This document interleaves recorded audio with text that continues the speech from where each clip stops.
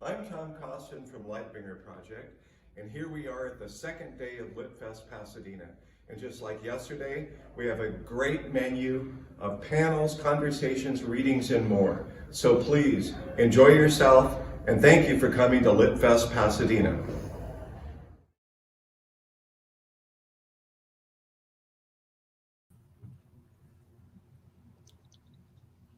Okay. Hello, everyone, and welcome to day 2 of LitFest Pasadena. I'm Julia Callahan, and I am the former director of sales and marketing at Rare Bird Publishing House here in Los Angeles, and the current Western U.S. trade sales rep for Independent Publishers Group. I am also a person who consumes a tremendous amount of true crime stories. And I'm very torn about how much of this genre I watch and read and listen to, because these are stories that aren't mine, but they come to feel like mine. And so what I want to dig in here today is kind of these authors, their stories, and how they are reframing the genre of true crime. Statistically speaking, the most probable victims of true crime and its aftermath are BIPOC folks, and particularly LGBTQ plus folks. And in the sort of long trajectory of true crime stories, a lot of times we look at cis white female women victims. And I love that each and every one of these authors is changing that and reframing that narrative. So with that, I'm going to introduce this panel. The first person is Chip Jacobs, author, journalist, and eternally curious human. His books include The Darkest Glare, A True Story of Murder, Blackmail, and Real Estate Greed in 1979 Los Angeles.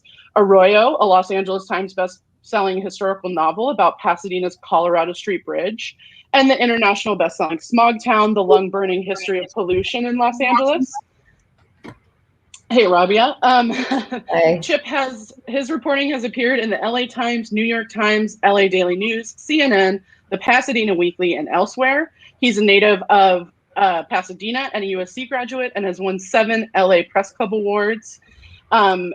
Rachel Monroe is next. Her work has appeared in The New Yorker, The New York Times Magazine, Esquire, and The Atlantic. Her meta true crime book, Savage Appetites, was a New York Times editor's choice and the best book of the year by Esquire, Jezebel, and the Chicago Tribune. Alex Marzano-Lesnevich is the author of The Fact of a Body, A Murder and a Memoir, which received a Lambda Literary Award, the Chautauqua Prize, the Grand Prix This has a lot of French in it. I'm so sorry to all French speakers. I'm going to massacre all of it.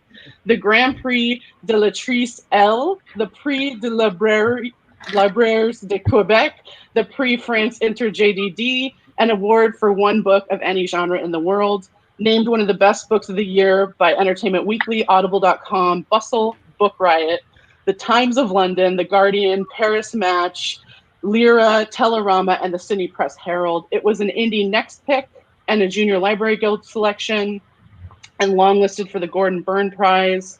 She was a finalist of the New England Book Award and a Goodreads Reader's Choice Award, and it has been translated into 10 languages. They're now professor at Bowdoin College and live in Portland, Maine, with an enormous puppy who I hope makes an appearance on this. Their next book, Both and Neither, is a combined work of memoir, history, cultural analysis, trans reimaginings, and in an international road trip about life and beyond the gender binary. Can't wait to read it. And finally, we have Rabia Chaudhry, an attorney advocate and the author of the New York Times best-selling book, Adnan's Story, an executive producer of the 4-part HBO documentary, The Case Against Adnan Syed. She is also the co-producer and co-host of 3 podcasts. I do not know how you have time for all of that. Undisclosed, The 45th, and The Hidden Gin. With over 360 million downloads, Undisclosed is the biggest wrongful conviction podcast in the world, and the Undisclosed team has helped exonerate nearly a dozen defendants and find new evidence to get most of their defendants back in court. In 2011, Rabia founded the Safe Nation Collaborative, a CVE training firm which works on 2 fronts, providing CVE and cultural competency training to law enforcement, correctional and homeland security officials, and providing national security and CVE training to Muslim communities and institutions. She received her Juris Doctorate from the George Mason School of Law and practiced immigration and civil rights law for over a decade before moving into the CVE sphere. Her practice focus was asylum and family immigration and civil rights defense of Muslim immigrants against the federal law enforcement agencies. Rabia's second book, Fatty Fatty Boom Boom, a memoir on food, fat, and family, is due to be published in 2021. I also cannot wait to read that. So thank you all for being here. I was saying in the green room before, one of the reasons that I'm moderating this is as everyone's name popped up, I was like, I have read every single one of these books already. So, and I'm huge fans of everyone's work. So I would love to moderate this panel and talk to you all about this work. So I want to start with the genre of true crime. This is a true crime panel. All of your books, ostensibly someone at your publishing company labeled your books true crime. In Chip Jacobs' case, literally it was me that put that label on the book. So Chip, feel free to throw me under the bus if you need to.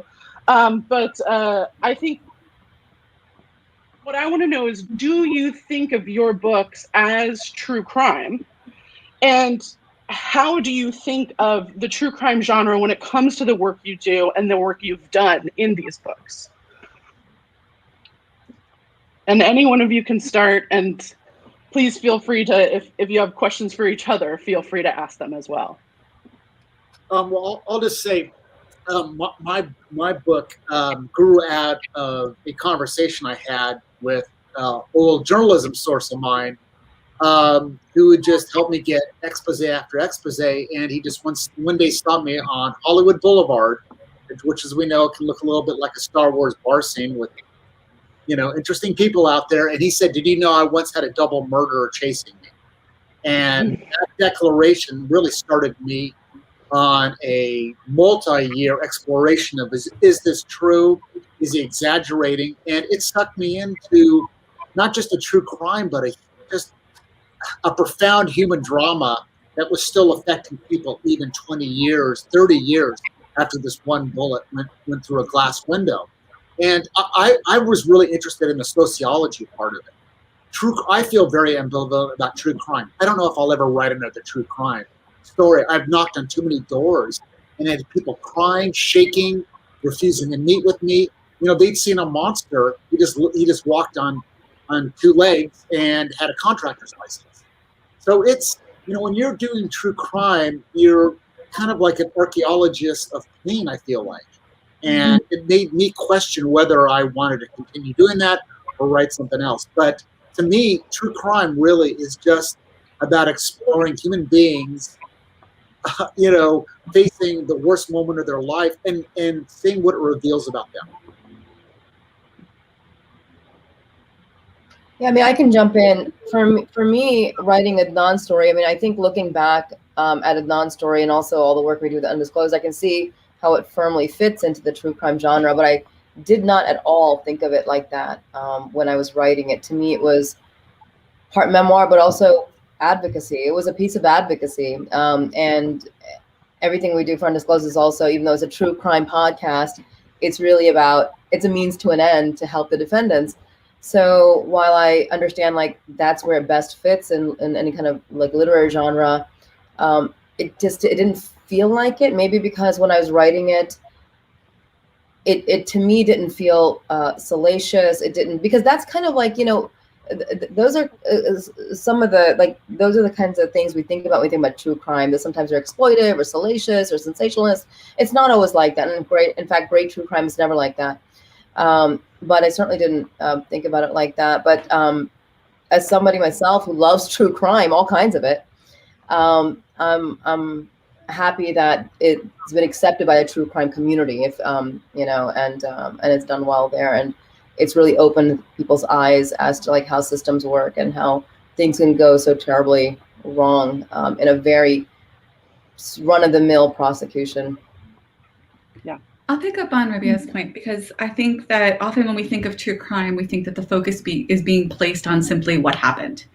And all the work, represented by the authors here today, and I think all the work I would guess, certainly all the work I'm interested in, and I imagine others as well, puts the focus not just on what happened, but on what we do with what happened, or what the meaning of what happened is, or how to explore some larger social question through what happened, or some question in the hearts of people's lives, which takes us away, I think, from that salacious focus and puts it into a deeper inquiry. At least I hope so. And for me, did that label feel true? Well, no. But also, I don't know what, any label that was put on the fact of a body did not feel true. Is it memoir? Sure, but most of it's not my story. Is it nonfiction? Sure, but it's predominantly composed of imagined scenes or reconstructed scenes. Is it X? Okay, maybe. I mean, I think genres are for book buyers and are for the publishers. They're not so much for the writers. And I am, as Rabia just said, I'm grateful that the book was accepted by the true crime community. Yeah, and I think for me, the ambivalence that everybody here has touched on in some ways is sort of how Savage Appetites came to be, or that was sort of the originating spirit of it, was my own fascination with these stories, and then also my own interrogation of my own fascination. So I guess that's why I like to call Savage Appetites meta true crime, because I like to think of myself both like sitting inside the category, and also, there's like a specter that's sitting outside of it, like hovering over it, looking at it, saying, what are we doing here? Why are we telling these stories? Whose stories are we telling? I think it often is a genre that gets dismissed, which I think for a lot of reasons as salacious or just like as sort of tabloidy, and that elides a lot of both the powerful things that can be done within that space, and also like removes it, I guess, from critique in a way. I mean, I think the stories that we tell in true crime, for a lot of people, this is like how they think about the justice system, right? Or how they think about who's scary or what they should be afraid of. Like they learn that through reading these books, watching these TV shows, listening to podcasts. And so there's a huge amount of power, I guess, in this genre. And that seems really important to take seriously. Yeah, and it's funny because as I was putting together my questions, I was sort of thinking that a lot of the questions that I had and the lens that I was coming through is the lens of Rachel's book and what she talks about in her book, Savage Appetites. So that said, in Rachel's book, she does describe Doris Tate, Sharon Tate's mother, going to this meeting of the parents of murdered children.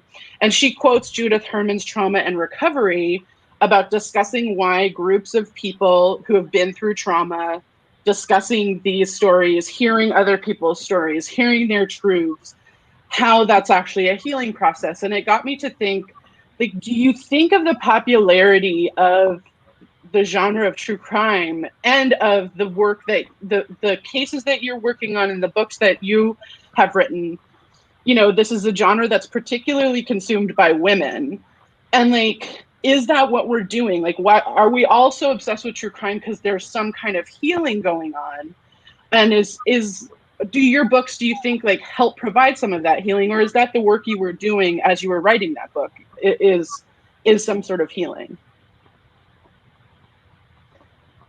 Well, I'll tell you, for me, what I quickly learned as I researched what happened, and my story is about the assassination of a debonair but dishonest businessman through a plate glass window on a rainy night in 1979, when I was an annoying 17-year-old teenager, and found the world of LA a pretty angry place. And I quickly discovered that the different characters in my book all had a keyhole perception of the broader world under which this murder occurred, including the anti-hero of my story. And I felt like my job was to tell the entire world for him and the others, so they can really see, these people that were the killers. They had their own issues. They were human beings. They didn't think as a little kid, I'm going to grow up and be an animal. And I was really determined to follow the characters well after the court, after the conviction, after people tried to resume any sense of normalcy. And I found that the folks that got therapy and allowed themselves to grieve were able to put this in their rearview mirror to a reasonable degree. the protagonist of my story never did. He rejected therapy.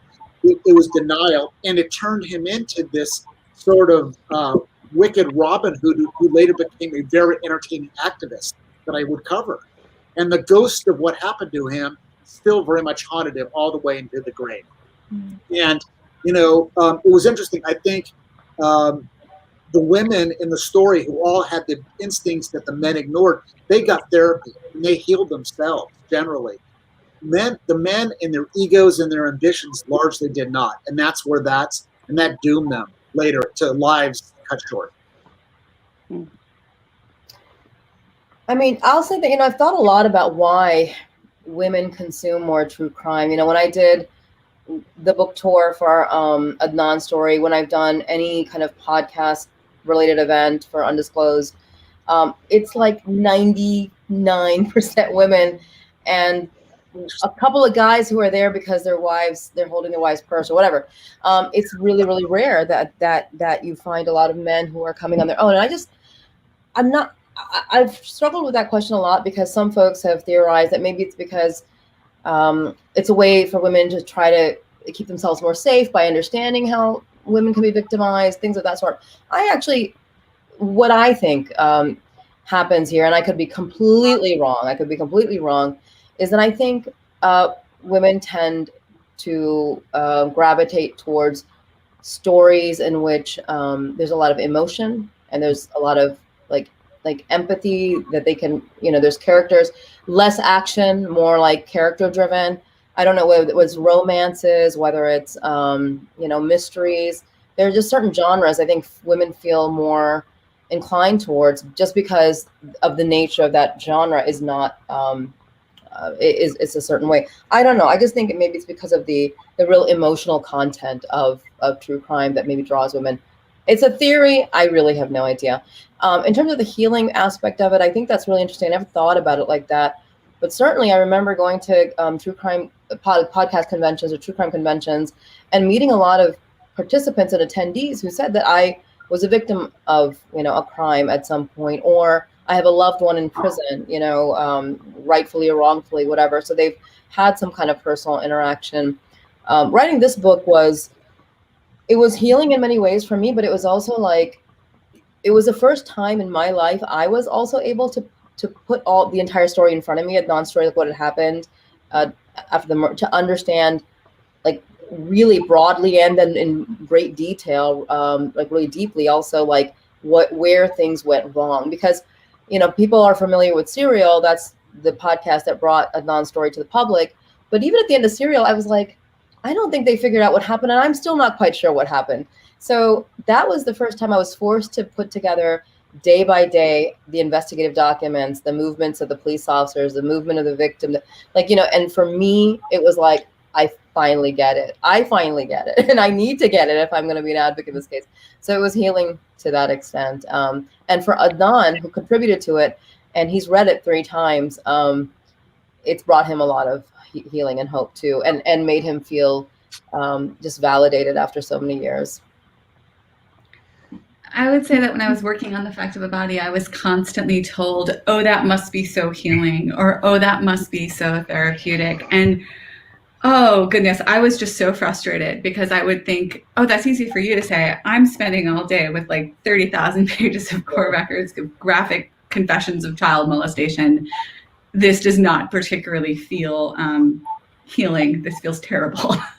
And then I remember holding the hardcover the first time in my hands, and I sort of dropped it off at the front porch, and I opened up the box and pulled out the hardcover and held it, and suddenly realized, oh, I've made a place for it. I've made this object that contains the putting together of what happened. And then I understood why everyone had said that it was so healing, that it would be so healing, just to make a place for those items to live and do something that I think we so often culturally resist, which is to tell a complicated story.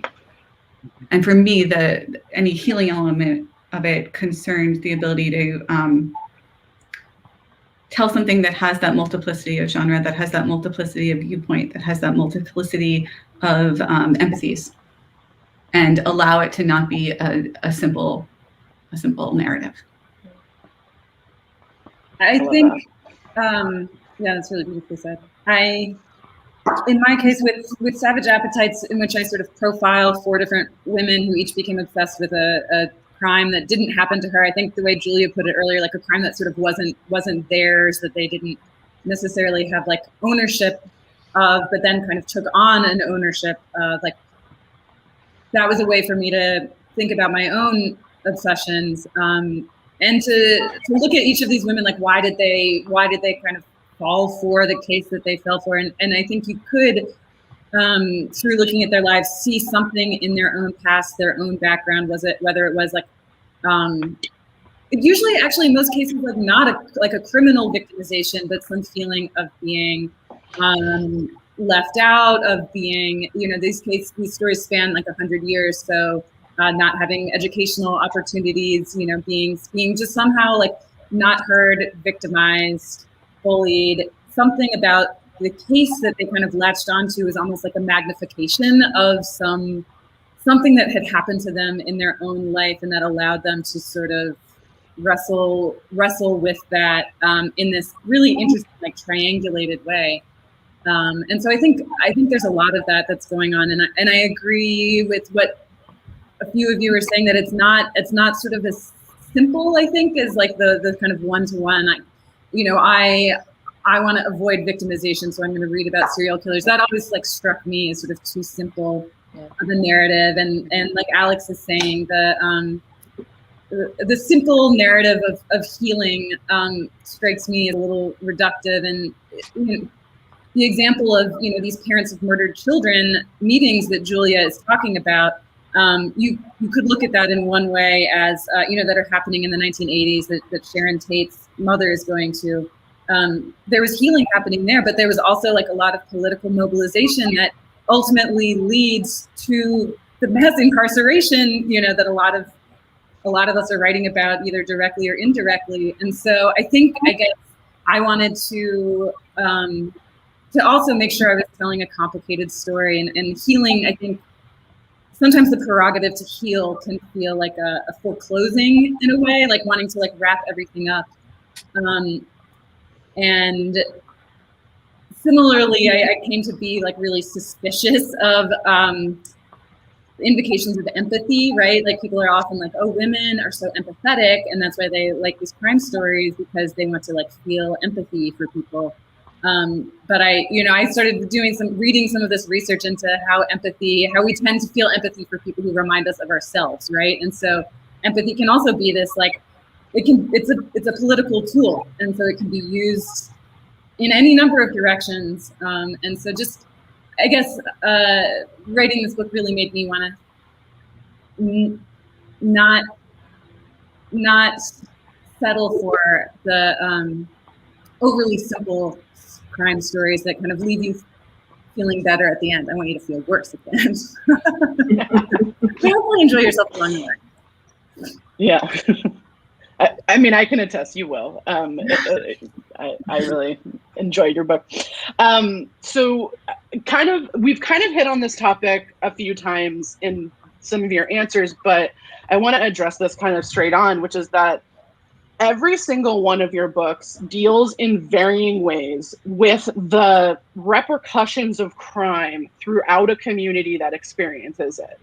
So whether it's, I think so often we think of like, and I'm thinking back to the 70s, like, if we think about Ted Bundy, I never think of like, I don't think it's ever shown like just the mass, like, horror that he inflicted on the whole Pacific Northwest, right? And then in Florida and stuff like that. But you guys really, every single one of you in your works really talk about like, this is how this actually rips through a community and doesn't just end with the victim of whatever the crime is and their family, but also there's a domino effect, right? And there's an effect on the whole community. And so I was wondering, like, what do you hope, by showing how these crimes are so felt by this full community, like, what do you hope audiences take from that? And how do you hope that in your reframing of the narrative to sort of show that ripple effect, how do you hope that we're kind of like reframing the narrative of true crime and of these stories. I mean, I think it's interesting to consider what stories in a community and what crimes in a community get recognized as such. So for The Fact of a Body, it is on one hand the story of Ricky Langley, a murderer and pedophile, and also a young man who went through quite a bit as a child. And sort of you watch him grow up, you watch a system systematically fail him, and then you watch him grow up and molest and murder this child, molest many children, possibly molest Jeremy Guillory, the victim. But even as you're watching that, hopefully, if I did my job right on the book, it's impossible not to notice that there are other crimes happening around the edges that aren't being perceived as such. My grandfather was a pedophile. There is another possible child molester and possible murderer in the book. I can tell you that I had to cut another child molester for legal reasons, but like there are ripples of crimes throughout the book, and who we see and who we recognize and who we label as a criminal within the book has to do with class, has to do with race, has to do with other social categories that result in some people being disenfranchised in that way and some people being covered up, some people being protected. And for me, what I've always wanted to come out of this is just simply a more honest accounting, a more openness to complexity, more understanding that sometimes the laws we do, like sex offender registration, for example, which is really effective at demonization and really ineffective at preventing child molestation. Why? Well, because a lot of molestation happens in families, does not happen from the stranger, does not happen from the person that is sort of targeted by those laws, things like that. I would like us to build a legal system. If we're going to have a legal system, I hope it is not as punitive as the one we do, but depending on what we build, I would like it to look more like the world in which we actually live. And that means acknowledging uncomfortable realities about how close to home crime can be. And about, once again, we come back to the idea of the complexity of stories. So in terms of the community, that's what I would like, a more robust accounting that pays more attention to the various harms and to unequal resources and what that means in terms of who gets demonized and whatnot. In my story, just picking up on what Alex said, the actual trigger man was reported to have like a genius IQ. He fell out of a car as a kid and whacked his head, and supposedly it gave him epilepsy. And maybe, you've heard about people that have been hit by a baseball and it hit the temporal lobe and it changed their personality. I feel like for this person named Johnny Williams, he supposedly had murdered 3 or 4 people as a kid, and because he was sort of a low-income person in the scrublands of East LA, or not East LA, on the other side of the LA County line. The police never really investigated these murders, kind of because these were throwaway kids. And who cares if some person who's quote a gangbanger eliminates another? Sort of this callousness created, I think, in him this belief, nobody cares about me, and if I don't feel anything when I kill somebody, nobody is going to call me to justice. And lo and behold, because he had never been apprehended, jailed, treated, understood, he was part of this grave momentum that ended with this person being murdered. And the victim in my case was bipolar, and I've learned now that actually many murders, it's not committed necessarily by people that are mentally ill. The victims are people that are suffering themselves. And so both the victim and the perpetrator in this case had some type of mental illness. And it's very heartbreaking. And, when somebody thinks they can get away with a heinous act, it is going to roll downstream. Somebody else is going to pay for it.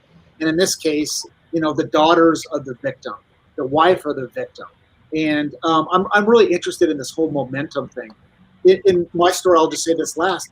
The LAPD knew in advance there was a murder in the offing. the actual victim was told, I got an anonymous call saying there's a murder contract on you. But when momentum picks up, absent a divine intervention, I don't think some events in life can be stopped. And you can trace it back to a kid who never was dealt with when he started killing people. Julie, I'm sorry, you want to go ahead? No, that's fine. Go ahead. I really like the way that you frame the question, because I do think one of my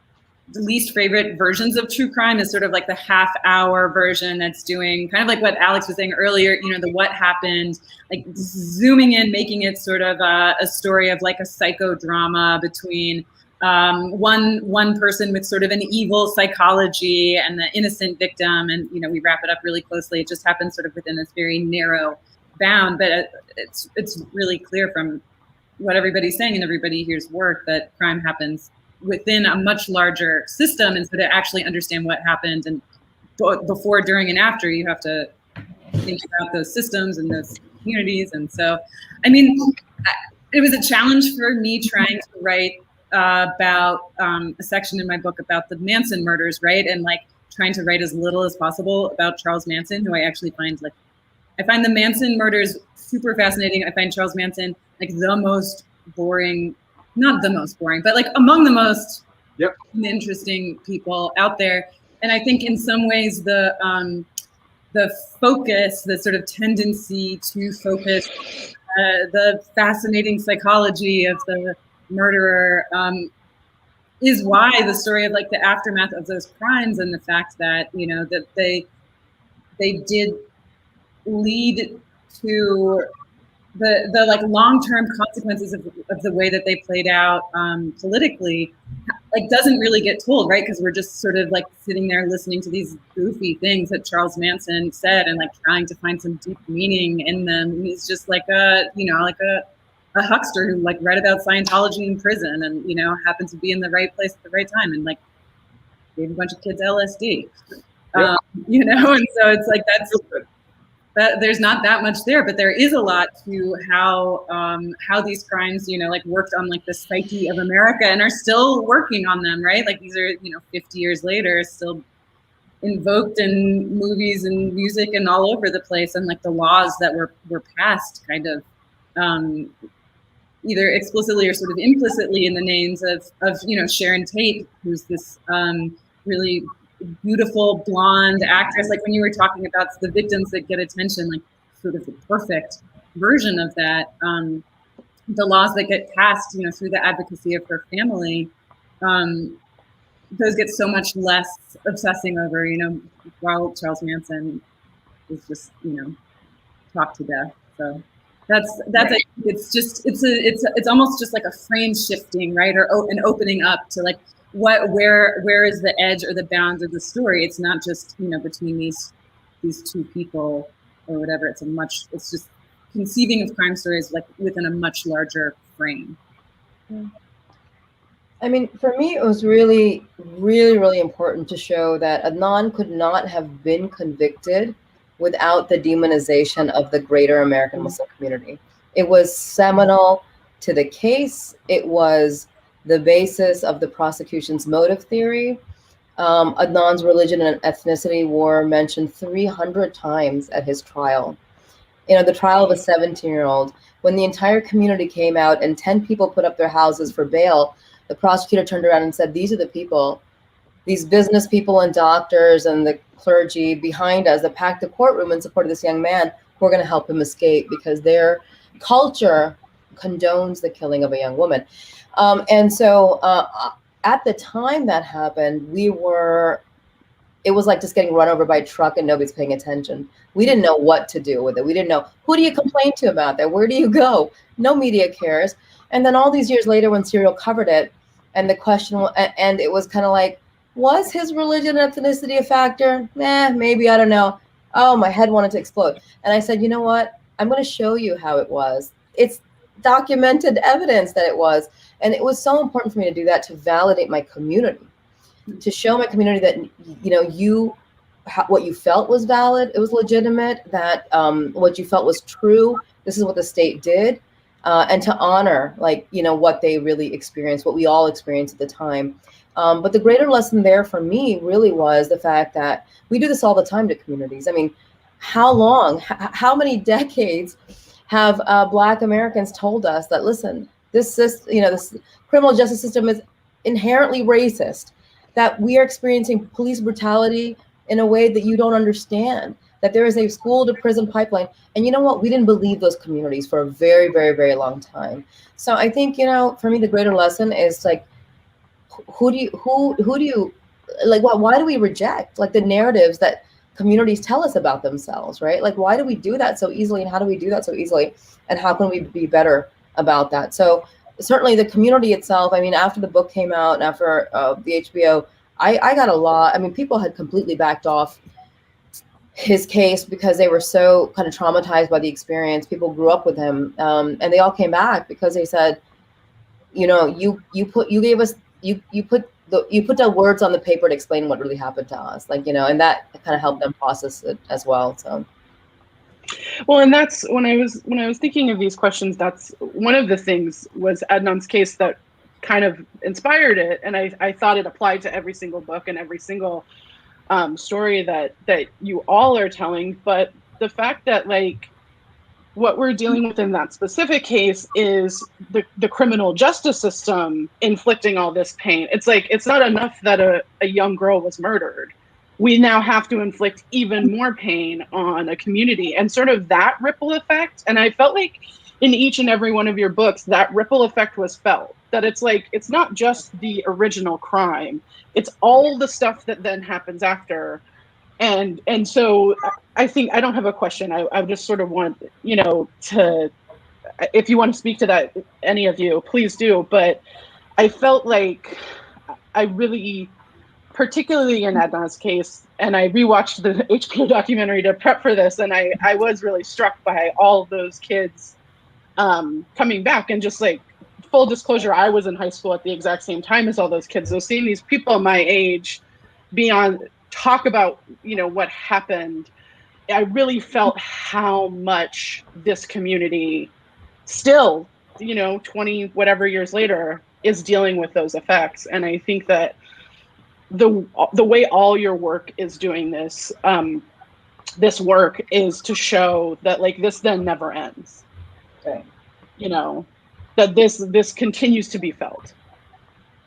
So, okay. So we have 10 more minutes. So I'm gonna ask kind of, it's a more broad question, but I think maybe the most important question, which is that what do you hope people take away from each and every one of your books and the works you're doing? I know you all have new work on the docket that's coming out, and I'm very excited to read every single one of them. But what do you hope that people take from this? And was there anything that surprised you as your books came out that came back to you? Like, anyone who reflected something back that you didn't even know was there?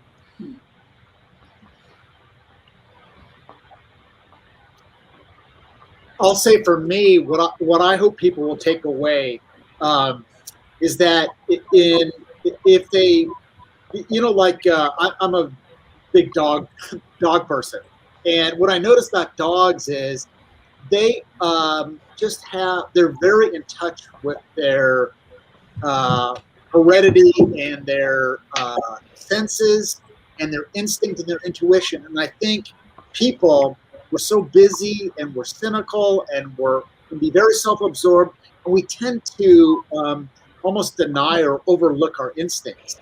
And in my story, there was many people that had a bad feeling about the mastermind. And yet human greed and ambition sort of overrode that natural instinct to run, fight or flight.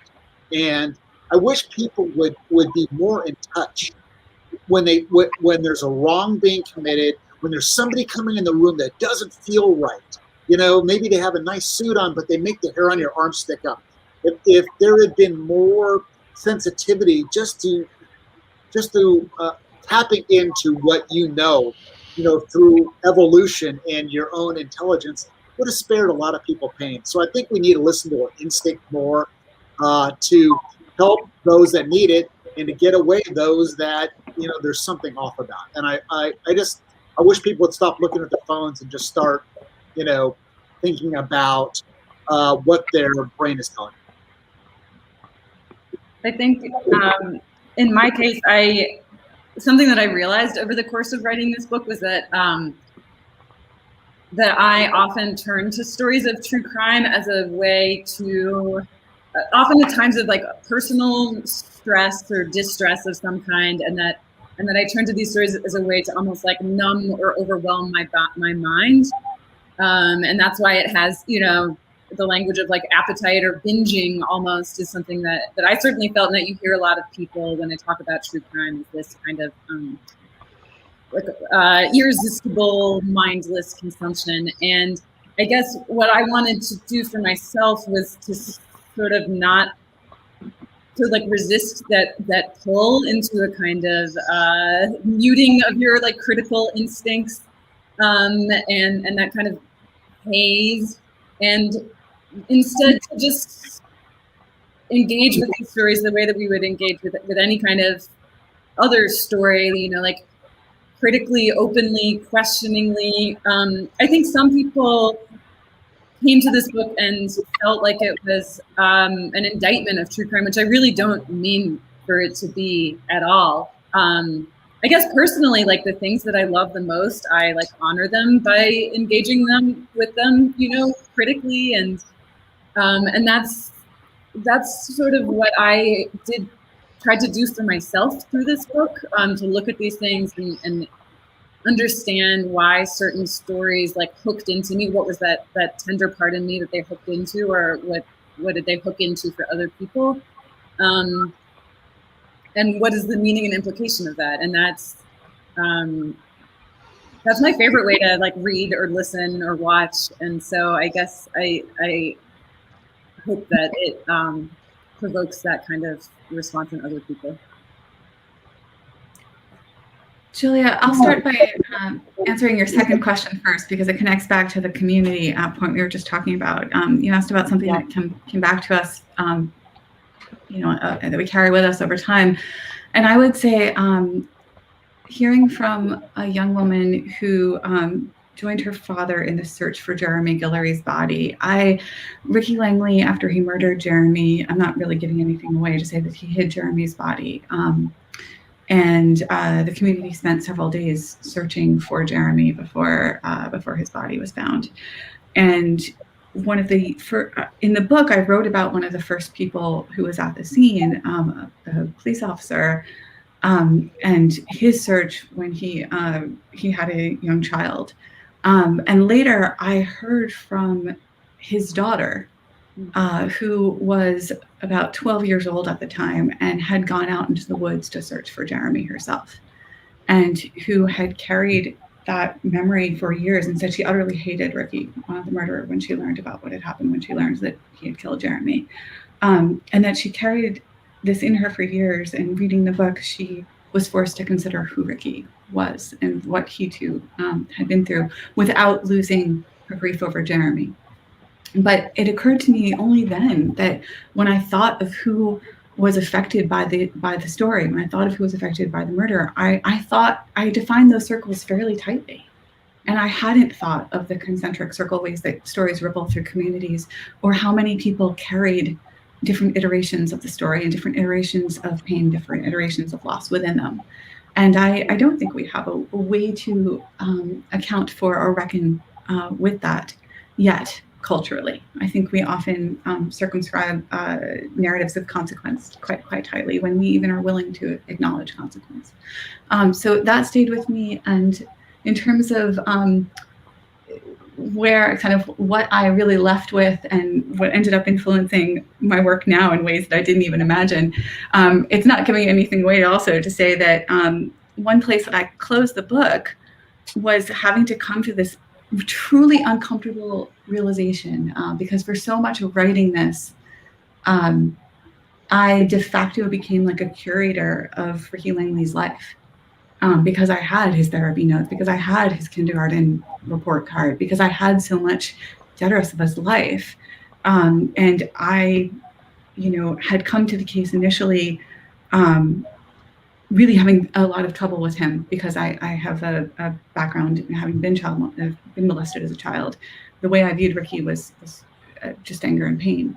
And it was very uncomfortable the first time I held his therapy notes from when he was a teenager. And there he is, I've got the records, trying to get help, and being turned away. And over time, I could never side fully with the defense. I could never side fully with sort of what seemed to me looking away from the murder he'd committed and from the pain he'd caused the children he molested. But I could also never side fully with the prosecution. Sorry, flip that. Yeah, I could never side fully with the prosecution and demonize him because he became such a person to me. And so I feel like I ended the book saying, okay, what's terrible but true that we don't have space for legally, but is true, is that he is both these things. He is a person and he is a murderer, and we have to hold both these things at once. And how do we do that? He is both and neither for both. And it occurs to me that the book I'm working on now is literally called Both and Neither. And that my work has got an embrace of duality, just pretty much nonstop. So I seem to like complexity and I seem to like dwelling there. Great. Love it. I'll just say that for me, very specifically, what I wanted people to, in the most narrowest way possible. I know the story was about what happened to Adnan, and I want the book to be a piece of advocacy for people to continue to care about this case, to continue to support Adnan, to help us continue to pressure the state to do the right thing and exonerate him and get him home, but also to solicit any evidence or any witness statements or anything new that somebody might have to offer. But that was maybe the most narrow focus. More broadly, I did want to educate people. I want to educate people about, you have no idea how things happen when a crime takes place, how investigation takes place, how a prosecutor operates, and the kinds of deals they'll strike, and other crimes that are committed in the course of those deals. So I wanted to educate folks about the criminal justice system, because I think this case has almost everything that could go wrong. It was all there. And lastly, and this was not meant for it to be like this, but it kind of was, one of the biggest reactions I got from people was that, I knew, especially after 9/11, I knew very little about Muslim communities. And some have written to me that they are outright either fearful or hostile to Muslim communities, and that this book really opened a window into our communities and humanized Muslims for them. And it wasn't meant to do that, but I am thankful that it did, because after 9/11, I have been part of an activist community that's been trying very hard to secure our place in this country and as equal citizens. And so, for me, that was, but, my books going forward, I have a whole list of books that I want to write. I'm in the process of writing, but the Fatty Fatty Boom Boom, which is currently finished, has nothing to do with any of this, although I do hope it continues to humanize immigrants and Muslims in this country by connecting with people because we all have stories about food and family, and often fat as well. So anyway. Definitely. I love that. Well, we are out of time, but I want to thank you all so much for your tremendous work. As I said a few times, I'm a huge fan of what each and every one of you are doing. I think you are extremely inspiring human beings, and keep on doing what you're doing. And thank you for being on this panel, and have a great rest of your Sunday. Thank you, Julia. Thank you. Also, can I just say I'm a big fan of everybody too. I'm very excited to get the Thank you. We need another group. Thank you.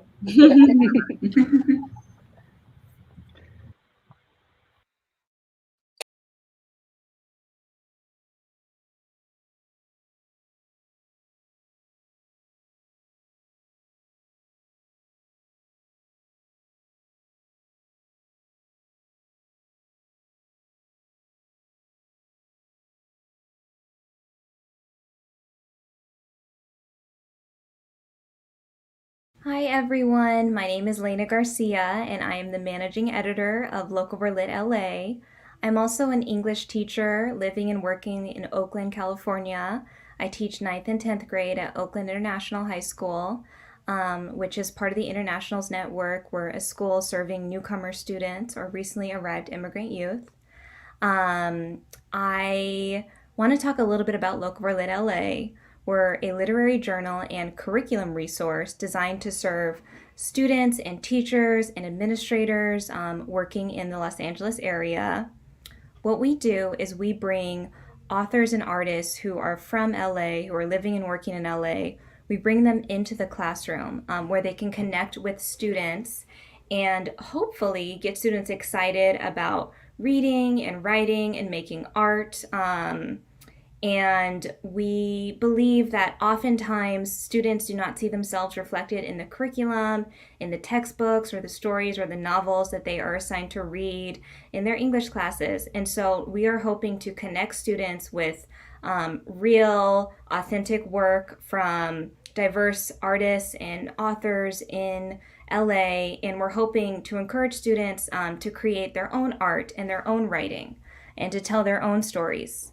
We're very excited to be a part of LitFest Pasadena, and I want to thank everyone for having us and for being here today. Thank you.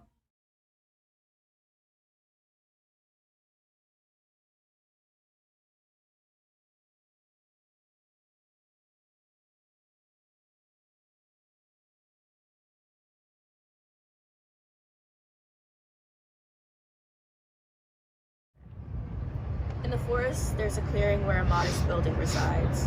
The building faces the forest, but behind it hides a beautiful lake. From behind the building, the sound of laughter could be heard. Children running freely in the grassy fields, others playing with the flowers, but they all laughed together. Coming out of the building was a tan-skinned woman with unruly hair that was a finger's width from touching her shoulders. She smiled at the sight in front of her, children running, playing, and laughing together. Children, it's time to come back inside. A special guest has come to talk with all of you. All the kids turned their heads to her and listened as they ran to their class. It's quiet because all I hear is cicadas and the occasional police siren. Outside, our gates are dirty and dangerous, yet I feel safer here than anywhere else. The smell of potatoes and meat, followed by the sweet voice of my grandma. It's a sound so soft it makes you want to cry. I slumped down onto the floor. I was hoping to feel better after my accomplishment. All I felt was the overwhelming feeling I knew oh so well before. The numbness seeping into me, a life for a life. Revenge was supposed to feel amazing, though it felt nothing like the sort. The blood on my hands made me know better than him. Burying his cold, lifeless body was familiar and reminiscent of the time I spent burying my clan's bodies. Victory was supposed to feel sweet, so why do I feel worse than I did before? I realized spending my teen years seeking the blood of the ones who wronged me did nothing to soothe my weeping soul. There is this little store on a corner. It isn't big. Its yellow paint is already chipping. The floors aren't a clear color. The lights are a bright, nauseating white, and the place is worn down from age. Its scent is of meat that you could smell, only slightly, but the rest of it has this empty scent that I can never identify. The taste of the products aren't anything special because they can be bought anywhere, but that place is irreplaceable. A little market that can be replaced by most is one of the most alive places that I've ever been to. Not because of the noise from the customers, but the slight shuffles, the crackling of plastic, and the beeping of the cashiers, making it feel like an alive place without noise. The feel of it is like a jewel in a quarry of rocks, because everything there feels like it has a trace of nostalgia to it, or a strange wonder that begs to be discovered. The water lapped softly against the shoreline, gentle whooshing accompanying the distinct scent of the sea. The sand was warm and soft, and if it didn't sneak and hide in the small crevices of their clothing, they'd be tempted to lie down. Instead, they opted for seating on one of many large rocks, smooth and cold against their palms.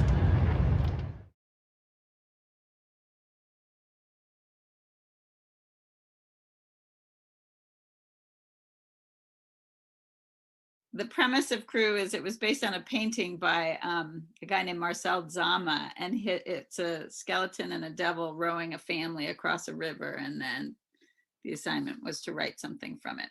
So this is a little piece of the middle from the devil's point of view, talking about his friend, the skeleton. She's a good person, old Skelly. That time when while rowing I had a panic attack and thinking about my past and my inability to hold on to things, A job, a woman, a friend from the olden days, even my siblings who I have not heard from in years. We all grew up in the same one-room cabin, and sometimes that will drive you away from each other for the rest of your lives. I was crying to myself about it all as we were rowing to pick up another family and take them through their family crisis. And Skelly said, "You're a shepherd in your job. You have me as a friend. You will find a companion one of these days, and your cabin has 3 rooms now and only 1 person in them." And she looked at me hard from those big, deep eye sockets. "Stop being such an idiot, Devil," she said. And it relaxed me inside what she said. I even wrote a little faster than usual. It's not often that a devil is called a shepherd. And then the day they gave us the uniforms, that was funny. We'd been proper naked, and because usually a devil doesn't wear much of clothing. And I do like to have all my business out there in the open, to tell you the honest truth. I like to check on my business when I can, just to make sure it's there. And Skelly could care less. She's just bones and then bones. But they sent us a package. We've never actually seen the employers because they sent us stuff from way over in Texas. But it was a package with first class stamped all over it. And in it were these 2 very good fitting blue-gray uniforms with collars. Smart, aren't they? I personally do not enjoy the wearing of clothes, but Skelly looked so sharp, and I wasn't about to be the bum of the duo, the one who couldn't summon up the wherewithal to put on clothing like some professional rower should. And I think it does look good on me and interacts with my tone and cheekbones. And it did change how the families viewed us, like the officiality of it all became clearer. The families, of course, wear no clothes. They need to be birthed like babes on the other side. It's in the contract. But Skelly liked the uniform so much, she wrote a letter to the employer saying hers had fallen into the river fire by accident and she needed a replacement, and she got one, which she used to wear on the weekends. I was surprised she had lied, being that she is usually highly truthful, but she also has a mind for herself that way, in a good way, and knew that having 2 uniforms would improve her quality of life and therefore also improve her performance in the boat. Me, on weekends, I am naked as I like, and I go to the devil bars and I try to improve my scooping up skills. I like the devil ladies a lot, so I think I come on too strong. I like the devil men too. I like them all. I'm working on restraint. That is Skelly's lesson for a devil like me. Restraint. That's what a down-to-business skeleton can teach a devil man. I am helpful to her in terms of desires. She's a little vague on those, a little lackluster. But for me, she's always telling me to hold on to my horses, and I listen the best I can, instead of always jumping and jumping. I am trying, Skelly. We were paired up together for a reason. So restraint and hunger, rowing a boat together, that's us. I said at the top that it was boring, but that's not really true. If anything in my life has made sense to me, it's this. On certain days when the people are scarcer than usual, Skelly and I have a trick that we do. I can get liquidy, especially if I throw myself into the fire. I can get all liquidy, like fire itself, just with the body shape. It's a special devil's skill. All devils have it. Anyway, once I did that, threw myself into the fire for a little swim, and in my liquid form, I crawled back on the boat and climbed inside Skelly's bones. We rowed amazing that day. It was an amazing day.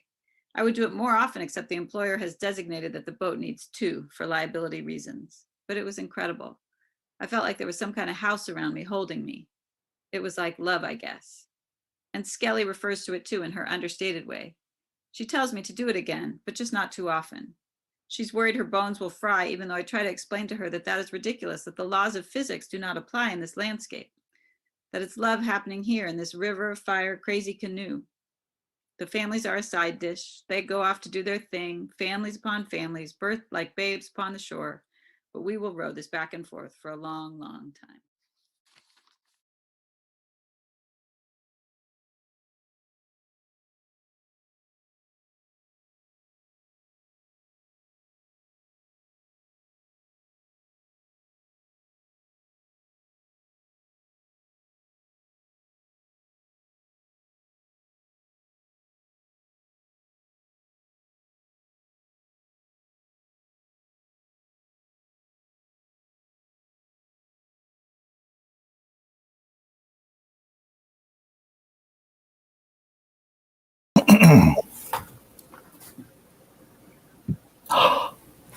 Hello.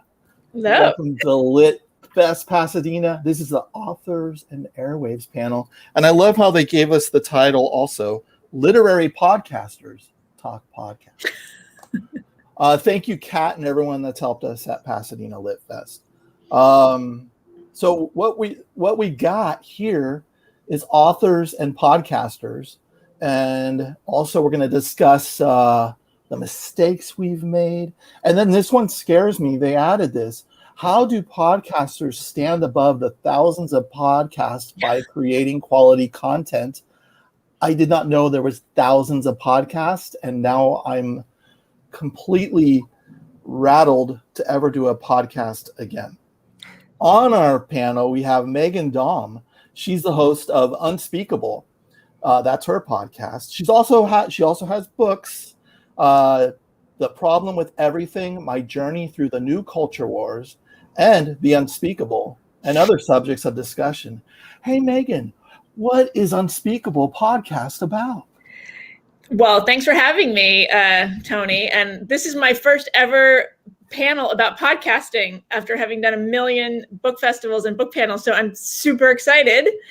The Unspeakable podcast is an interview show. It's a weekly interview program.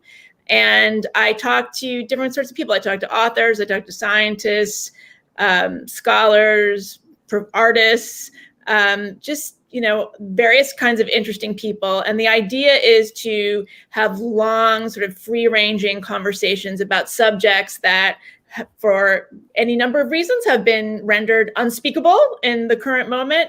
And in my view, often they have been rendered such because they haven't been talked about with the proper nuance or complexity. So I make a very big point of finding the right person to talk about the right subject. And so I've had people on talking about, gender identity issues. I've had a lot of people talking about sort of, the conflict between culture and politics. Had some people on talking about the coronavirus lab leak hypothesis back in February when not as many people were talking about it. So that's the basic idea. I love it, Megan. Thank you so much. And now Zibby Owens is the host of Moms Don't Have Time to Read Books podcast. And she's also author of Moms Don't Have Time to, a quarantine anthology, and Moms Don't Have Time to Have Kids, a timeless anthology. Zibby, what's the podcast Moms Don't Have Time to Read? What's that podcast about? So I actually have, well, first of all, thank you for having me. It's so nice to be with you. Did I blow your intro? I blew your intro. I know. I'm just going to take it over from here. Okay. You're fired, Tony. That's it. Thank you, everybody, for having me. It's lovely to be here with you, Tony and Megan. No, I'm kidding. I have 3 podcasts. My big podcast that I've been doing for 3 years is called Moms Don't Have Time to Read Books. And I've been doing it actually 7 days a week for a while. Now I'm really trying hard to scale it back to 5, but I'm having trouble because I have trouble saying no to authors. My whole mission is kind of to lift up authors and highlight under celebrated parts of books. And I love doing that. And I love talking to authors and reading. And so that's what my whole podcast is about. We do about 30 minutes because I don't know about you, and I'd be interested to hear, but I found people kind of stop listening by 30 minutes. So I try to cut them short to that and ask the questions that I just really want to know. They don't have to be standard questions, but I'm not afraid to ask someone about their hair color. Or, I don't know. I mean, from the intellectual to the mundane. And then I have another podcast I started called Moms Don't Have Time to Lose Weight, which is a weekly show that I started it back in September when it seemed like everybody was, including myself, had gained all this weight from the pandemic. And I was like, does anyone want to try to lose weight with me? So I started it then, although that's sort of, fizzled in terms of my own efforts, but I'm still limping along with the podcast. And then I recently started this really funny podcast called Moms Don't Have Time to Have Sex, which I do with this international sex expert, Tracy Cox, who has written 17 books, and it's like a Dear Abby, and I read out loud the questions and she does all the answering. But it's very funny because she's British and hilarious, and I'm very shy about all these things. So it's entertaining. That's also once a week. So those are my shows. That's great. Oh my God, it's 7 days a week. We're gonna have to talk about that because I like to say no to authors. Well, you gotta weed them out as far as I'm concerned. So I host the podcast Drinks with Tony, and as we were talking earlier, I started it about 20 years ago on a mistake. I had a webzine at the time, and a publicist said, "Hey, do you want to interview Chuck Palahniuk?"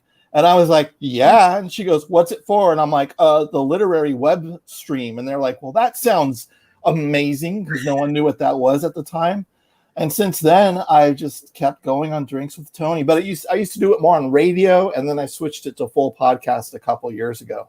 And then my book is called Confessions of a Teenage Jesus Jerk, and it's now a major motion picture. Well, it's a medium motion picture. It's on Amazon, and Eric Stoltz directed it. So if you want to check that out, that's the lay of the land. Can we go back to Zibby? You want to for me, I get too many people requesting, and I have to go through and kind of see, okay, is this person going to be a jerk or are they going to be nice? That's how I book. I don't know. How do you book? My first criterion is I have to really want to read the book, because I spend a lot of time and read not every single page, but I read at least big portions of every book that I cover. And it has to be something I'm interested in, or that piques. Yeah, I have to be interested in the book. And then I also try to include a mix of all sorts to make it a diverse podcast, right? A mix of voices, genders, religions, politics, races, everything. So I combine those two things, and I do say no. I say no to tons of people, I have to say. It's just a lot of books look really good. So I don't feel bad. I don't feel bad for saying no. It's not that I feel bad, although I do feel bad, but it's more that I don't want to miss the opportunity to get to know someone who might be super interesting and have like a great conversation with, because after my podcast, I sort of maintain a whole community. I have live events. I'm doing a retreat in November. I used to have salon events in my house all the time. I have book fairs. I have like a Facebook group for my guests. So I created, or I try to, I just like to introduce everybody. And I don't know, when I say no, I mean, I have to do it more, but I don't know. I don't do it as much whether I think they're nice, because I feel like that's hard to tell. But even if they're, I mean, I don't know. I do it more based on the book. I like that. Bangin'. How do you book your guests? And, it seems like you also hit topics where you might be able to offend your guests. There's like a risk there, right? Or is there? Maybe more offend the audience. I only launched my podcast last August, so I'm the baby here. So I'm still kind of finding my way. I think about what I want to talk about, and then I think about who might be the best person to talk about that thing.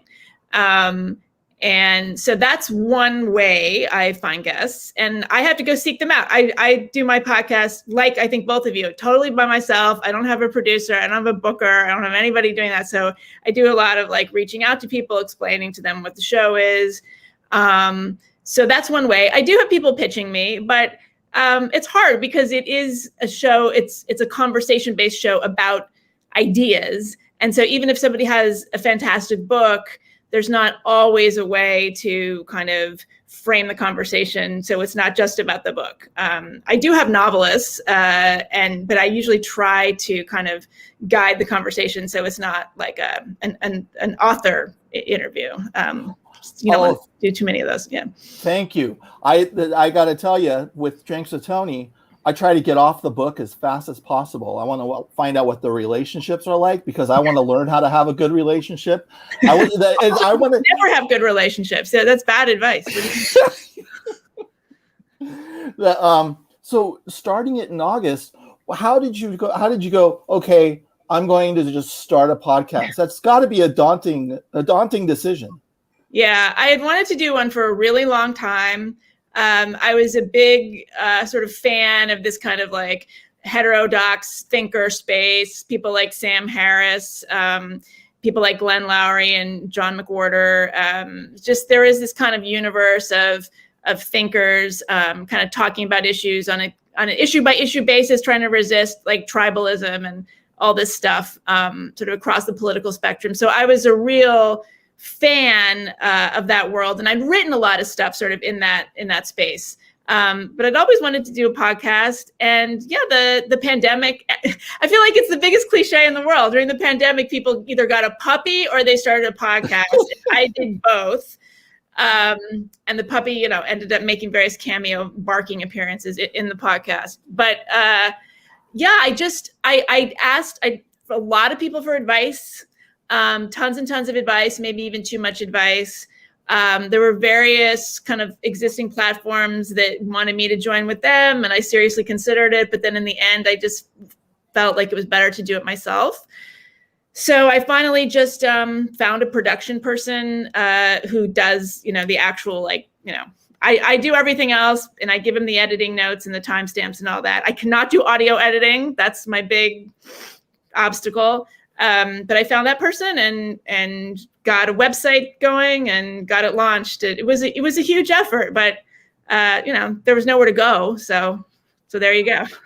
I like that because I've done audio editing since we were splicing reel-to-reel tapes. So the audio editing is the favorite part of my whole thing.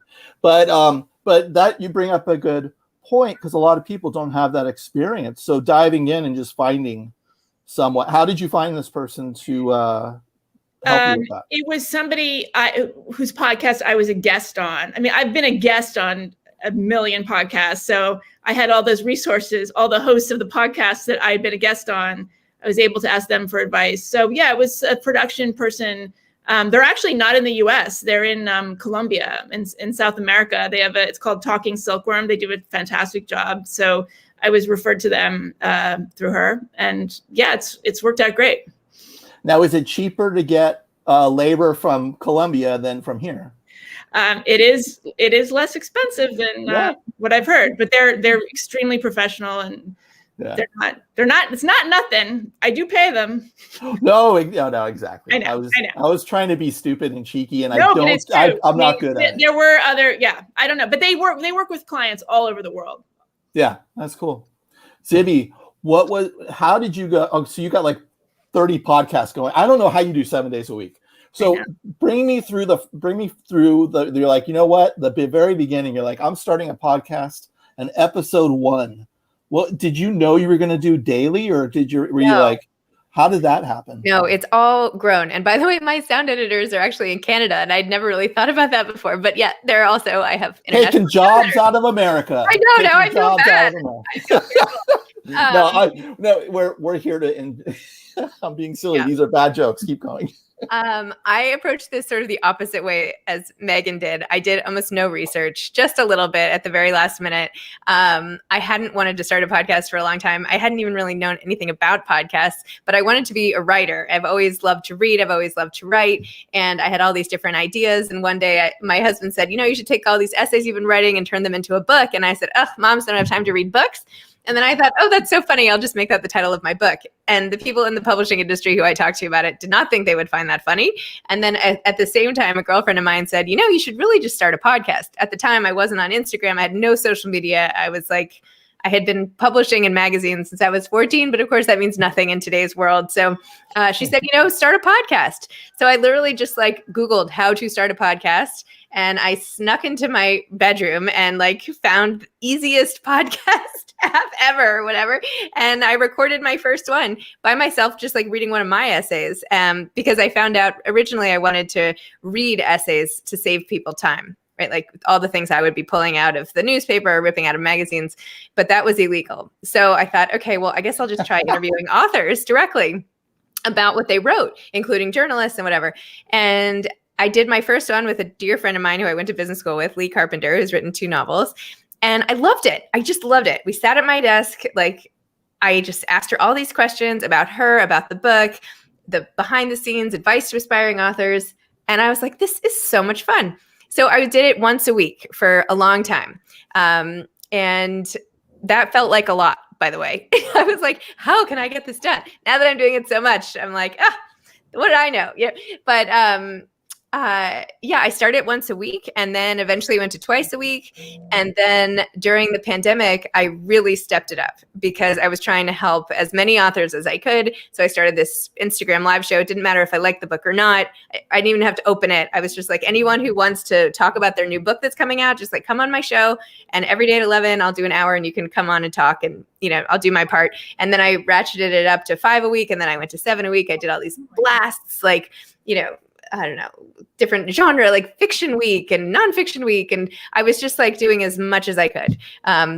And that's how it ratcheted up. It wasn't the plan. I should say I did do some research in that I listened to competitive podcasts a little bit just to see like what people even did. And I was like, oh, sounds like people all have sponsors. I better get a sponsor too at the beginning. So I did the bare bones of research, but really I just did the podcast the way I wanted to do it. And I was like, if nobody listens, nobody listens, but like, I'm going to have fun and start a podcast. And that's sort of been my guiding attitude. It's like, I hope people like it, but if not, I love it. So. Yeah, I approached it that way as well. So when I started this, I was interviewing these big time famous authors, and I didn't have any books out, or I hadn't even started writing a book. So my early podcasts were, well, my early shows were, so how do you start writing? So and it was all self-serving almost. And it would, and then after I had written a book, I was like, so how do you get an agent? And they would tell me the process. I mean, okay, and then I just publish it. But there's at the same time, there's what do you call it?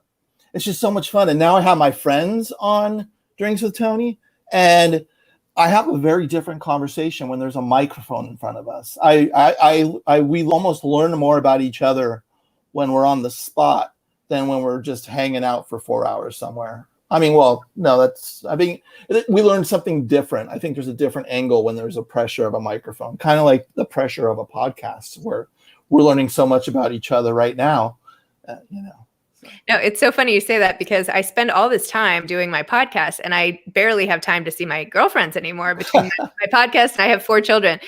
So that's like my life, and my husband. Yeah, sorry. But so I don't have time to see my friends. So I literally recently was like, I should just schedule an interview with some of my girlfriends, because then I would like have that uninterrupted time. And anyway, so maybe I'll go back to that. Yeah, it's fun. And it also gives me time. I mean, some people I'm acquaintances with and I love, and I'm like, I want to hang out with you for an hour, and we'll have a microphone, and I'm like, okay, I guess we got to show up. Yeah, hard to cancel. Exactly. So Megan, how are you feeling now? Because how many months are we into your podcast? About 9 months? Yeah. So I think I'm on my 35th episode. So yeah. What do you feel like you've learned from episode 1 to episode 35?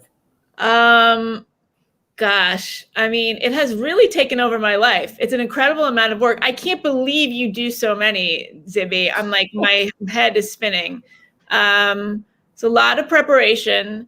I guess I honestly, I have to say my biggest frustration, and I am learning slowly, so this does answer your question, but I still have not got there. It has to do with like just sound quality. Sorry to be so banal here for a moment. Maybe you're going to get to this, but just controlling the sound quality on the guest end is incredibly frustrating, because I can control how I sound, but at the end of the day, there's like, is their mic setting right? Is there, I tell them to wear headphones. Like, we have a number of things, and you can't like physically go into their house and like sit them in the chair and speak into this and sit this far away from it and make sure your settings are right. So that gives me incredible anxiety every time. And whenever I'm recording, there's part of me that's like so terrified that it's actually either not recording or sounds terrible. And it's not until like I can download the thing and make sure that I can relax. So I need to kind of get over that learning curve. You bring up a good point, because until pandemic, I never did an interview there was no distance interviews. It was always in person. Right. And since I live in Los Angeles, authors coming through, I was scheduled with them for an hour as they were bouncing from station to station or whatever they needed to do. And then we're stuck in pandemic, and we're stuck with the quality of what we have here. And I love it, because I get to interview authors that I never would be able to interview because they live in North Carolina and don't tour or whatever. But it's also the sound part, just it hurts. Zibby, how have you been doing it? I do it. I honestly don't really care that much. Now I feel like I was listening to you talk about this, and I was like, maybe I should be worrying about this. I come from a sound engineer family, though, so I'm extreme. So don't listen to them. I mean, I just don't worry about that. I mean, I don't know.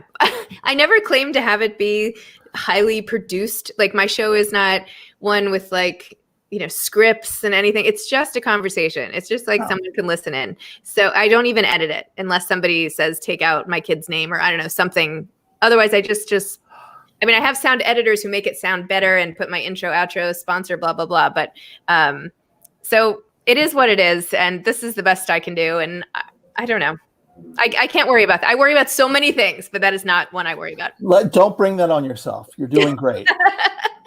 You know what? It's funny. So I don't edit I say we're recording live. I don't edit. And there is no editing because as far as I'm concerned, I come from radio where we can't take anything back. It's on the air. And I love that. I love the urgency.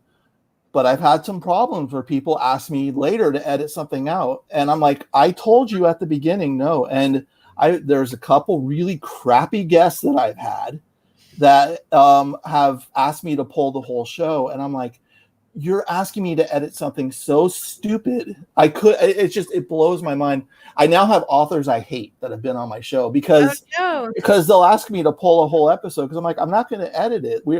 I don't edit my idiotic responses and everything that, that I say that's stupid, which is usually me. So anyway, have you ever run into that where you have a guest that was not happy with the show or the episodes? There was one person who had so much she wanted to take out that I said, you know what, I think it's probably better if we just don't air this. So that's like the only one actually that's only happened one time. And now I have like over 700 episodes or something crazy.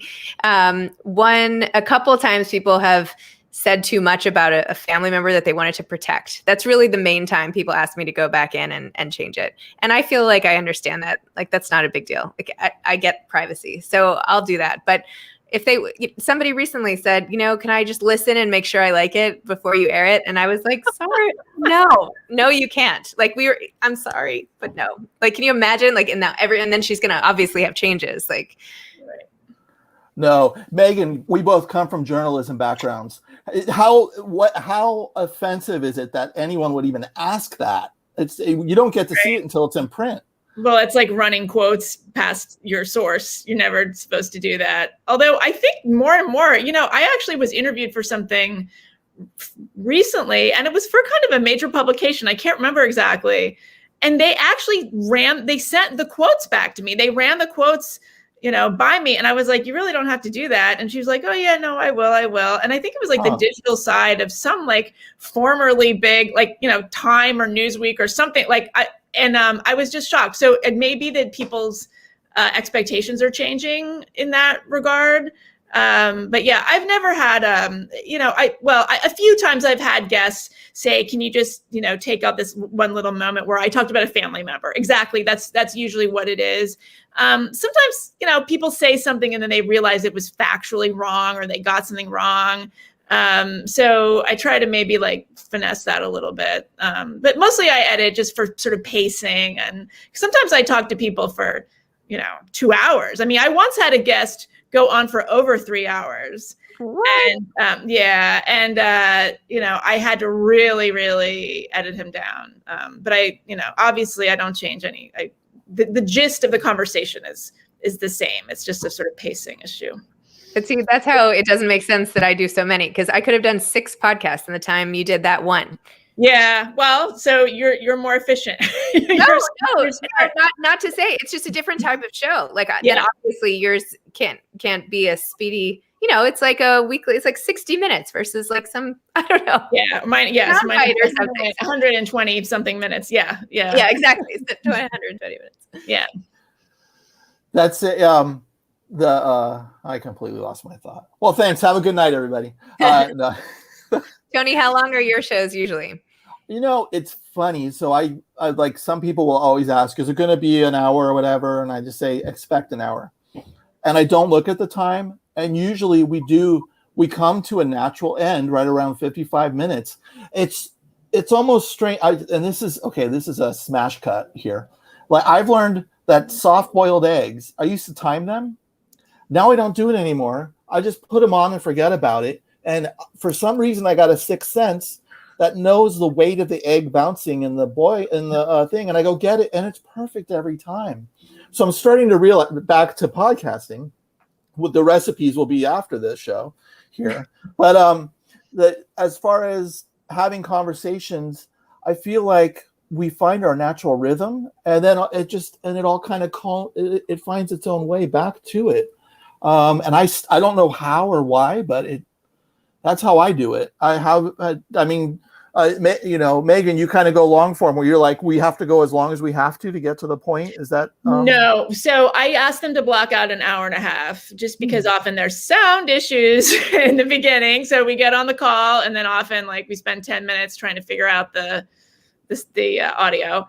So the kind of space I'm in, the type of podcast that I do, it's of this genre of podcasts that tend to be very long conversations. So, Joe Rogan, who's really nothing like my show at all. Obviously, I couldn't be more different than him. He's kind of like the godfather of this type of show, and he goes on for hours and hours and hours, and people can't get enough. I mean, it's funny, people who are not familiar with this world, this type of show, sometimes say like, well, gosh, you could really trim that down a lot, like that's really long, are you sure people want to hear that? And I said, actually they do. I get complaints if the show is less than an hour.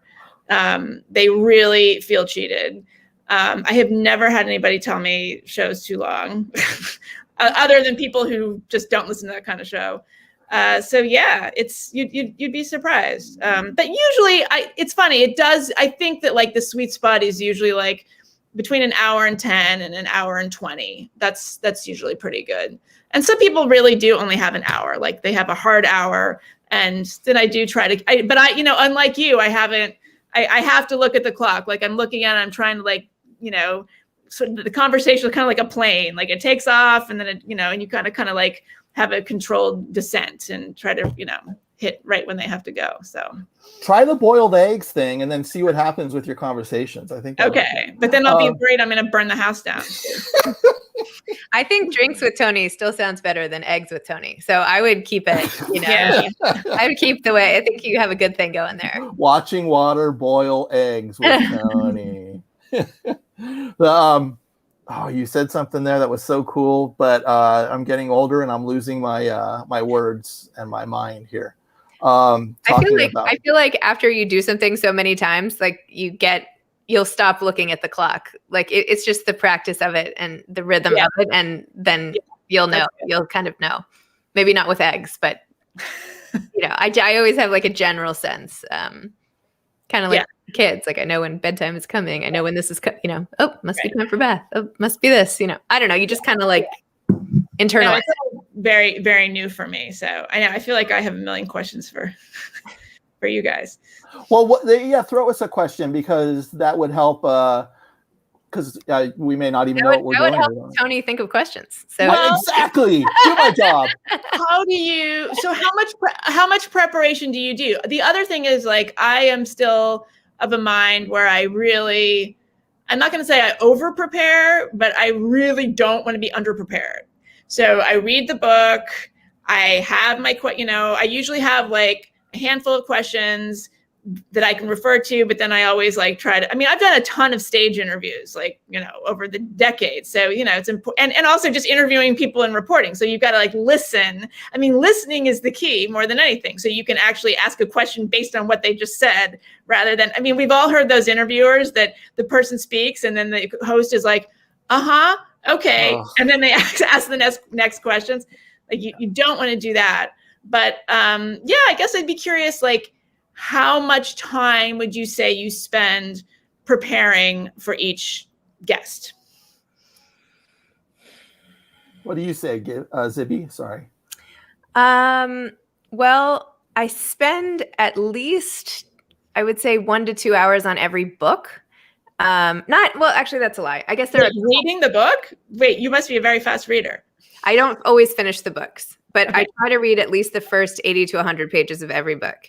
And if I'm loving it, I'll finish it. Or if I happen to have time that weekend or whatever, I try to do most of my reading on the weekends when I can. And then I always go to the website, go to Instagram, read a few back articles. In the beginning, though, I was I felt like I was showing up at school and I was about to be, I would get an F if I wasn't 100% prepared. So I would read every word of every book. I would do as much research as possible. I would send like 12 typed out questions and the bio that I wrote myself of the guest, and I would send it all for approval before I did the show. So that's how I started. Yeah.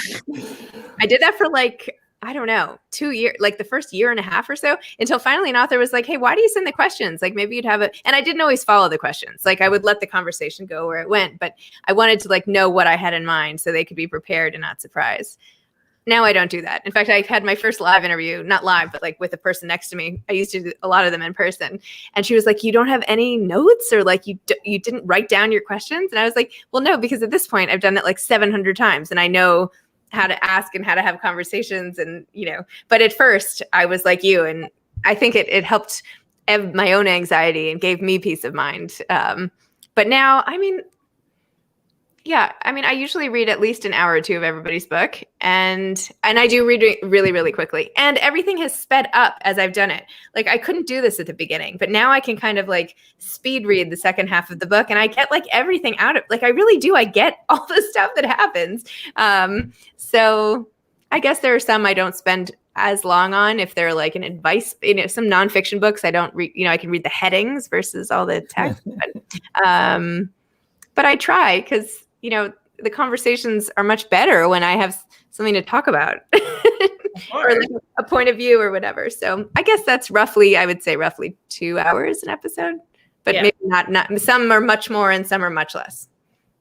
I'm glad you talked about that, because at the beginning because I used to bring my recorder to like, hotel rooms and interview like Wim Wenders and Gus Van Sant and all these people. I'm just like, all I wanted to do was make sure that they were interested enough and didn't kick me out after 20 minutes. So I would have about 2 hours of conversation that I would never get to, but it was always just in case they were like, okay, I'm done. And I was just like, I'm standing before a god. and so that used to spin me around a lot. But now I'll do kind of what Zibby does. So the publishers will send out the book maybe 3 or 4 months before we're going to tape. The minute I get to the book, I'll read like the first 60, 70 pages. And then I toss the book and try to forget about it. And I won't do any more prep until I just read their bio. And my only question I have for Drinks with Tony is, how are you? That's the only question I have. And we go from that. And sometimes it doesn't work out and sometimes it does. I'm learning to not be so nervous about it not working out and just going, well, that was a crap episode, and air the crap ones too. And people are like, and then the ones I think are crap, people are like, that was so amazing because blank, blank, blank. And I'm like, oh, okay. Isn't that amazing? It's always the ones that you're cringing that, about once a month, I'm like, oh, this one is really bad. Like this is the one that's going to do me in. And then it never materializes, I actually reached out to someone after I did one on a day when like I hadn't prepared enough, honestly. And it was fine, but I just felt like I hadn't done my best. I hadn't put my best foot forward. So I emailed the publicist and I was like, I don't feel like I did a very good job. Does she want to redo this with me? I'm willing to redo it. And they were kind of like, oh, that's so nice. And she really appreciates it. If you want to, she will, but you don't have to. And I was like, okay, then fine, let's just leave it. Like, what am I doing? I don't want to go back and prepare. But I did feel bad. And then I've like kind of have done other things with that author to kind of make it up to her, in other words. But if it's that bad, generally it's like, whatever. It's not going to be that bad. It's always like, there's something interesting about everybody. And I really love trying to figure out what that is and pulling it out of people. And I like sort of the ticking clock that like, okay, well, let's get right to it then. Right. So. I love surprises like that. Cause I've had sometimes, I usually, almost all my guests I'm approached by publicists. Mm-hmm. And sometimes I'm like, that's, this one's not going to be that interesting. Those are the ones that usually blow my mind because I go with these expectations that I'm not going to care. And then all I want to do is talk to them for another hour. And they're like, no, I'm done with you, Tony. And I'm like, but can't we be friends? Where do you live? And it's just like the boundaries are being crossed here, Tony. But I've become good friends with a lot of people I met by doing a podcast with them. Like some of them have become like some of my really close friends, like especially people whose books I read, where I'm like, wow, I would probably be really good friends with that person. Then I interview them. Turns out I am really good friends with that person. Like we become really good friends. So that's like I love that. They probably would be friends with you, Tony. Well, I was being a little facetious. There's an immediate intimacy, I think, that happens in podcasting, where even when I've had acquaintances on that I've known and we're doing it in person, and then as we're leaving, there's kind of this weird, do we cuddle for a second or what do we do? And it's just like, just turn around and walk away, Because there's an intimacy, though, to where I don't know if you find this in your podcasting, but I feel we're brought together in almost like a tincture of learning about each other, and then all of a sudden it just has to stop, then that's the beautiful part of it too. I don't know if you get that, Megan. Do you? Yeah, I think so much of the intimacy to me is because it's voice only, it's audio only. Like I was like you, I was such a radio fan for forever, and I just love that medium. So I'm actually curious, do either of you do video conversations ever? And if so, do you find that distracting or helpful? I do video. I will not interview anyone unless I have their face. Oh, really? But I only release the audio. But I need to see their face I can't do it over. I used to do a lot of interviews over the phone when I was writing for the Chronicle and stuff.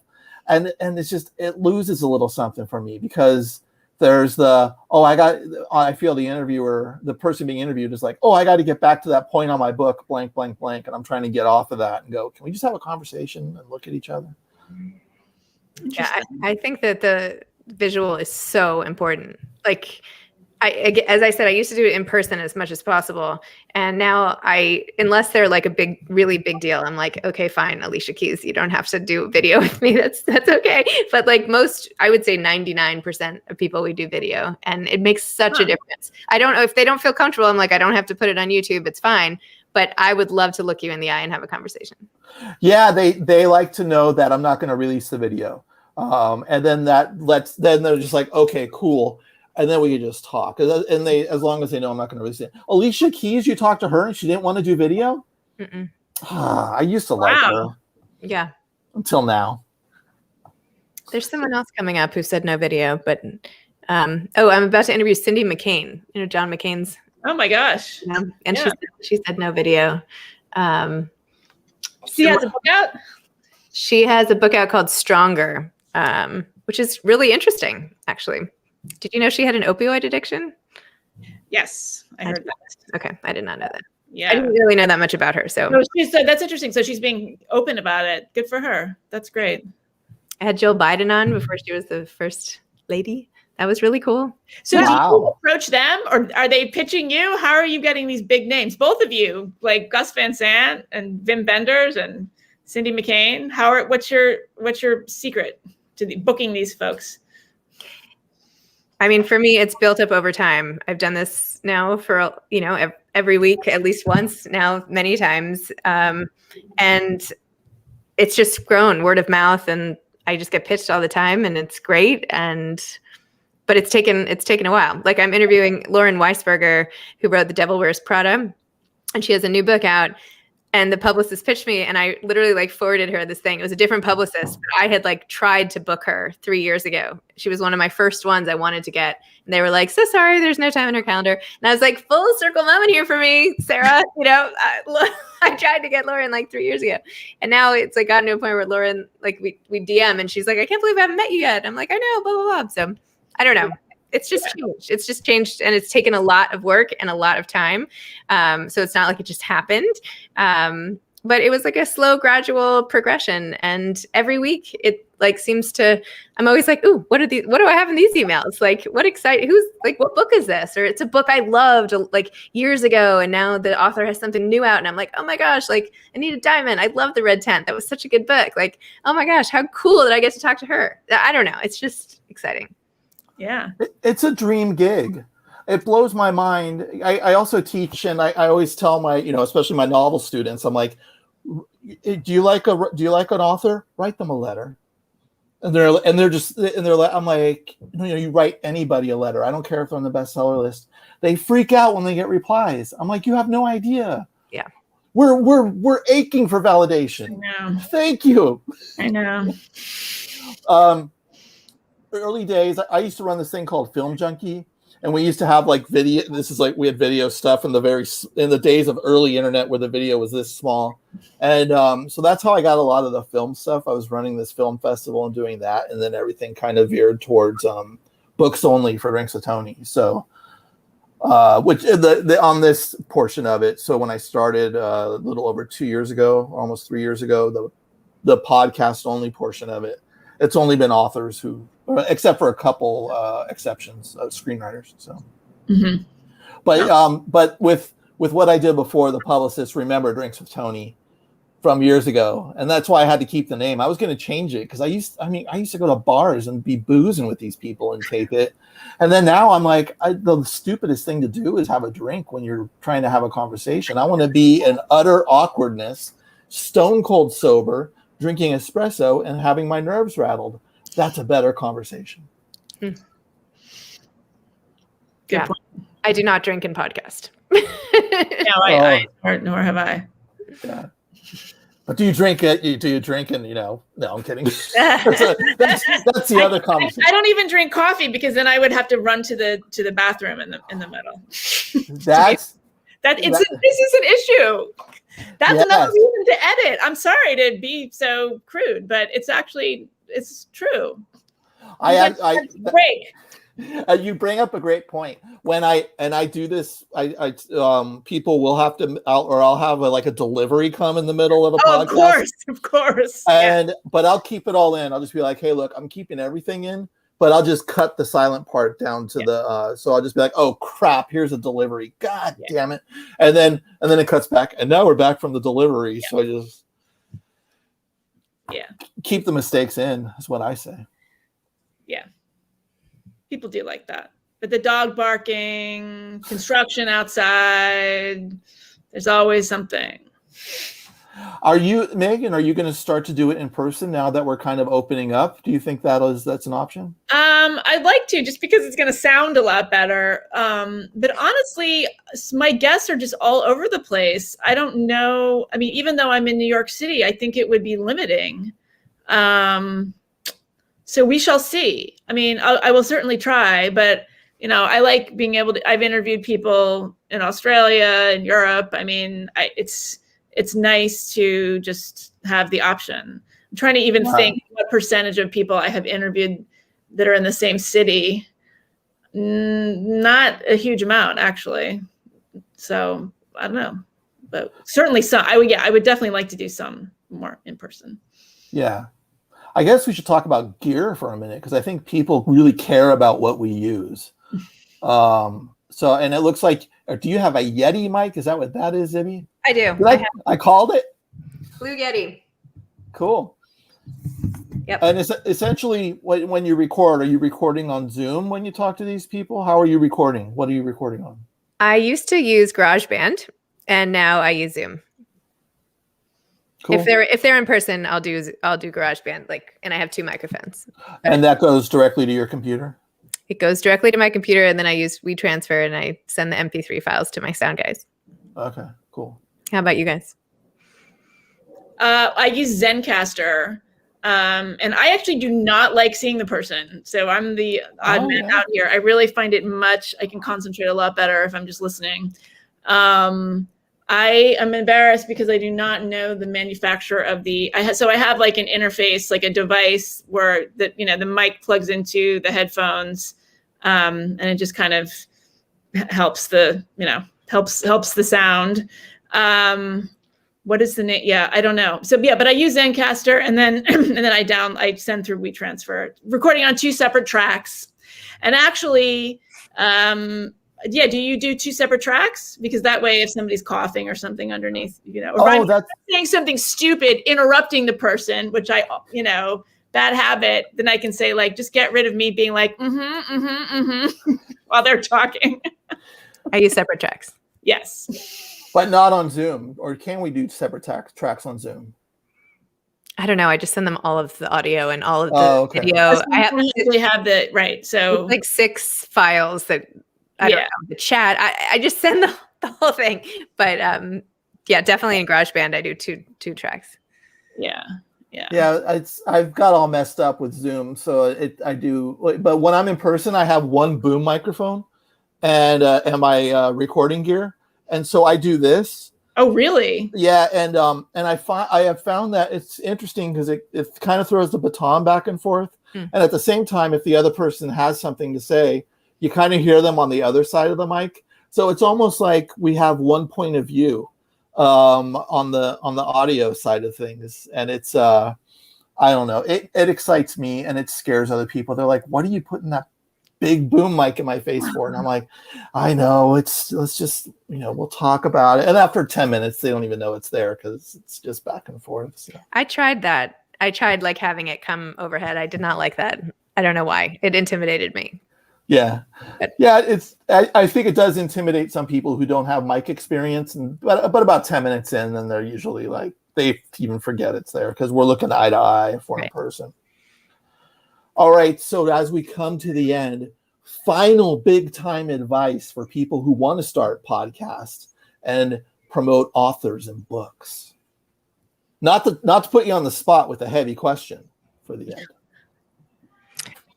I think just don't overthink it. Like, make sure you have some sort of unique point of view in some way, that you're adding something to the mix, but just try it. I feel like there's no shame. I've started podcasts and stopped them. Like, who cares? Okay. So it's a limited series, I love that. Yeah. A couple limited series is under my belt. So I would just say, go for it. Anything to help authors and elevate books and keep the conversation going, I think is great. So I would say just jump in and try it. Great, thanks. Gosh, don't ask me. I'm the novice here. I guess I would say, you know what? I can actually maybe answer this better as an author who has been interviewed a million times. I have always appreciated it when people ask me questions that I haven't been asked before. Like, it's not, I'm not, obviously it's great if they've read the whole book, but you don't expect people to. But, I think that it might help. Sometimes I kind of dip into other interviews that author has given if I'm interviewing someone, and I think like, okay, well, what are they not being asked? This other thing that I could ask them that they haven't addressed this before. So especially if it's somebody who's done a million interviews, you want to be able to say to your listener, like, hey, we went here in this conversation and they haven't gone there before. And so this is what's new about this. So I've appreciated that as on both sides of the interview, I have to say. I like that too, because I can always tell when an author's starting to talk about when they start to chat and they've said it like 100 times on tour, and I'm like, I'm thinking in my head like, let's get off that subject as fast as possible and get to something real. All right, so Zibby says just do it. Megan says ask questions that aren't that they haven't that are new that they haven't right. Yeah. And I think my word of advice is go ahead and just embarrass yourself, because we all feel embarrassed. But the most important part is actually just doing it. And you don't even have to get the big time people. Start with your friends. Make all the mistakes. Ruin your reputation. Cancel yourself.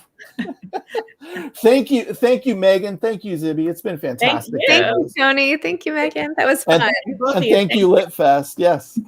Thank you. All right. Okay. And then pretend like we're off the air. Oh, we're off the air. We're off the air. Now we can really get to it.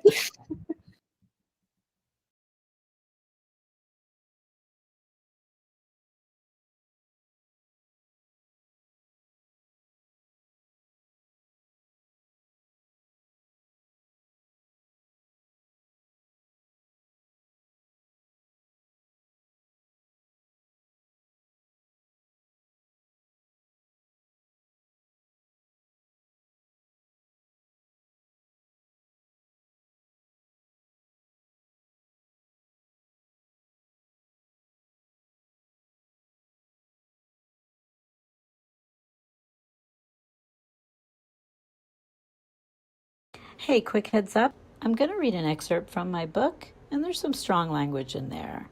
I mean, it's not like wall-to-wall expletives or anything, but there are a few curse words. If that's not a fit for your sensibilities, please check out some of my other videos. They're not all full of curse words, promise. Hi, this is Carol Ruth Silverstein. I am the author of Cursed, and I wanted to talk to you a little bit about beginnings today.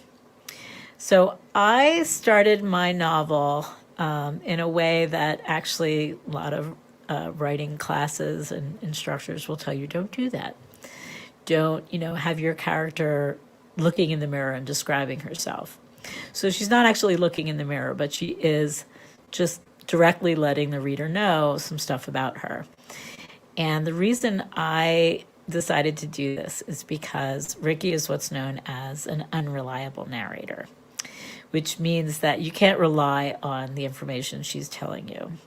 Some of it is false, much of it is just her interpretation of things, and I liked it because it was funny and it let you know her attitude and how she's dealing with or not dealing with, as it were, this new situation that she finds herself in.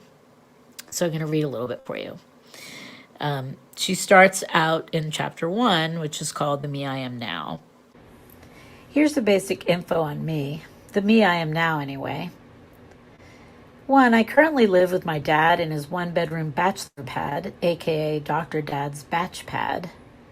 He obviously wasn't thinking about me or my older sister Danny when he rented this place. All there is for us to sleep on when we visit is the lumpy pull-out couch and his poor excuse for a living room. Right after Thanksgiving, the disaster formerly known as my parents decided I should live here. For my own good, they said. Now I'm riding the sofa bed from hell full time, and Danny's so busy at college studying every second she's not burning up the basketball court, she hardly ever visits. 2, I'm 14 and I'm in middle school. I kid you not. I was in high school like a normal 14-year-old back in the beginning of the year before I got shipped to my dad's. Now I'm enrolled in glorious Grant Middle School, the only 7, 8, 9 school left in Philadelphia, maybe the only one left in the country. It was the only school close to the batch pad that the disaster formerly known as my parents could get me into mid-year.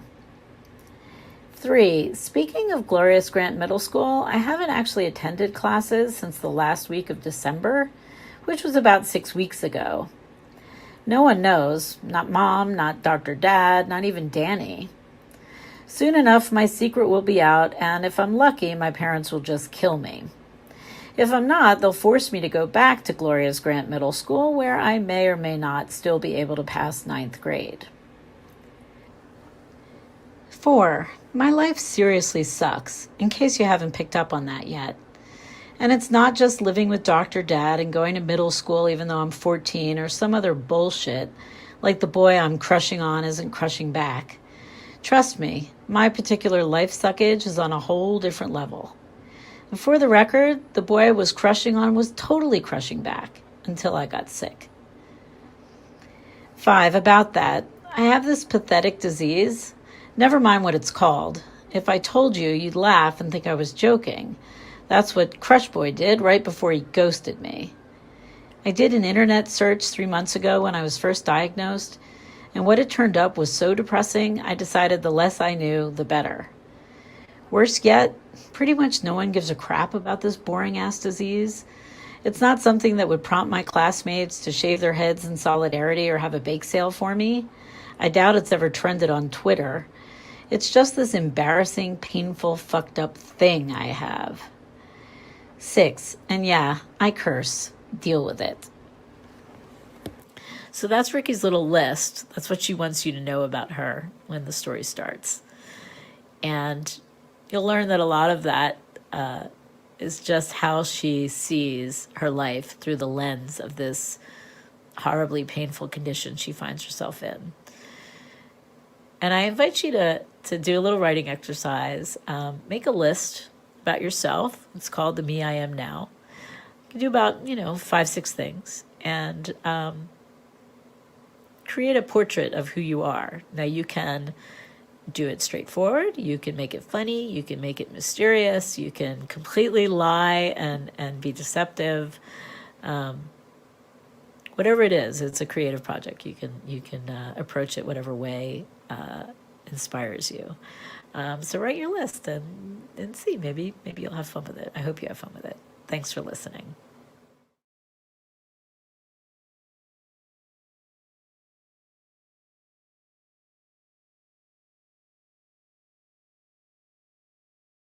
In Southern California, I was finally able to get some breathing room. I was no longer tethered to the 1970s and endless tributes to the Doors and Led Zeppelin. In Pasadena, home to surfer-friendly new wave radio station K-Rock, I not only stepped into the light, so to speak, but also into the present day, the techno 80s. I imagine that the person who suffered most at this juncture was my brother. Alone in New Jersey, John had no choice but to keep my mother going, despite the worsening of her condition and her increasing symptoms. Less capable of doing things for herself, she knew my departure was a condemnation of some sort, an indication that something was indisputably wrong. She took my defection badly and as punishment tossed my small library of paperback books from my bedroom bookcase into the trash. While my father spent his time at Caltech completing the designs for the Mauna Kea submillimeter radio telescope, I attended Blair High School, one of California's fabled troubled institutions. Its open-air plan, abutting the Arroyo Seco Parkway, suffered from the lack of oversight and rampant neglect associated with white flight from the public school system that came along with mandatory busing and desegregation in the 1970s. Little was being taught in these classrooms. Whites were in the minority, racial tensions ran high, but were especially pronounced between Latino and African American students. The after-school race wars were legendary. On one side of Marengo Avenue, the young male Latino students would gather in the customary garb of chinos and white undershirts.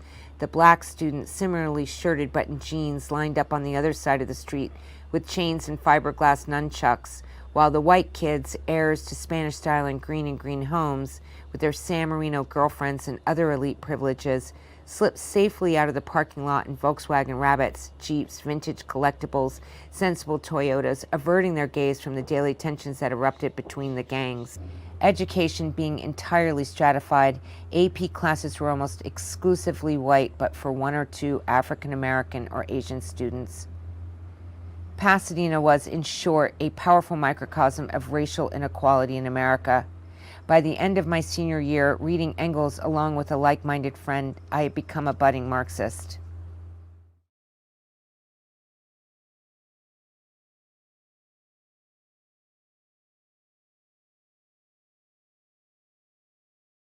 The fall of a few close friends. It's hard to talk to a friend you know will be burned. We sit in a mall and talk, eat. He plans for battles. He forces me to think of my own impending defeats. He bites his hot dog, speaks of other friends distant. We count the nails in the coffin. My friend, he decides to leave, overdue to see his woman friend. He has to get there by bus. I stand watching, wondering when he realizes he has no bus money. Hi, I'm Dana Middleton, middle grade author and a member of the LitFest Pasadena Planning Committee. And I'm her husband, Pete Atkins, and I write horror. For 8 years, LitFest Pasadena has proudly celebrated SoCal books and authors. But last year, like so many other events, we were forced to cancel. We're thrilled to be back this year with literary panels, discussions, readings, and so much more. But there's nothing like being in person, kind of like there's nothing like holding a book in your hands. If anything, the past year has taught us how important storytelling is. So help LitFest Pasadena continue the celebration of authors and storytelling by donating today. It's our nonprofit mission to nurture and spotlight writers from Pasadena and beyond. To support, just click below. And thank you.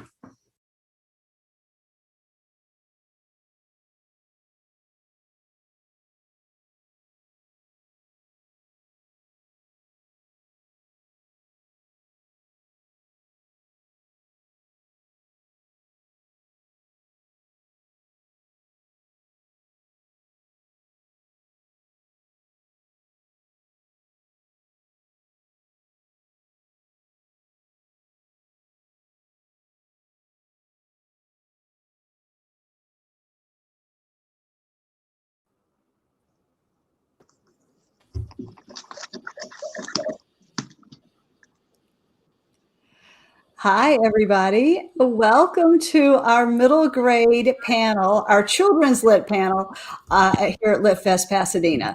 I'm Dana Middleton. I'm a member of the planning committee. You just saw me, raising money with my husband.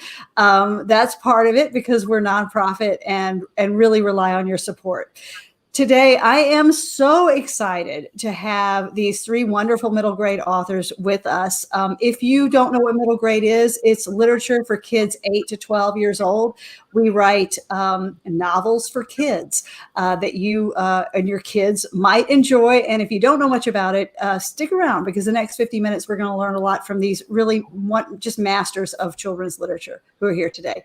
So let me introduce them to start. We're going to have a really interactive panel. Talking about just a number of things. And if you haven't gotten your hands on these authors' books yet, I highly recommend it. You will want to by the end of this conversation. So first of all, Rajani LaRocca is here. She was born in India, raised in Kentucky. I'm from Georgia. That sounds like hot mess right there. And she now lives in Boston, where she practices medicine and writes novels and picture books. Among other awards, Rajani Much Ado About Baseball, which is coming out in June, and Red, White, and Whole are Junior Library Guild Gold Standard selections. And her Midsummer's Mayhem was a Kirkus Best Middle Grade of 2019. Hi, Rajani. Where are you now? I'm in the Boston area. You're in Boston. Okay. In the attic. I love that room. It's so cute. It's so great. So anyway, thank you. This is a great thing about having LitFest this year virtually, that we can have authors from all over. Usually you have to be right here in Southern California. So some of us are in SoCal and we're in other places too. So thanks for joining us from Boston today. May Respesio is a middle grade author, and obviously, and her books include The House That Lou Built, Any Day Now, and the forthcoming How to Win a Slime War, which sounds like a lot of fun. There you go. We show books today, guys. Oh, there we go. She lives with her family in the suburban wild of Northern California.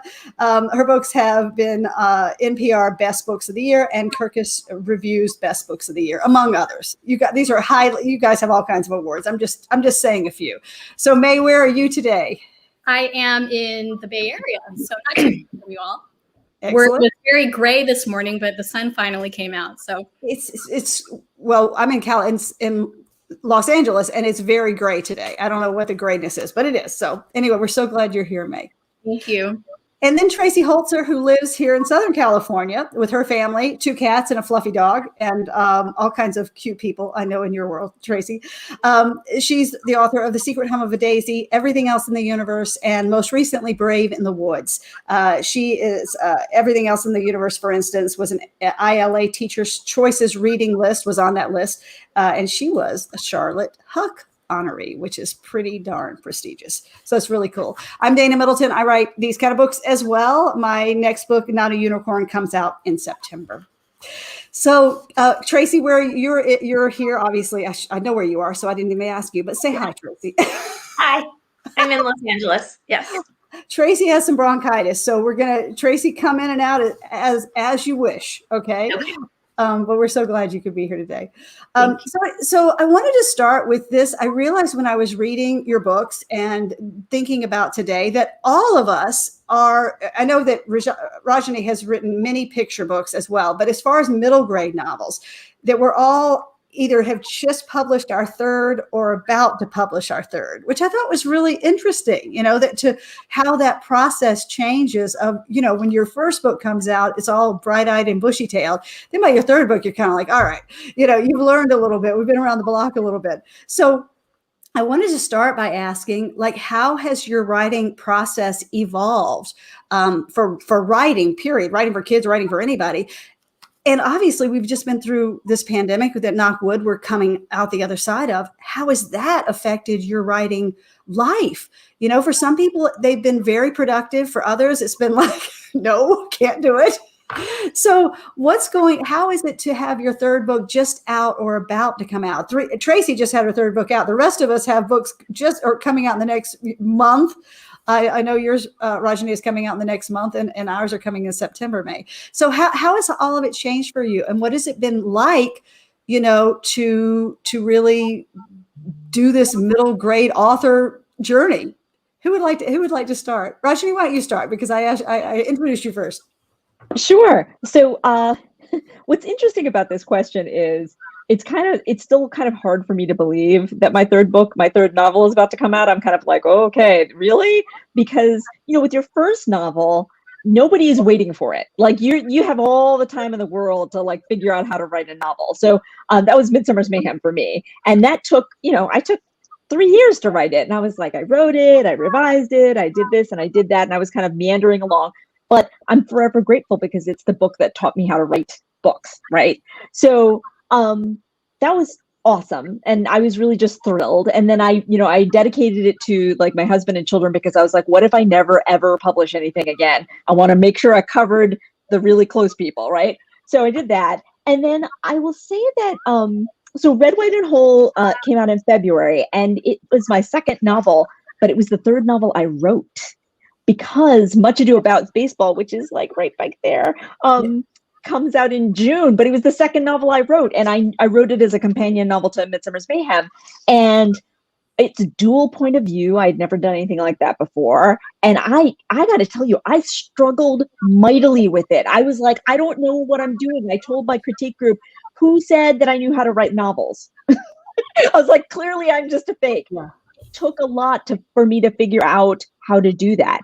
And the secret to writing that novel ended up being coming up with a synopsis that I liked. And I used to be very anti-synopsis, but then I was like, oh no, if I can figure out the synopsis and it holds together for me, then that means I can write the whole thing. And so that's what I did. And that's how I finally figured out that book. Red, White, and Whole was my like Friday night date while I was writing my second book. And I like allowed myself to think about it one night a week because I had to finish that other book first. And it kind of coalesced in my mind and like sat there for a long time before I wrote a word. And then when I finally turned in my other book and I had time to write it, it like poured out of me in like 6 weeks. I'd never experienced anything like that before. And I, interestingly, it came out before the other novel because, it's with a different publisher. So I will just say that like, that was an interesting journey for me because I feel like every book is just a different thing, different entity. And then in terms of pandemic writing, I wrote 1.5 novels during the pandemic, and I'm proud of myself. Yeah, and I'm proud of myself. So it was interesting. But the thing is that fear is a really great motivator too, because I was under contract for a second novel, and I was like, okay. And even though it was hard, like terrible things were happening, I was very busy at work, very busy with family stuff. I was like, I got to do it. And so I did it. And at the end, the writing pace accelerated. And I think that the last 20,000 words that I wrote in like 5 weeks were way better than the first 20,000 words, which is really strange, but sometimes that's how it happens. So there's probably a very long answer to your question, but it is.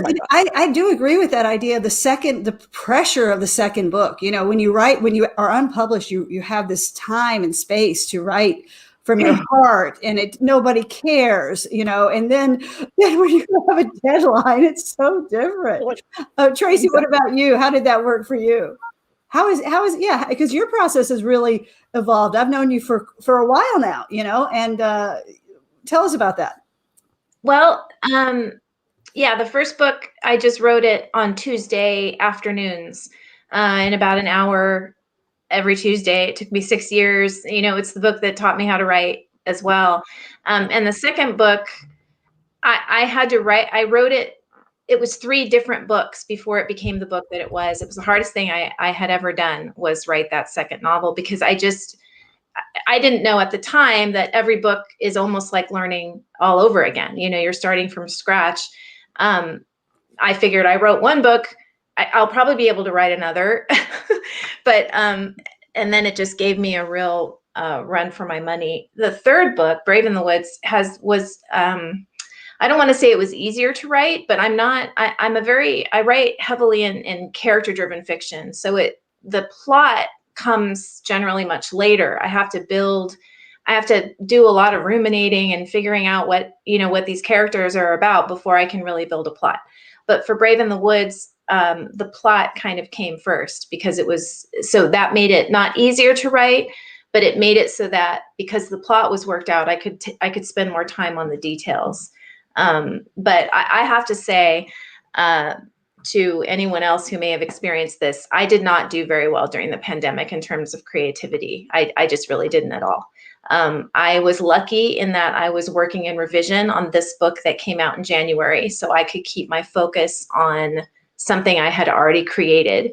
I had begun work on another novel, and I just felt really unable to read. It was almost like my creativity was in a separate room from me that I couldn't access. It was a very difficult time, and I feel like I'm finally starting to come out of it. I finally got myself all the way down to just reading very short poems. Mary Oliver carried me through the fall, because I don't know what I would have done without those short snippets of just beauty, as a way to access that creativity again. So I'm just starting to find my way back to writing, but it's been a really tough road. Yeah, it's weird. I think, even watching television, like I couldn't watch movies. It had to be shorter form. It was very odd. So this strange time, but we're coming, but hopefully, like I said, we're coming out of it. Yeah. I hope. May, how about you? How has it all evolved for you? And I feel like your books is so interesting, because I haven't read The Slime War yet, but that feels like that feels like a book that should come out after a pandemic. You know what I mean? The idea, like, we're going to read about, and I know it's got a lot of, I've read about it, so I know it's going to be a really interesting book, but also the slime part for me really excites me. But, and I think will excite a lot of kids. But how about for you? How has the process evolved for you? Yeah, my process sounds very similar to Tracy's. And I love this question. I always get so inspired by hearing how other writers get through their goals. So my debut book, The House That Lou Built, I wrote this when my kids were really little, sort of in between life. It was when they were napping, when I was waiting for them at preschool pickup, if they were at a friend's house. So this took me, a good couple of years of just writing little by little. And then Any Day with You came out during May a year ago, when everything was closed, libraries were not open, schools were chaotic. So that was a little bit, to be honest, a little bit of a letdown, because I had spent all this work on this book only to have it not really launch in a traditional way, obviously, which is what I was planning for and what I was really excited about. And then I had to revise this book during the pandemic. I was already under contract, and they were expecting me to turn this in sometime in the heat of it all. So it was actually a little bit of a blessing in disguise, because it did give me a goal. It gave me something to work toward. But, like Tracy, I had a really tough time feeling my best as a writer. My kids were both home and remote schooling. My husband was home. My kids are 11 and now 13, and they just required so much that I really, I was sort of back to my original schedule of, either working really early or working really late, because my daytime was taken up with remote school and all the other things that come along with the pandemic that we've all had to figure out. So, it was interesting, although I do feel like it was a great learning experience, because, if you can revise a book during a pandemic, you can revise a book anytime, anywhere.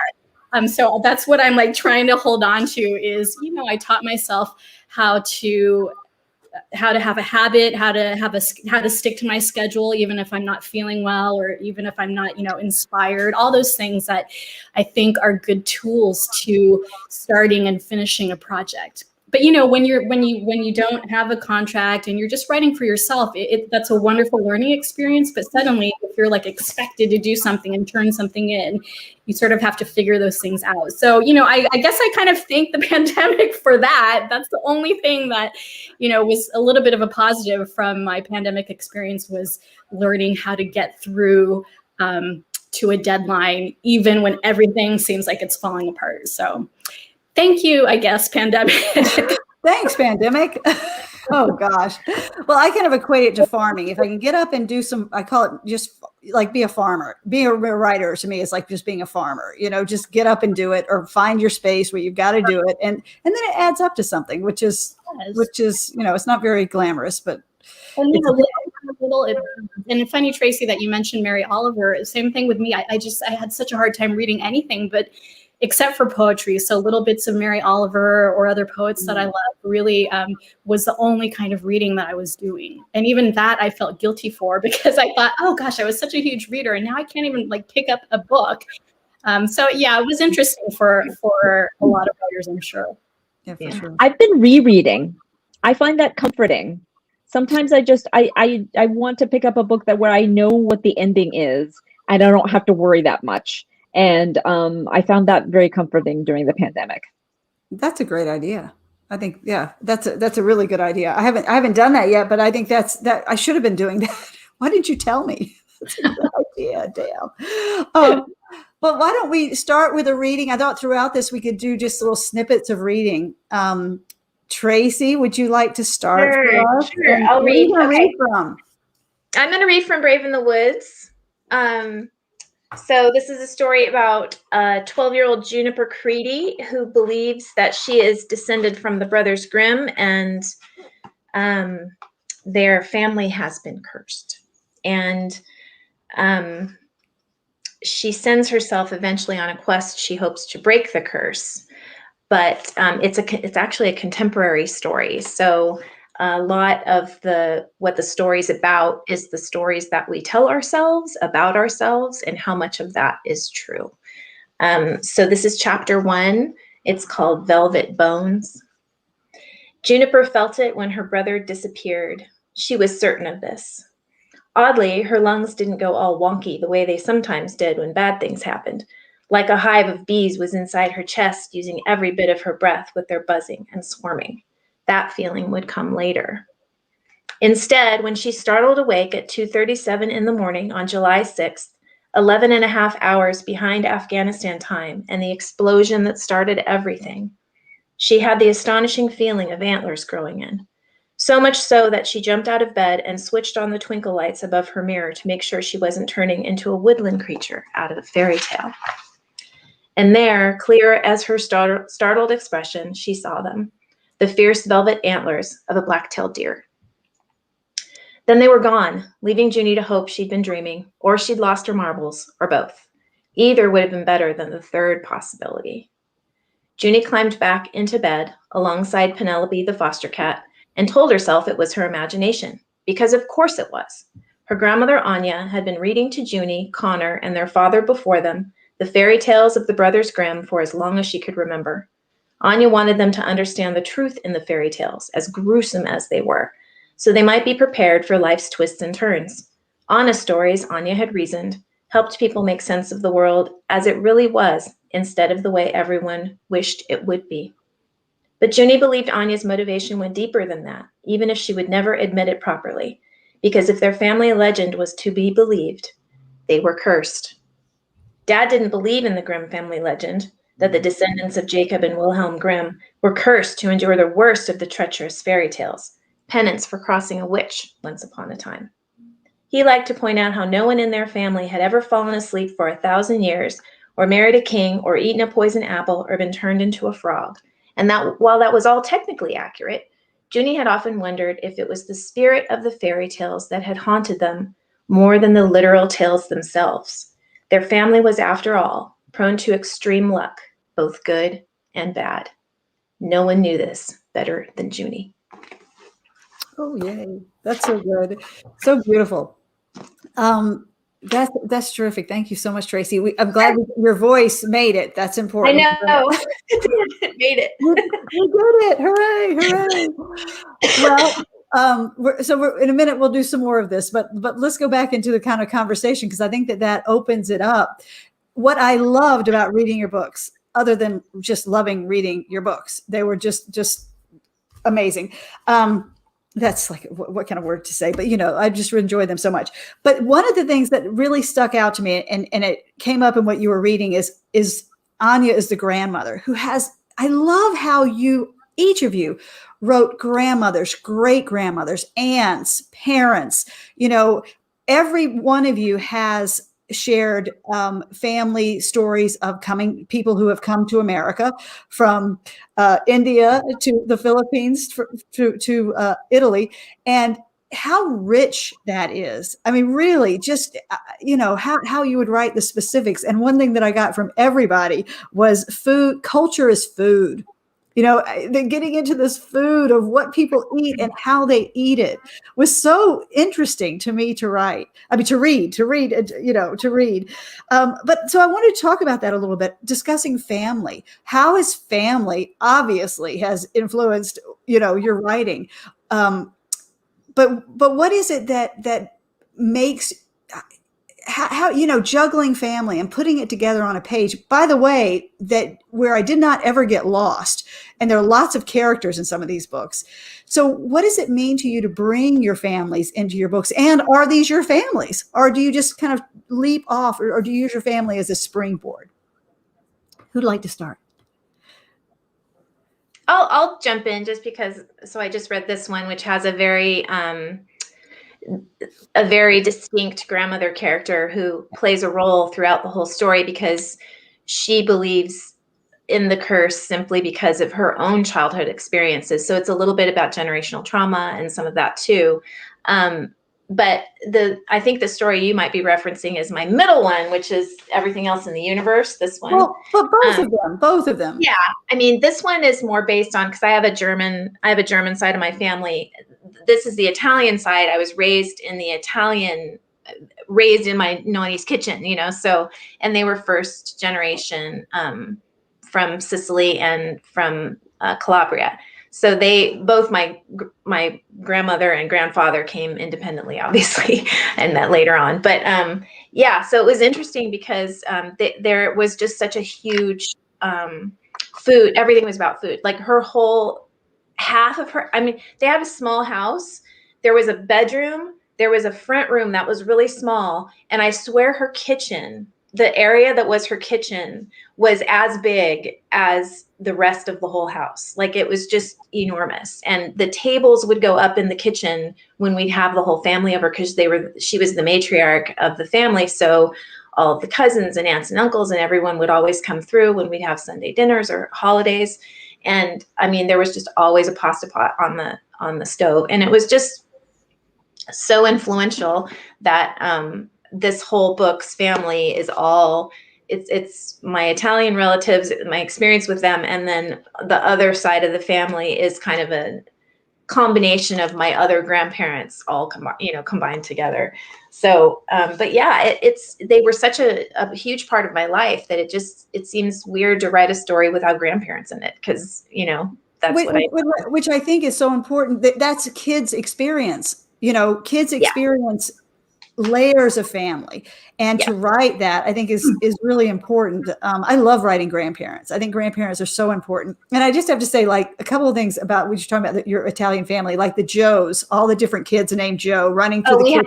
We had so many Joes and Ralphs. So and we just call them the Joes. It cracks me up. And then like that big dinner where they had the slabs of polenta on the table. The polenta on the board. Yeah. On the board. I was like, what is this? What is this world? They spread the polenta out on a giant board and put it in the middle of the table. And Noni would try to make it either into the boot of Italy, or sometimes she'd make it into the United States a little bit. So we'd eat Texas, or we'd eat Florida, or we'd eat, you just kind of, the whole board would be in the middle of the table. You just ate it straight off the board. That was so interesting. I don't know. May, what about you? How about, because you have your great grandfather. Did I say Tatang? Is that how do you say his name? Tatang. Okay. Yeah. I knew I was going to say that wrong. Sorry. No. But that's not his name. That's the name of a great grandfather. Explain that. So Any Day with You is about a girl, Kaya, and her great grandfather, Tatang, announces that he's going to move home to the Philippines after living with her family for her whole life, and she doesn't want him to go.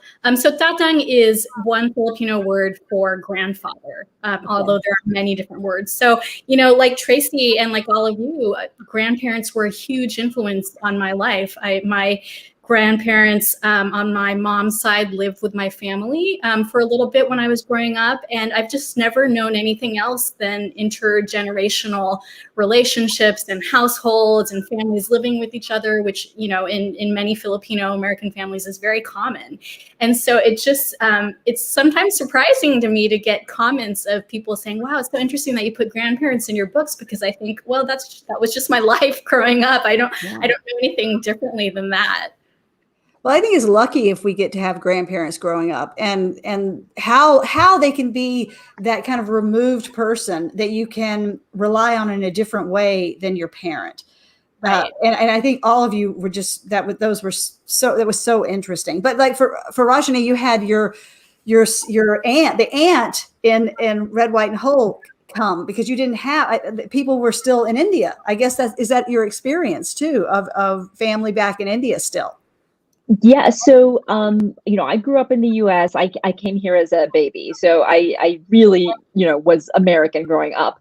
And I'm an only child. So the rest of our entire family was in India, and we'd see them every few years.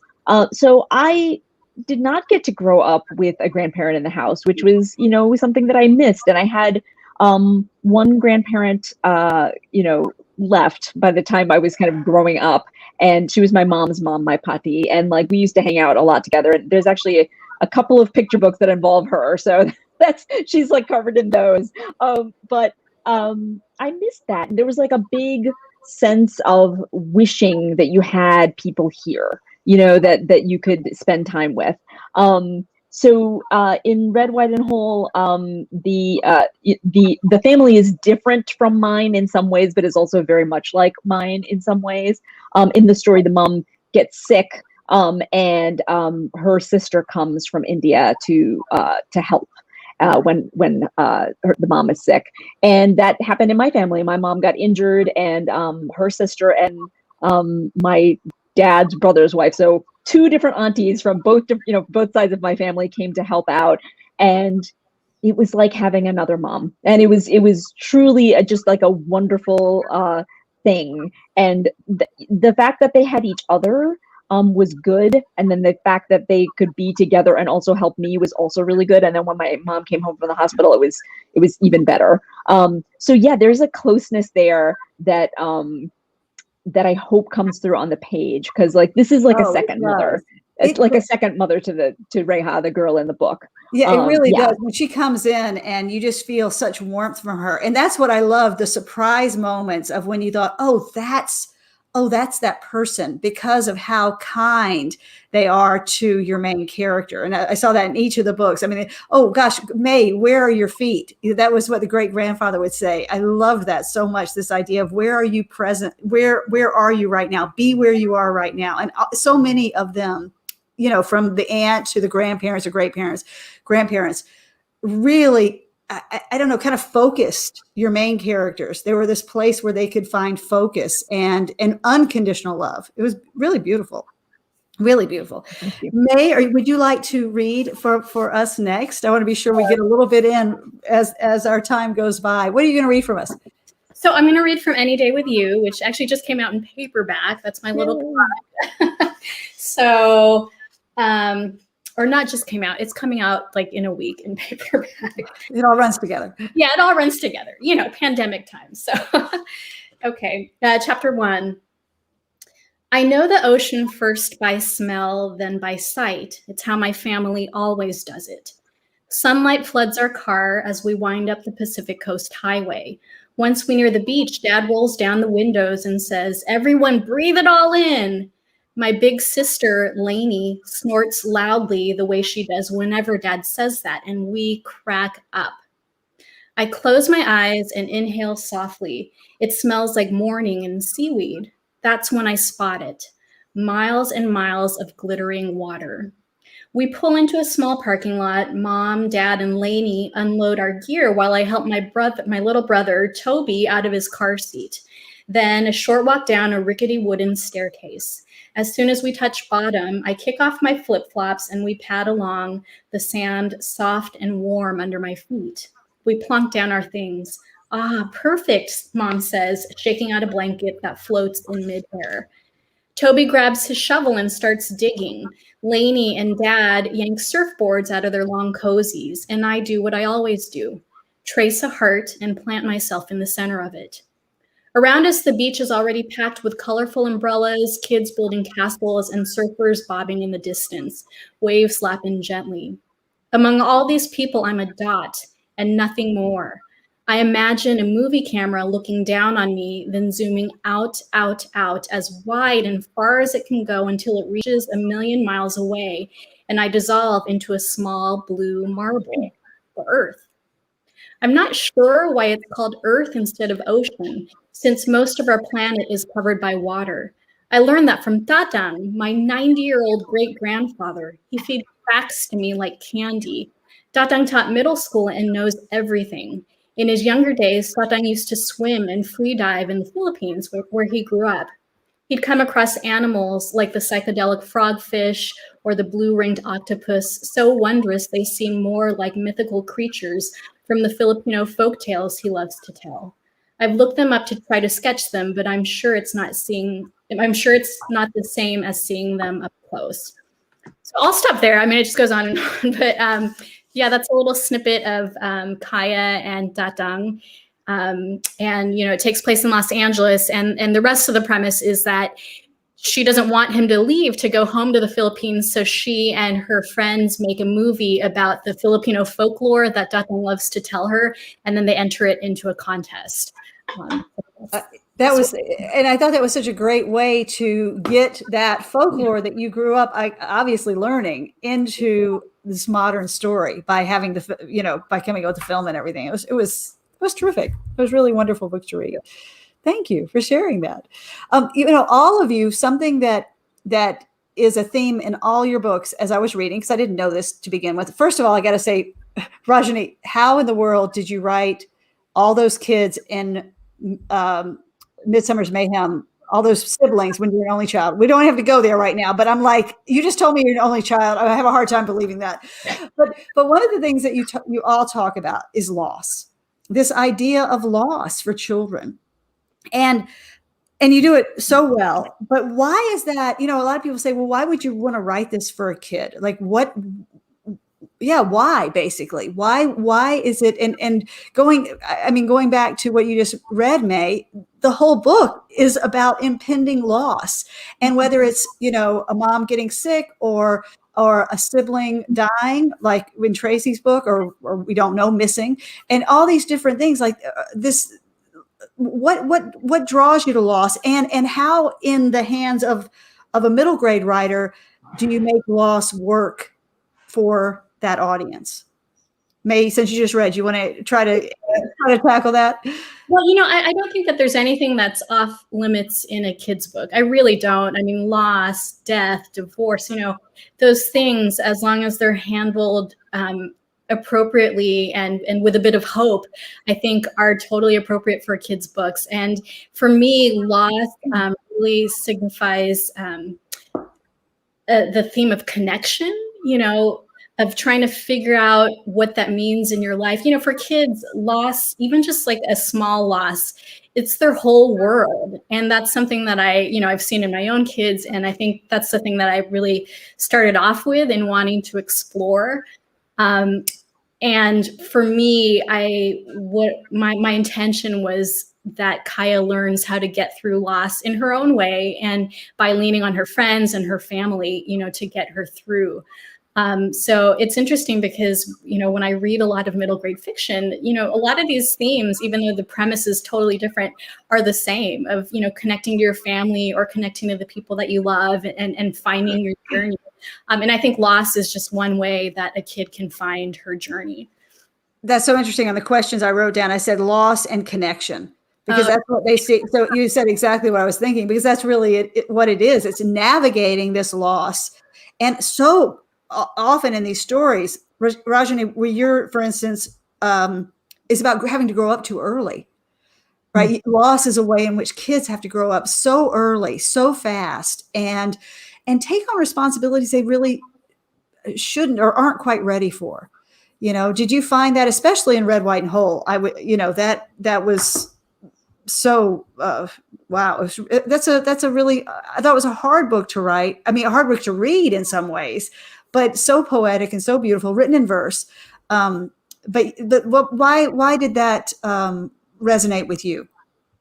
Well, I will say that I sometimes I put loss in books that I write for middle grade readers because children experience loss. I mean, that's just the truth, right?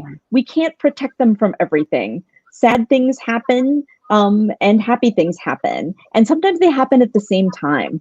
And children are very resilient. So the thing I love about writing middle grade is that you can take a story that is about somebody dealing with something extremely difficult and still have lighthearted moments, because that is the way children function, right? They can be going through something horrendous, but they can still connect with their friends and listen to a song on the radio and feel happy about that for a moment.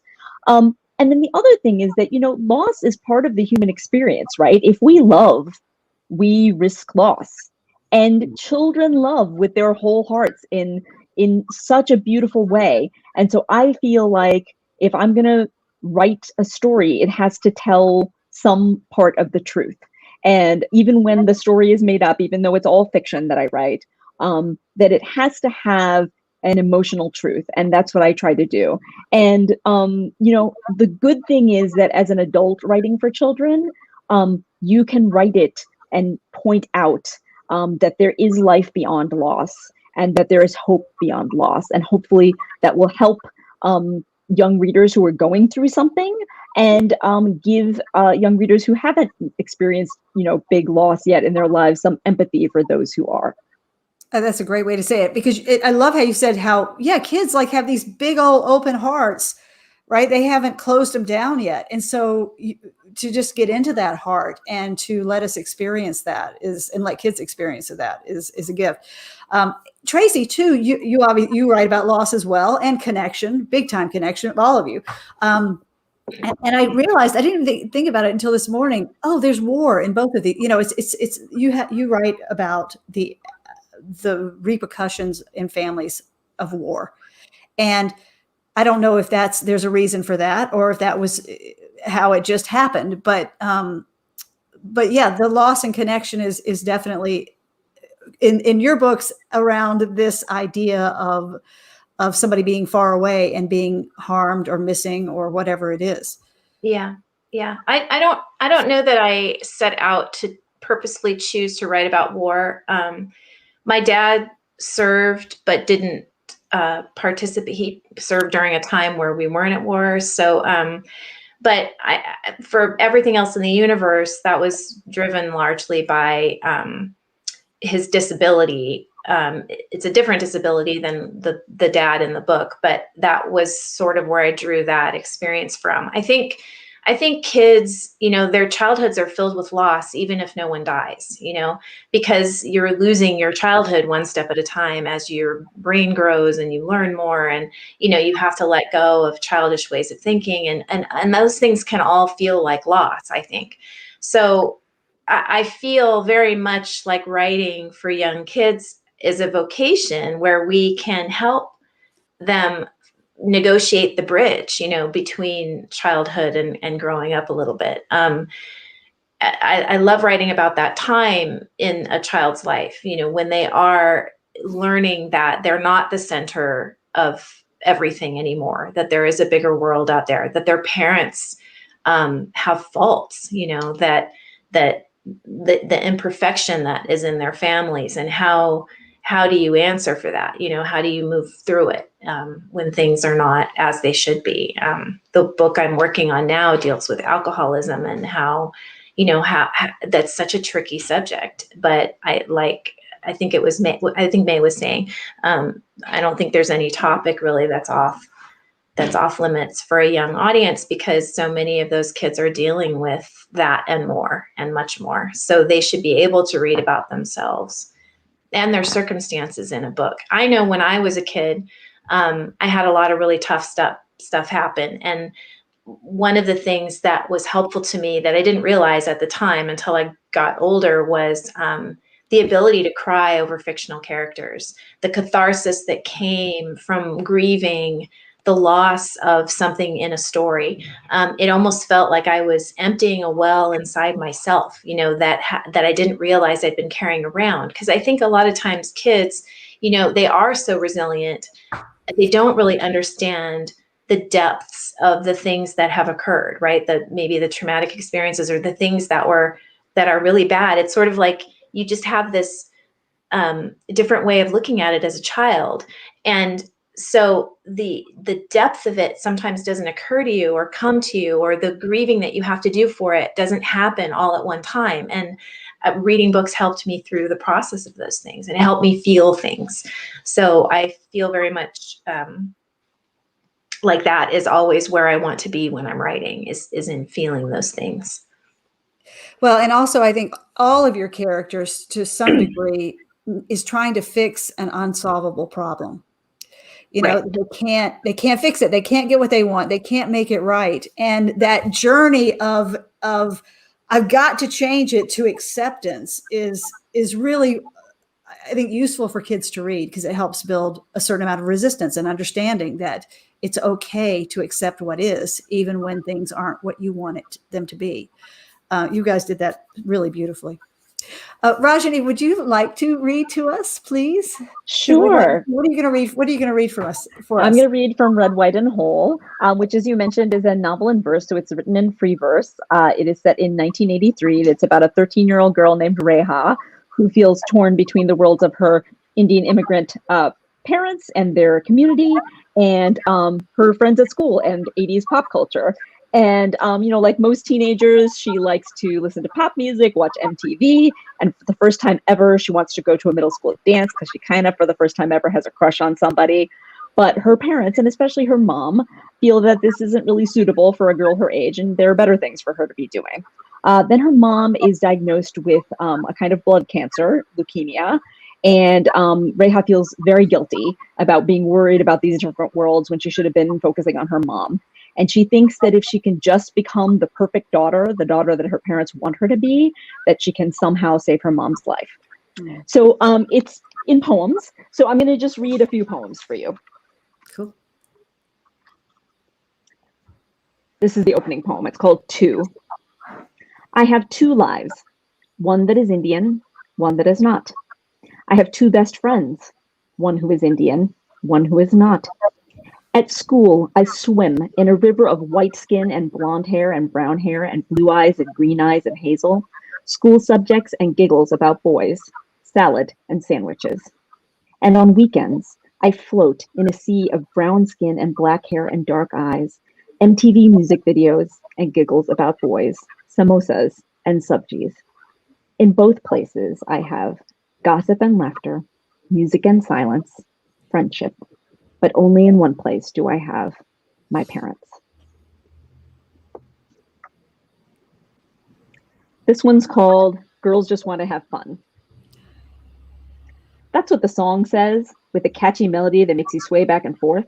It's 1983. I'm 13. I just want to be like everyone else, to fit in, to have fun.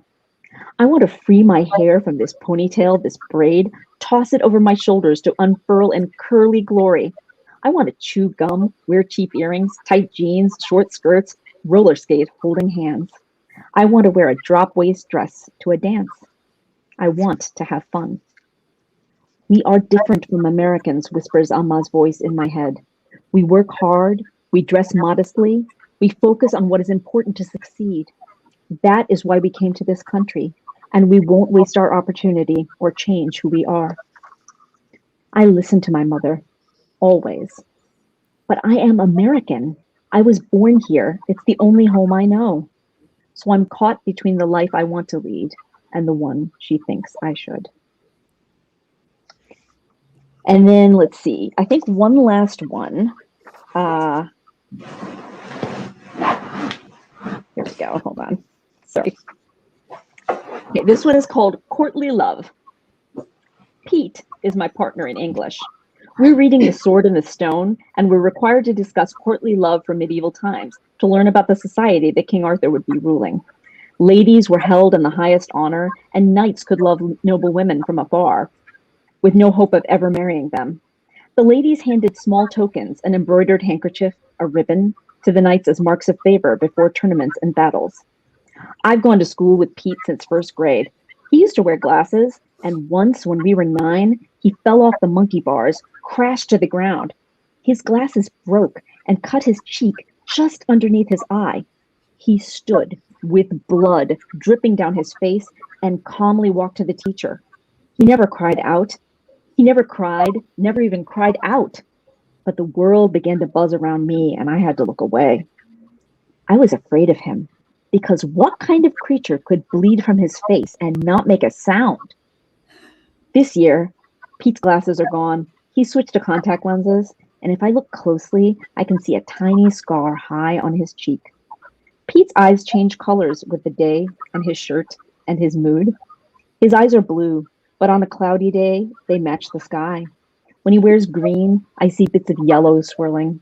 When he's arguing a point in class, his eyes look purple. Then I stop and remind myself not to stare, which is hard because Pete is my partner in English. Yay. Oh, this is so great. Thank you for sharing, all of you. Thanks, Rajani. That's really, that's lovely. They're all, lovely book. And also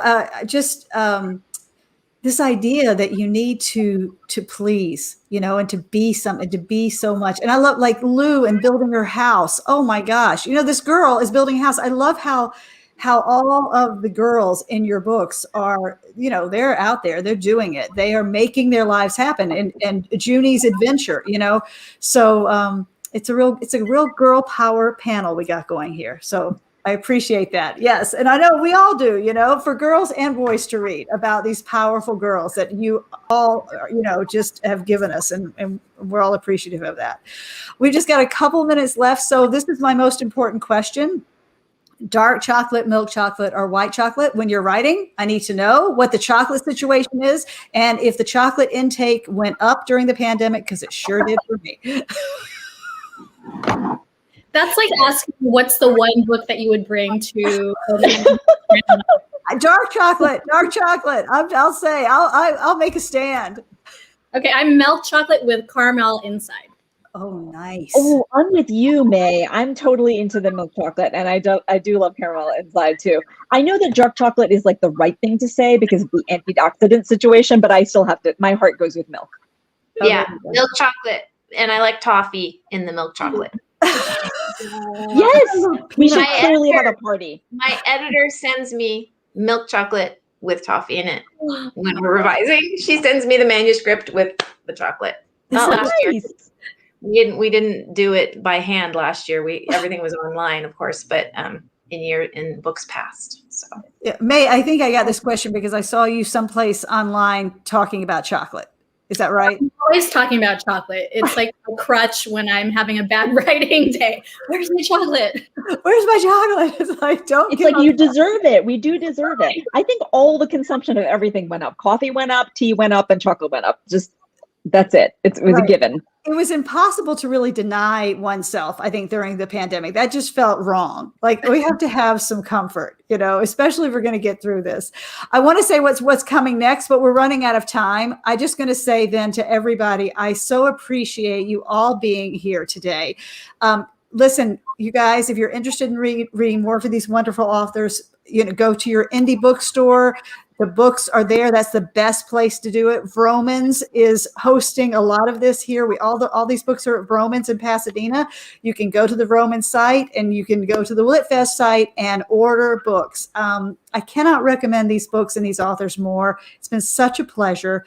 Thank you guys so much for being here today. Thank you, Dana. Thank you, Dana. Yeah, it's really been good. Yeah, I guess we're finished now. I could go on and on, but thank you for being here. We look forward to your books coming out. Look out for their books coming out next month and in September and in the future. Thanks, guys, for being here today. Thanks, and everybody, thanks for being here at LitFest Pasadena. Thanks. Bye. Bye.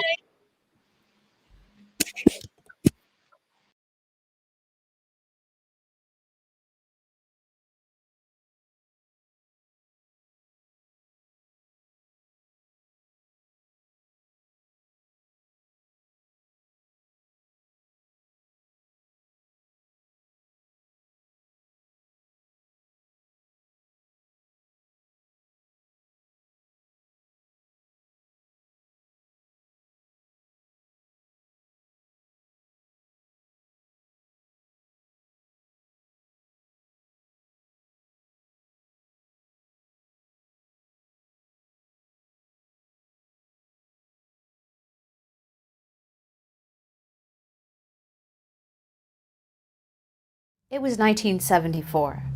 My family moved from Pennsylvania to Ohio. I liked the new house and the ice cream shop nearby. Things were looking all right, and then school started. And so began my worst year ever.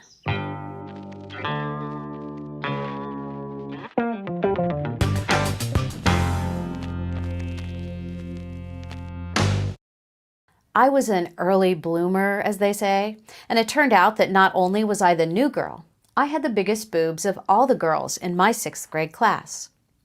They weren't huge in the greater spectrum of boob size, but you would have thought the boys in Ohio had never seen a single boob before. Because for that school year, my boobs became the obsession of a group of boys in my 6th grade class. The ringleader was Tommy Maxwell, red hair, freckles. How I despised him. He was the one who came up with the nickname Twin Towers. Yes, it was a reference to the World Trade Center, which had been recently built. Tommy and his friends agreed that it was the perfect nickname, especially because it could be used in front of the teachers. So they said it dozens of times a day, in the classroom, in the hall, in the cafeteria, and especially on the playground. They would lie in wait on the playground every day to ambush, grope, and grab. I wished for rain every day that year. And a year, it's a pretty long time when you're 11 or 12.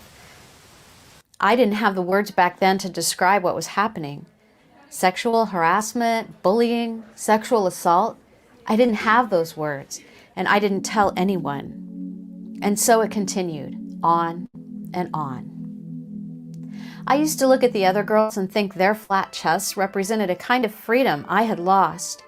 Their young bodies without awkward appendages. They were like a tampon commercial without a period.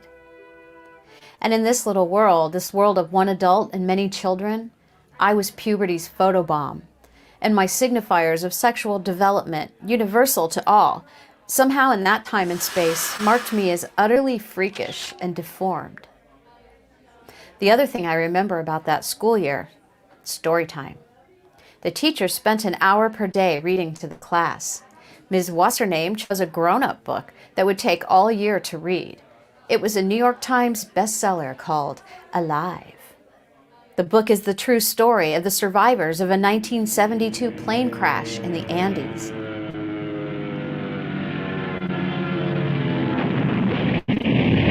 They were stranded for 2 months in freezing temperatures. Having no other source of food, the passengers who lived had no choice but to make people jerky out of the passengers who didn't survive the crash. The freezing temperatures kept the meat very well preserved. Ms. What's-Her-Name felt the book introduced interesting new concepts and challenging vocabulary words.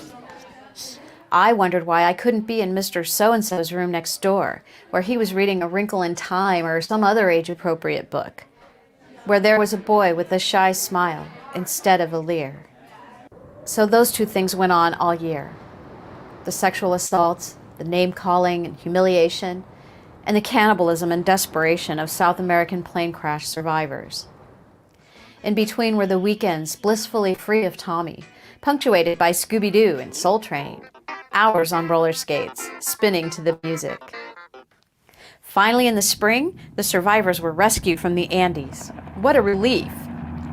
They made it, and I beat the shit out of Tommy Maxwell. I tried to kill him, really.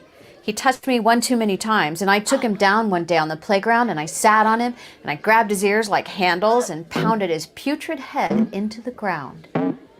I didn't care who was watching. Nobody tried to stop me. That was the end of it. Passengers rescued, justice served on a playground.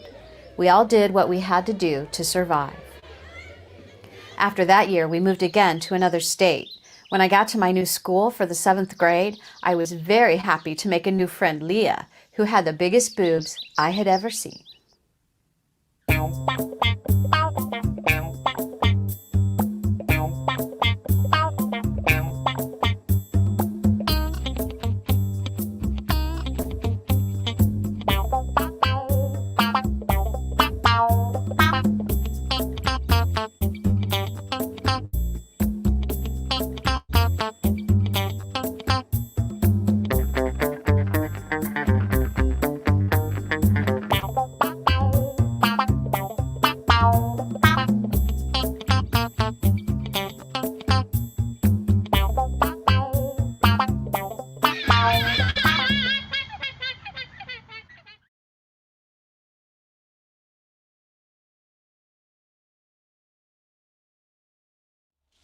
June 2020, alarm goes off. Clutch wife, remember to breathe. Remember George Floyd. Fear floods in, room congested. A poet wrote me a poem that tells me, think of your son when you first wake up, and I do, but terror for the risk to his soul, his body, his black skin. This mom's heart is tumbling, even with Wyatt opening the curtain, singing me, good morning, good morning. Wild parrots and cascading Pasadena bird song, cat kneading and purring, even then cannot calm when wife gets up to leave. See 3 missed calls last night, probably just son telling me about latest protest. He made me laugh at Highland Park March when he said, Mom, look, that white woman, full Black Panther regalia, knee-high black boots, black coveralls and beret, fist raised, standing in front of that MLK mural on the wall of that hipster coffee shop. Would this be her Instagram post? The woman, she looked at me, just said, your life matters.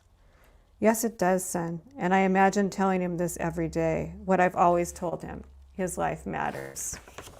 Words sink into fear, stuck in throat, legs still glued to bed, gripped by galloping thoughts, pull blanket overhead.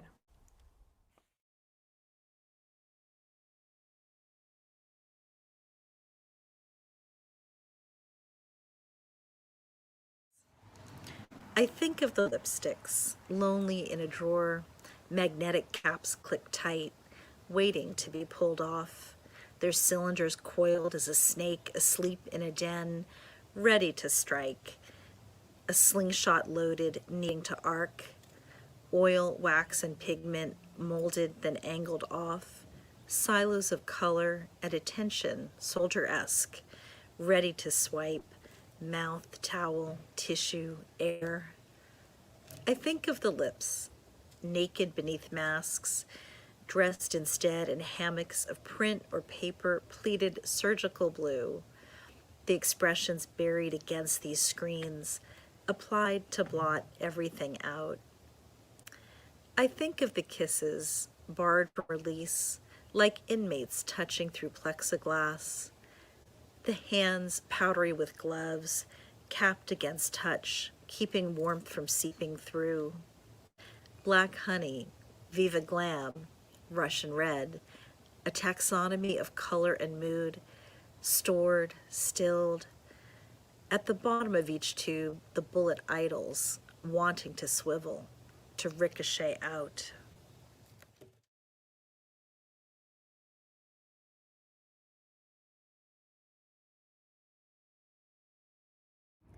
The snake. He saw that snake shedding its coat skin, sliding away. My friend, he touched its flat head. He fell back, bit. Earl, you're seduced by the belly-crawling deceiver. The poison illed him quick. Earl, the snake has no feathers. It offers no hope. You bought the lie. You cannot make it better. Gripping your life does no good. This was a mistake. Snake dance is what you did. You chased a witless horde to a wonder-bred world. Now you sit trapped. The blue-eyed snake spits in your eye. Your wounds fester. Your blood turns to chalk. The horse sits by your side and drinks what is good. You weaken. The snake will shed on your grave.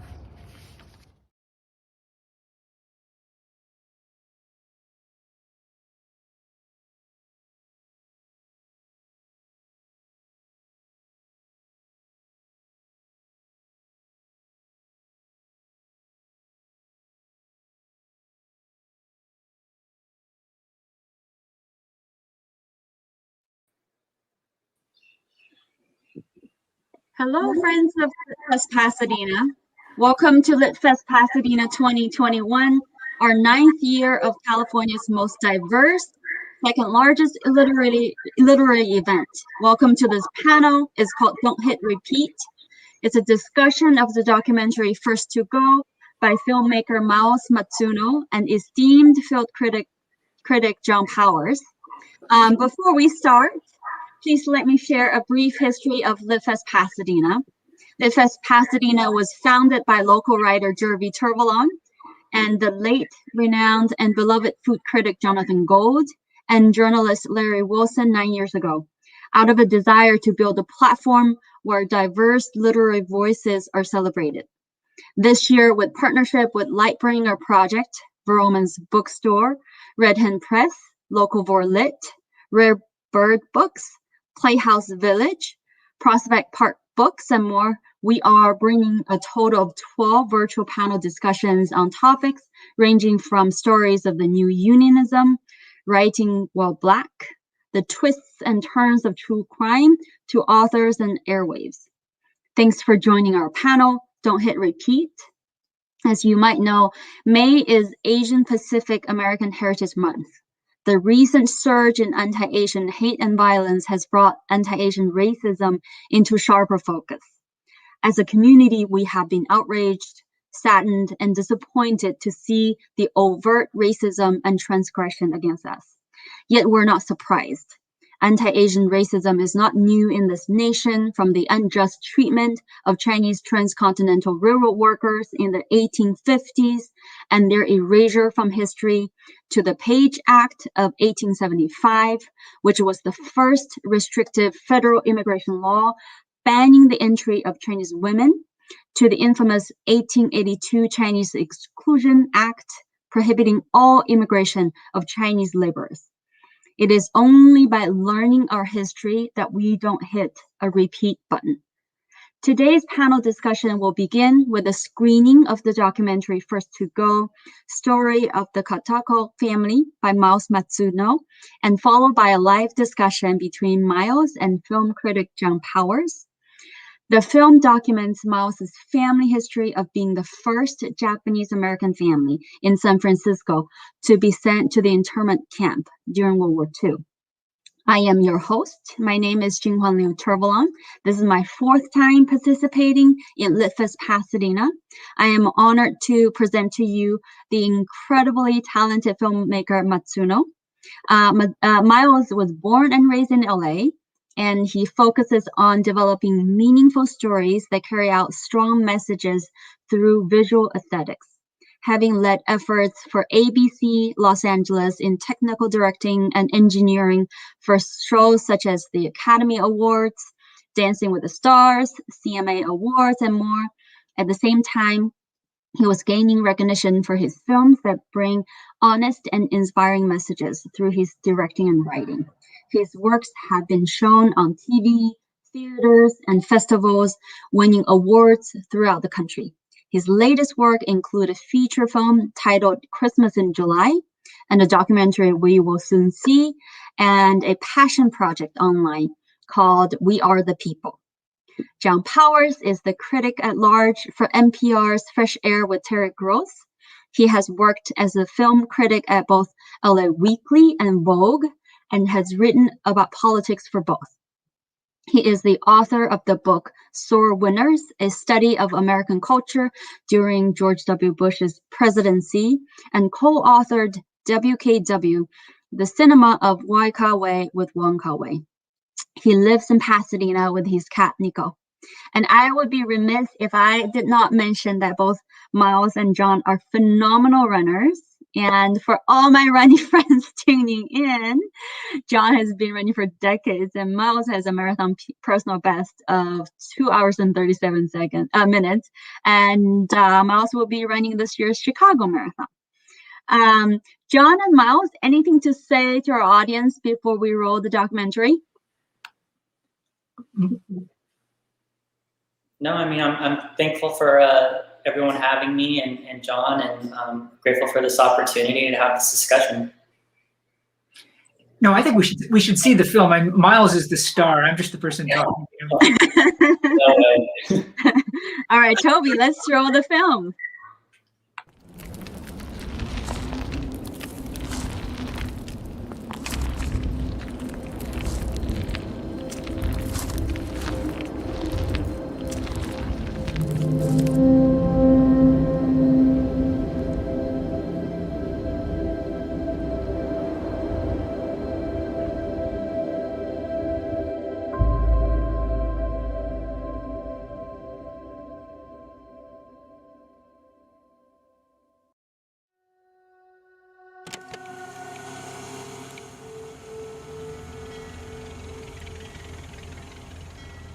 Many years ago, my family asked me to write my legacy. Okay, so where do I begin? Growing up as a young girl, my sisters and I, we didn't know the word depression years. Carefree days for us up to 1941 were filled with dance lessons, ballet lessons, and also piano lessons. On December 7th, 1941, Japan, like its infamous Axis partners, struck first and declared war afterwards. They put us on a train and took us to, this is US government, took us to this desert.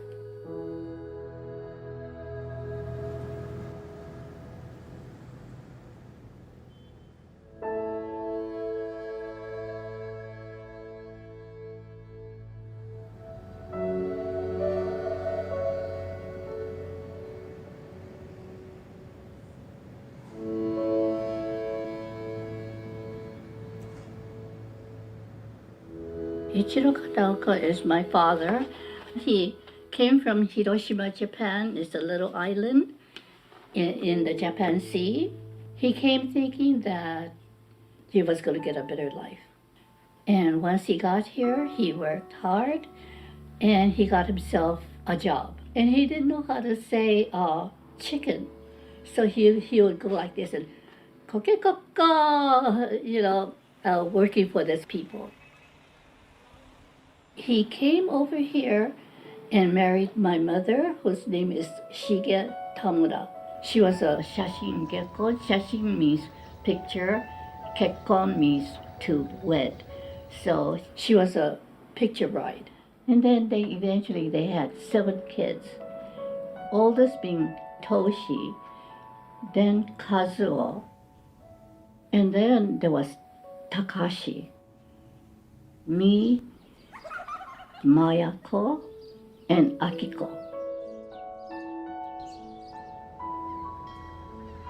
Then he saved enough money to help his fellow Japanese people come from Japan, and he wanted to start a hotel. The hotel was called Aki Hotel. At that time, there was no airplanes, so he used to go to the pier and greet people. You have no place to stay, you have no place to go. Come to our place and I'll help you. We visit each other and we go visit the Aki Hotel and all that. And they had this room. It was a one big long room, wasn't it? Very big. Big room that most of you slept in. And then there was another room to the side of it. There were 2 rooms to the side of it. Yeah, and then there was one more room in the back. And then there was a porch. Yeah, that you could look into the backyard. We used to wash the sheets. We used to help make beds after the clients leave. And I used to help Grandma Karaoka cook because she did all the cooking. It wasn't that we were told to do it, but it was one of those expected things that we were supposed to do. It was such a welcoming spot. A lot of people went there. I mean, a lot of people going to Japan or coming from Japan would stop there because it was a very friendly atmosphere. It was just really a treat for us to go over there. Yeah, it was a nice hotel.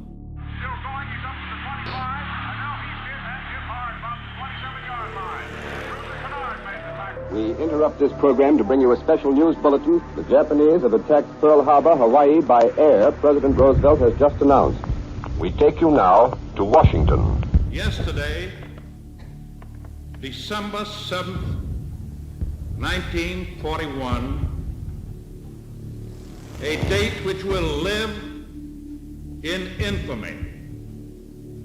The United States of America was suddenly and deliberately attacked by naval and air forces of the Empire of Japan. The American people in their righteous might will win through to absolute victory. On December 7th, 1941, the day Japan attacked Pearl Harbor, the FBI came to the hotel unannounced, handcuffed my father, and with no reason at all, they took him.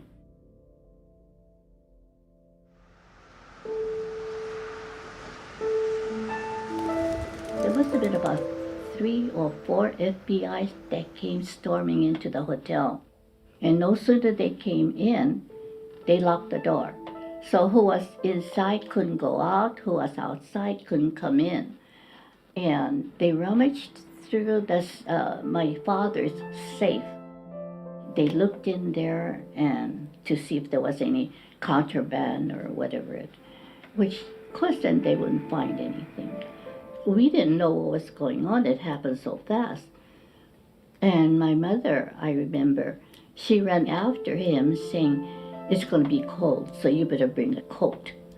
And she gave him a coat to wear. He didn't protest.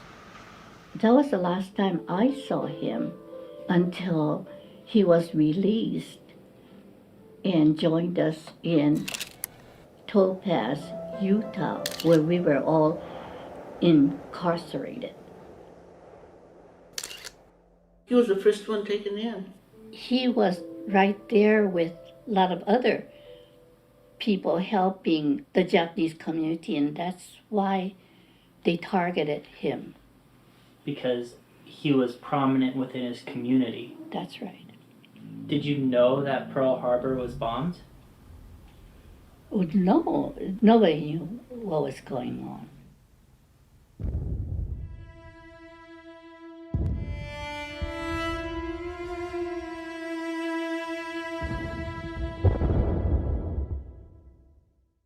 During the war days, we had curfew. There was a certain time of the day that we could just walk around outside. And after that, you cannot go out. We couldn't have camera or knives or even picture of the Emperor of Japan. So my mother and I would go to the furnace and burn them, fearing that if they caught us with it, that we don't know what's going to happen to us. And already my father was gone.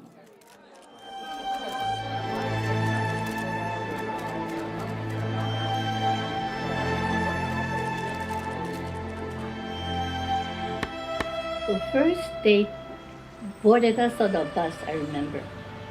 And then they took us to Tanforan racetrack. And that's where a lot of Japanese that was living in San Francisco area were put in. We had to go into camp with just 1 or 2 suitcases per person. And whatever that was in the house that you had to leave it or throw it away. Even the property. There was horse stalls, and they even built barracks. Those who lived in the horse stalls, they had to sleep on top of hay, and then the place smelled like horse dews. The toilet or the shower, there was no partition. It was all open. That was what they called a holding center. They called it assembly center. From Tanforan, they put us on a train and took us to Topaz, Utah, out in the desert. We had to close down the shade. We couldn't look out. They wouldn't let us see where we were going. And so when we got there, they assigned us to different barracks. So when you first got to Topaz, the barracks? Our barrack was done. Oh, what? But the boards were far apart. So the weeds, were coming up. It was dusty. They had to, stuff the windows. And they had a pot-belly stove there because the winters were so cold that the boys, when they wore jeans and it was sopping wet, You washed it, and you stood it up by the potbelly stove to dry. It was still standing in the morning, dried and crackly and hard. That's how cold and freezing it was.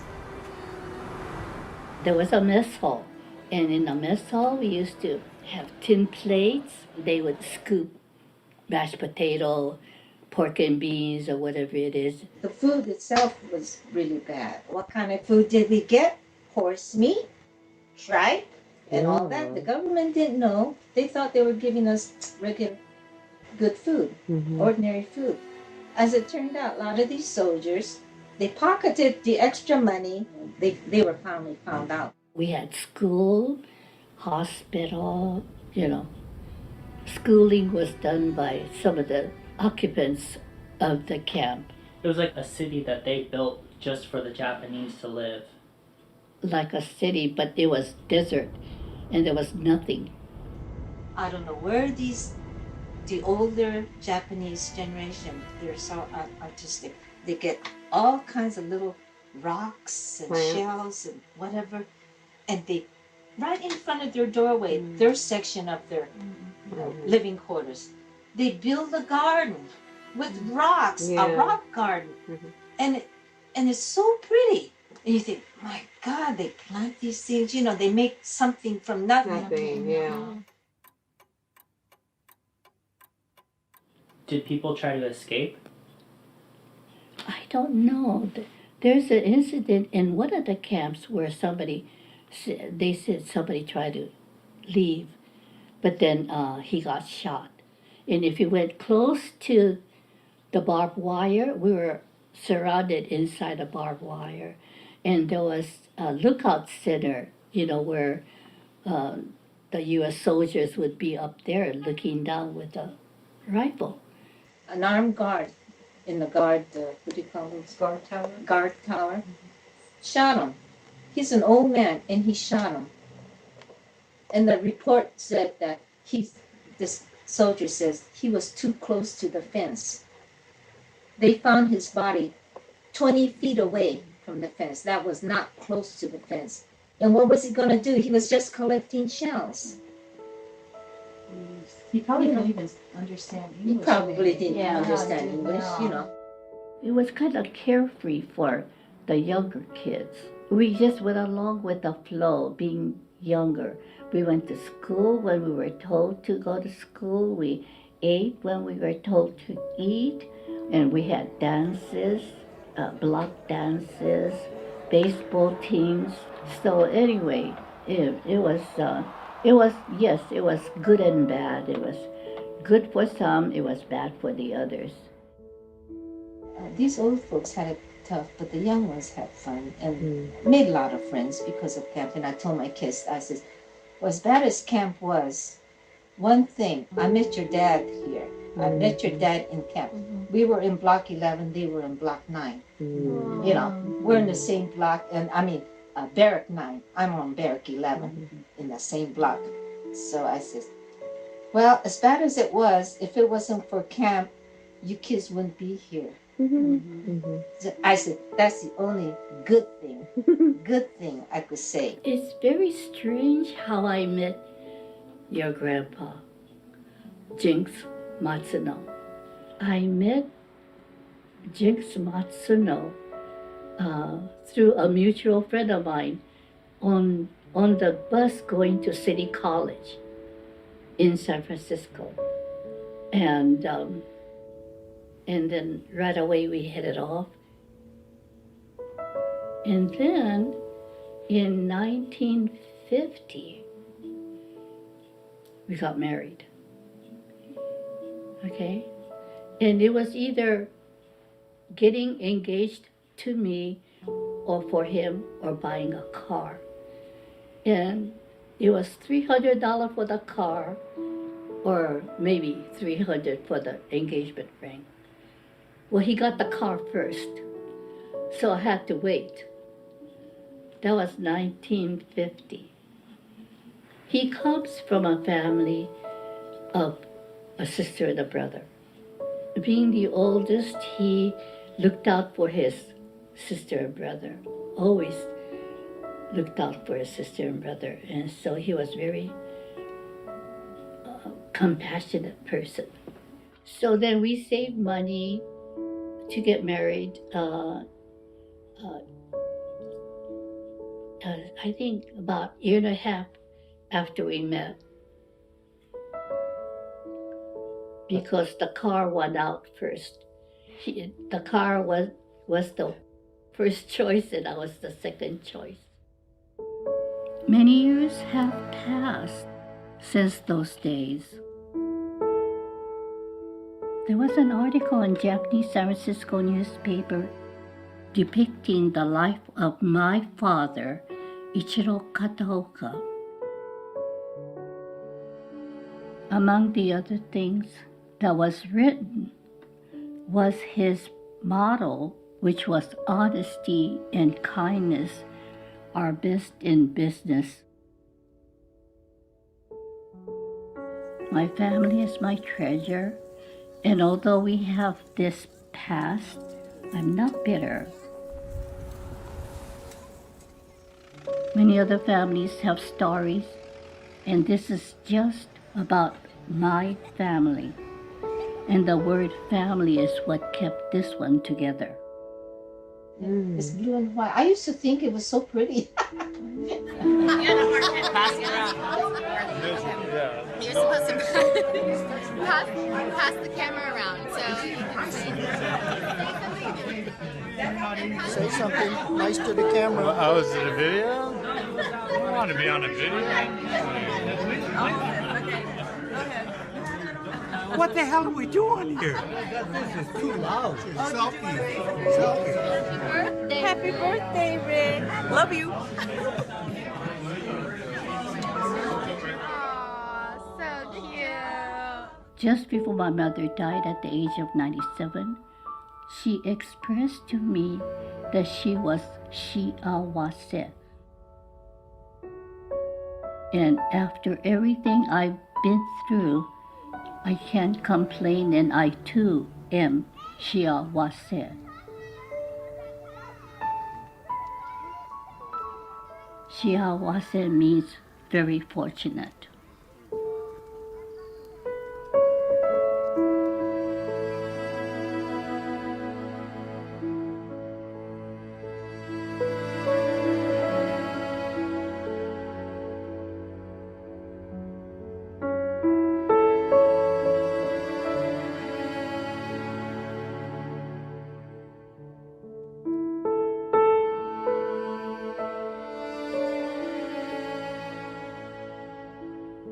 This is terrible because, number one, I don't know the lingo that you guys are talking about.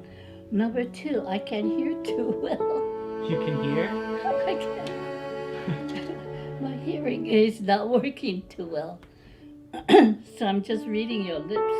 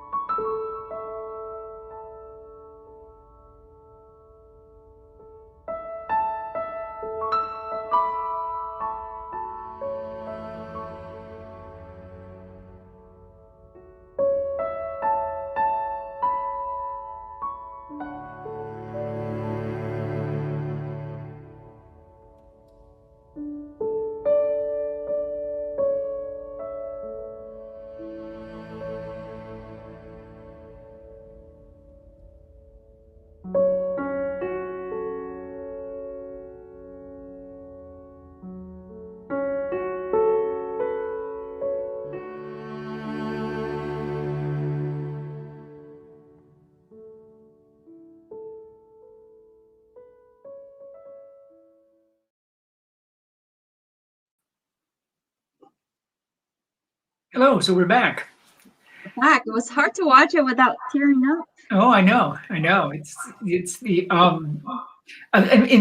because it's both a family film and a historical film.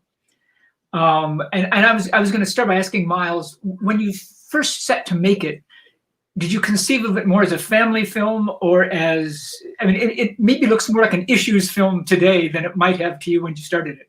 Right. So when I went out to make the film, I actually strictly just wanted it just to have something to pass down for my family for generations, you know? So going out, I just wanted to record my grandmother, learn more about what happened to my own family with the Japanese internment camps. And then, you know, as I'm making it, and then as some people got to see it cut and whatnot, they're like, you should really use this for festivals and just to bring awareness and stuff. So, you know, it was going to be like a highly glorified like family film that just went the next extra mile or whatever. But yeah, that was initially what was in my head, to learn more about it, had a feature script in mind that I did end up writing too. And, you know, what better way to learn about the subject and ask my grandma questions and ask my family members questions, and then all the, you know, all that footage that was in there, VHS tapes of my Auntie Toshi, and that was all from the archives that just wasn't sitting in a box. So I had all that stuff too to scrub through too. So film, I even found stuff from like building the Golden Gate Bridge. It's just crazy. Yes. Well, no, I was going to say, I mean, it must have been lucky and happy to find film of the girls. Yeah. I mean, it shows that they were actually a pretty prosperous family back then. To you know, to have had a color camera, they were photographing the kids. Right. Yeah, it was really crazy. You know, like I haven't seen this film in probably like 2 years, right? I actually sit down and watch it through. It's hard to watch. I was like, please don't cry when you get back to the last question. But when they're talking about, you know, being in the backyard and looking at the porch and looking down from the porch, like I found my grandmother playing in the backyard and an actual shot from the porch from the top of the hotel, like them, you know, folding clothes and hanging up, you know, on the laundry line. So it's like, it's really interesting. Yeah. Where exactly is the hotel? Where exactly was the hotel? I think Yeah, it was Japantown in San Francisco. It wasn't in the Japantown area. Yeah. And right now there's another hotel there. So, you know, as the hotel got burned down, so they, because of codes and stuff, they couldn't rebuild it after all that.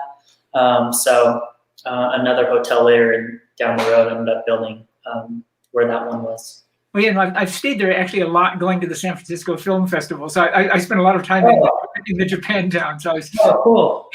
Yeah, it's you know, I mean, what was interesting is that I mean, that it started as a family film with, you know, doing something that I think almost everybody wishes they did. You actually did it, which is actually put together some of the family story for people who come after. But it also obviously has a historical meaning. And I was wondering, watching it now, having not seen it for a couple of years, does it feel different given, you know, the political situation that Jung-Won talked about at the beginning? Yeah, great question. I think it felt, that's a great question, because last year definitely, I think it was more heightened for me than right now. Even though there is a lot of Asian hate going on, there was a lot going on last year as well. It just wasn't in the news as much. Right. It was in the beginning. But I think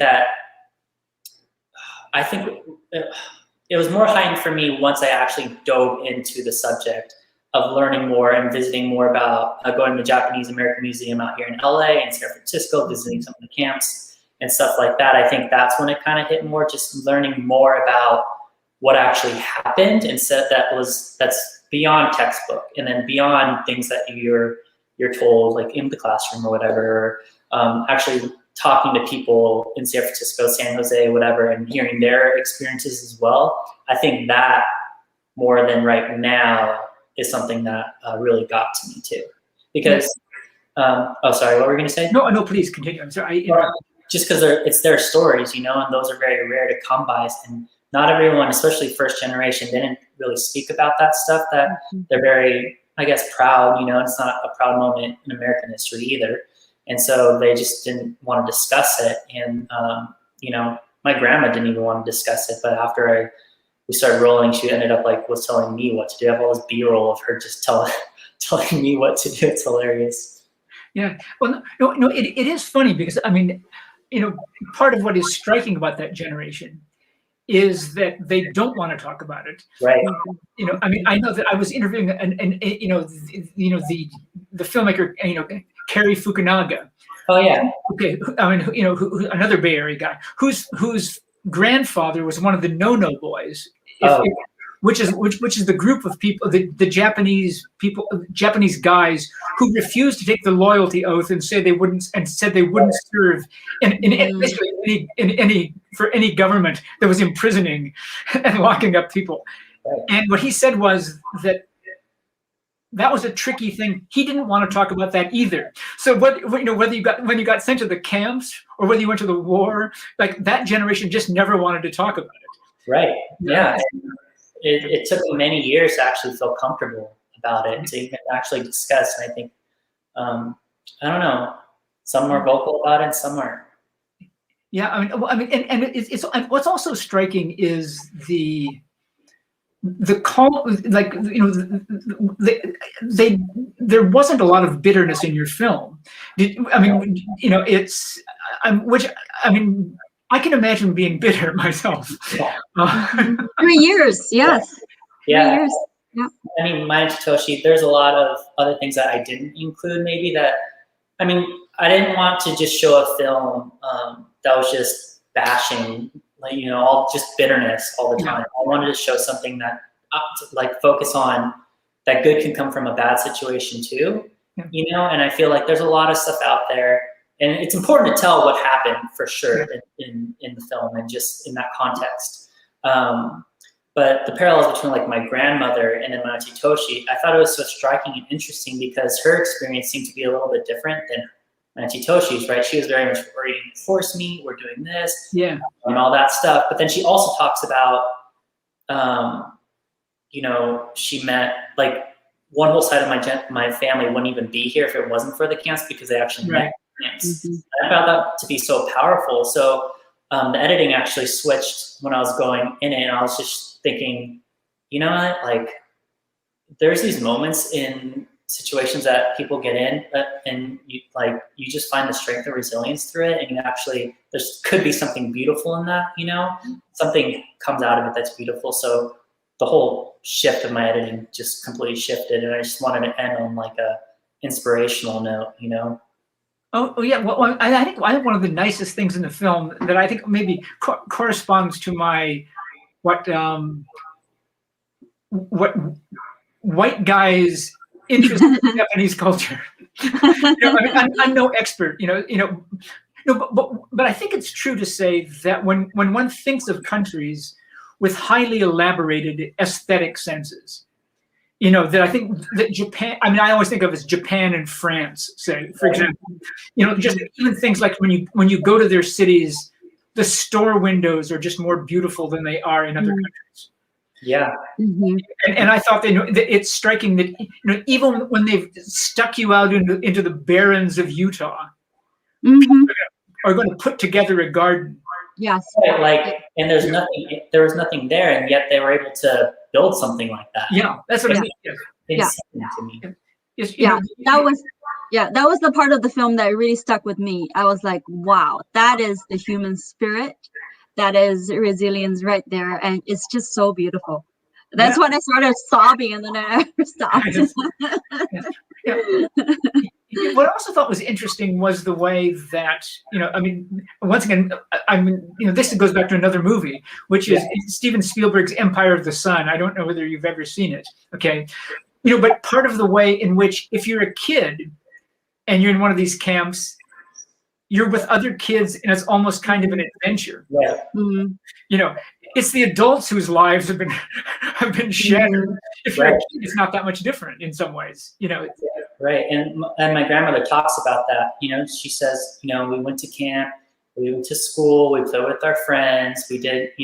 It's almost like, I think as she got older, also she was 14, 15. Yeah. When she was in the camps too, so she was older than her sisters.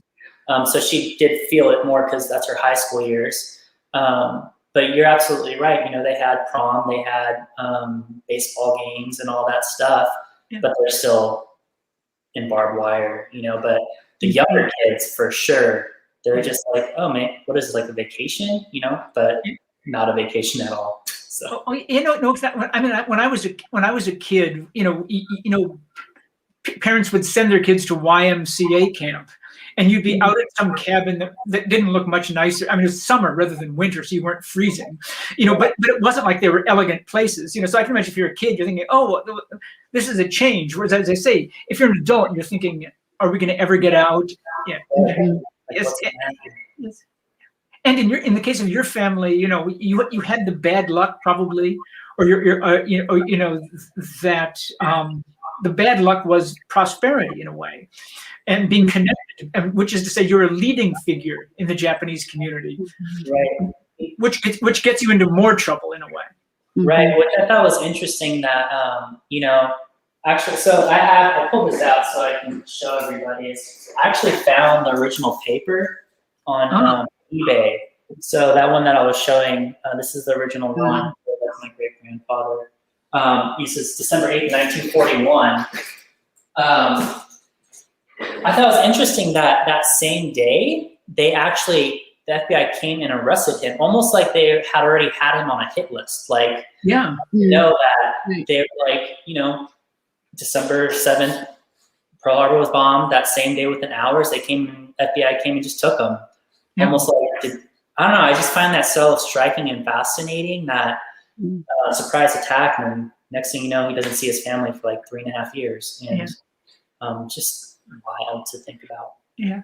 I mean, I guess the problem for him was that he had the highly visibility thing where lots of Japanese visitors came. So if you're a paranoid racist, then somehow he's the obvious target. Right, especially his prominence, like you said, and being a president of the Japanese society and all that stuff in San Francisco. So. He was obviously on watch, and so was his family. Yeah, no, it is such a strange and awful thing. I mean, especially the racial component being so huge, given that you didn't go to the East Coast and find camps for Germans, or Italians. I mean, it's only out here. Yeah. But it was that kind of race war aspect of it. Right.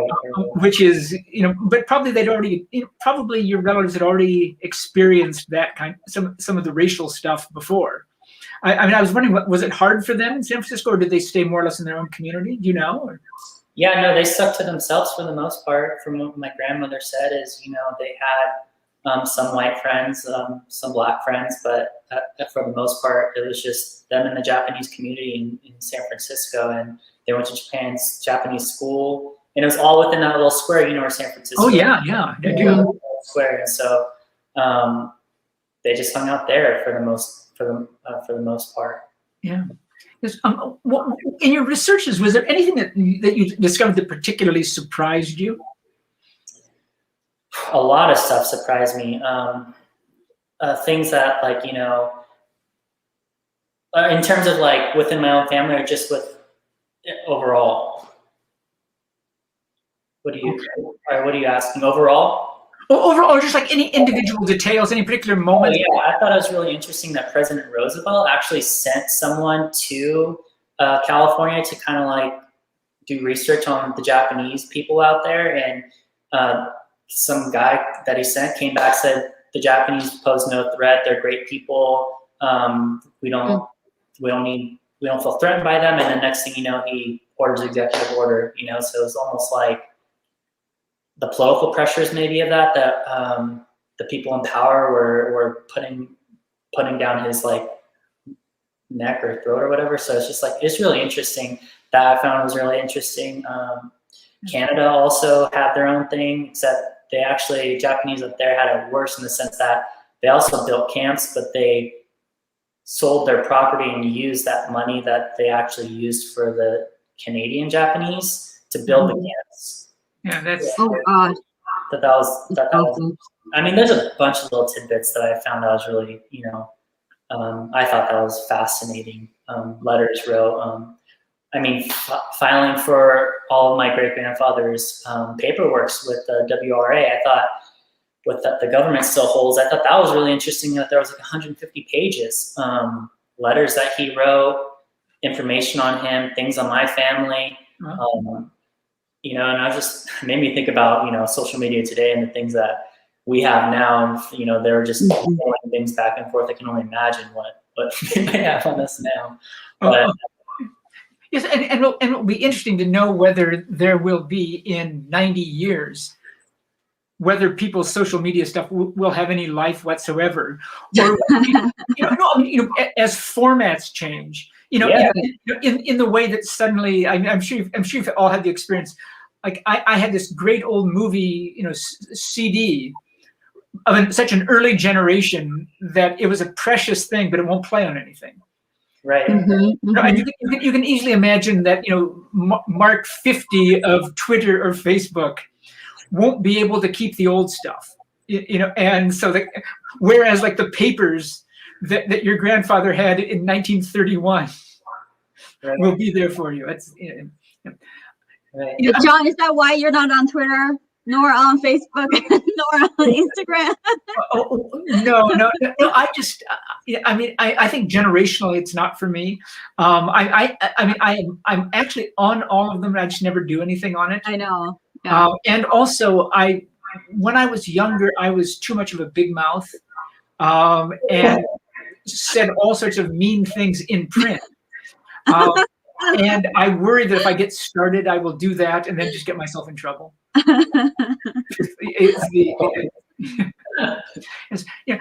was struck by one of the things you said, and this is just to expand this. I mean, back to what Jing Wan was talking about at the beginning with the kind of racial anti-Asian thing. It's interesting how sometimes I've always been struck by the fact that Roosevelt, at some level, didn't want to intern the Japanese. You know, I mean, or didn't believe in it really. You know, and there was almost a political choice he had to make somehow, that, you know, in the way that when you think about the Vietnam War, like if you listen to the tapes of Johnson, he knew they were losing. He would have loved to get out, but for other political reasons, thinking, oh, I can't do this because otherwise I lose other stuff. Right. You know, and because in this country it's always been rather easy to appeal to racial ill feeling, let's say, you know, that you always feel safe. You know, it never will hurt you. It wouldn't have hurt Roosevelt to intern the Japanese with most people. Right. Whereas it would have hurt him with a bunch of people not to. Right. And even though he didn't care about that, he would be worrying about economic stuff, or like trying to get people to, you know, trying to get the war effort going or whatever. So, you know, it's curious how that works, you know? It's very curious. I mean, I mean, when I did more research on just Roosevelt and his decision making on doing that as well, you know, at first I was like, okay, this guy's considered one of the best presidents our country has ever had, but yet he interned the Japanese Americans and Italians, you know, and it's like, okay, well, that doesn't add up. So you have to do a lot of research on the pressures that were behind him to do that within his own party and just other people that were politically in charge at that time. Yeah, no, I mean, as I said, it is interesting how it's you know, I guess you could say in his defense, he did better than Canada, you know.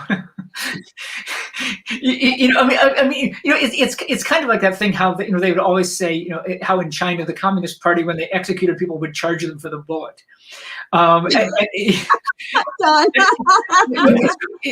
I think somehow, you know, appropriating people's property, in order to use it to lock them up, you know, is just an extraordinary thing. You know, it's the kind of thing we associate more with Nazis than with, say, Canadians. You know, who are seem like such nice, polite people. You know, normally, and there they are. You know, Yes.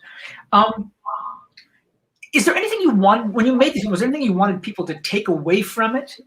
I mean, well, when I initially made it, I just wanted, you know, to have something to be like, hey, look, it's important to document your family, but I wanted to, like, obviously pass on the show to like my son Koa and my everybody else that comes after him or whatever. Yeah. But I think the main thing that I really wanted people to come away with was the sense of hope. I know that might sound like cliche or cheesy or whatever, but honestly, that's what I wanted to do, because I could have made this documentary in a complete 180 and not show any of that stuff if I really wanted to. That wasn't the purpose behind it.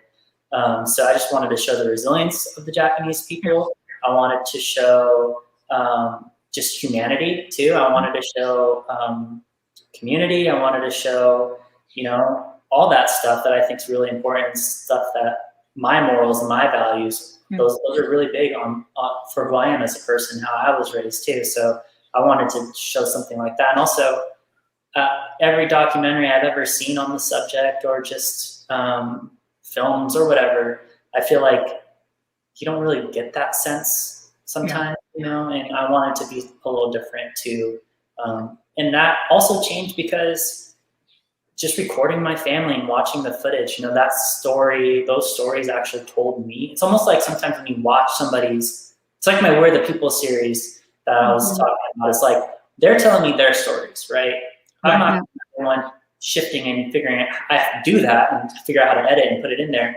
But it'd be a great disservice to tell someone's story the way I want to tell their story.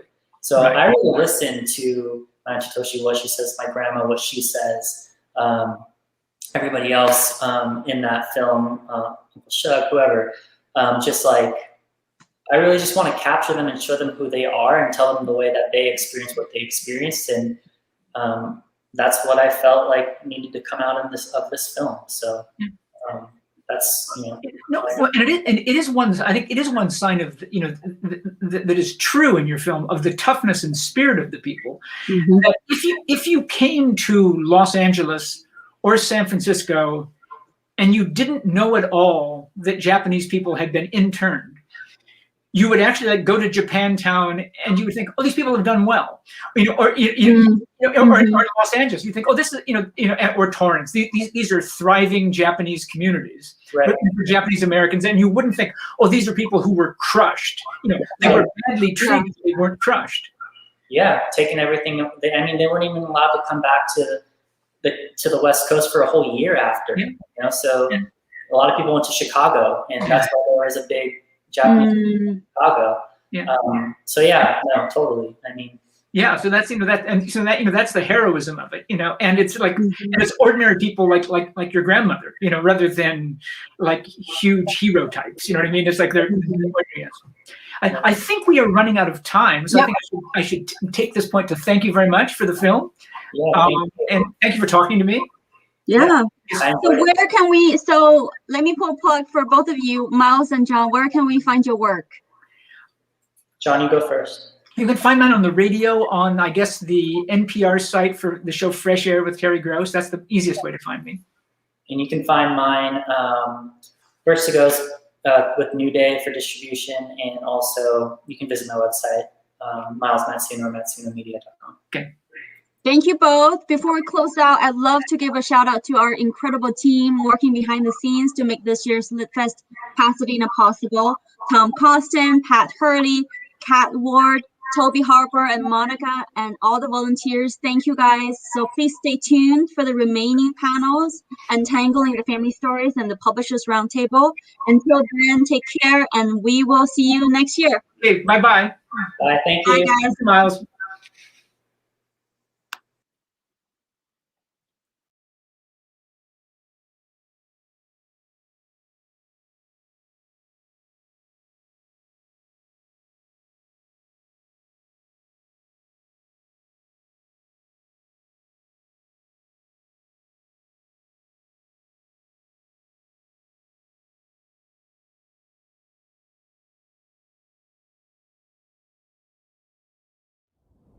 When we heard the planes approach from the distance, Avo yelled in Armenian, "You guys come out, the planes."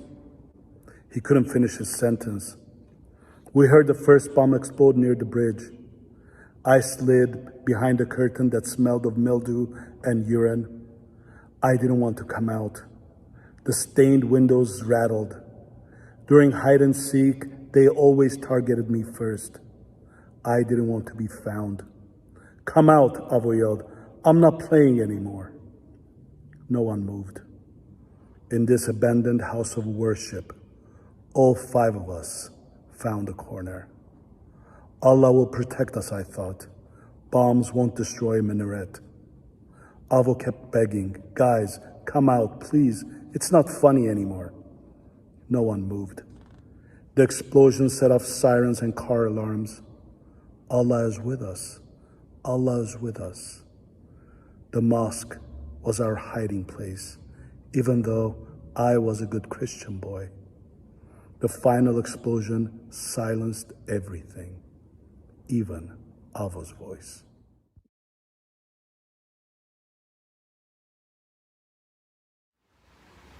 To kill correctly takes calculation, down to a science. Arsenic, crocodilic acid. No water and rice on a cellular level. Make sure no surviving seed can be collected and planted, because even a small seed assures survival, because mortars, grenades, and bombs cannot destroy a grain, because our heart is made of seeds. Know what it takes to kill the seeds. Know what it takes to deprive the plant of water, to dehydrate it, to be surrounded by love, but unable to absorb it.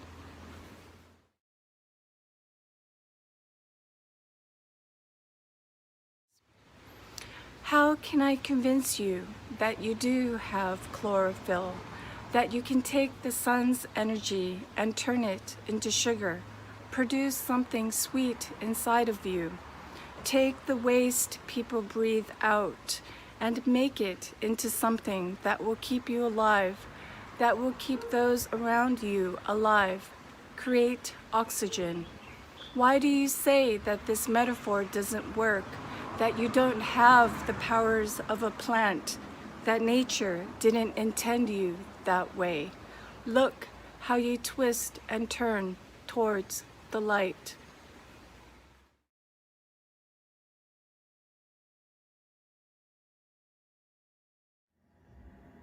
I'm tired of this life. It's just not sustainable. I'm not meant to be a potted plant in a barn stall cubicle. My kind of crazy needs flexibility. I'm splendid in small bursts, calls and chats and emails and pings. I'm a fucking pleasure. But 40 hours a week, 52 weeks a year, and the veil starts to wear thin. Medicated and stressed behind this leaking barricade is a tsunami of absurdity, and I'm running out of fucks to fortify. I keep it brief to limit the residue of madness seeping through the gaps in reason, because they're starting to notice the flavor of my anxiety.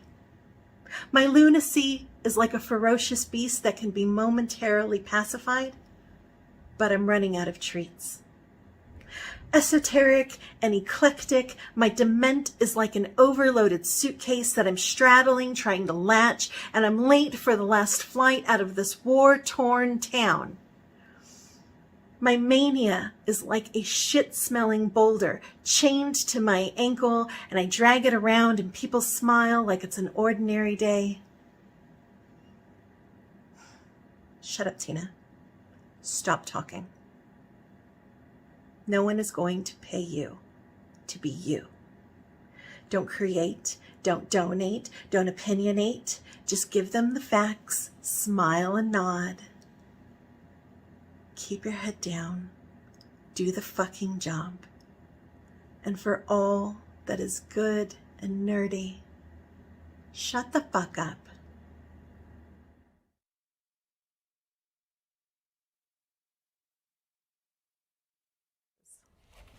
What her son knows. He knows she needs him like parched throat craves last drops of water. She is cleaved. A mother needs her son this way. The way a hummingbird circles the bird of paradise. The way the marathon runner sprints the last 10 yards. Knowing what is at stake towards boldest cheekbones, melting smile, lashes circling. Crinkly dark eyes that hold her heart gently. He knows without saying her need that will only disappear when she dies. And even then he is named for 2 angels. And the knowing cloaks him as if wrapped in fleece, an awning, an oasis. A lighthouse guides him as he slowly sails away.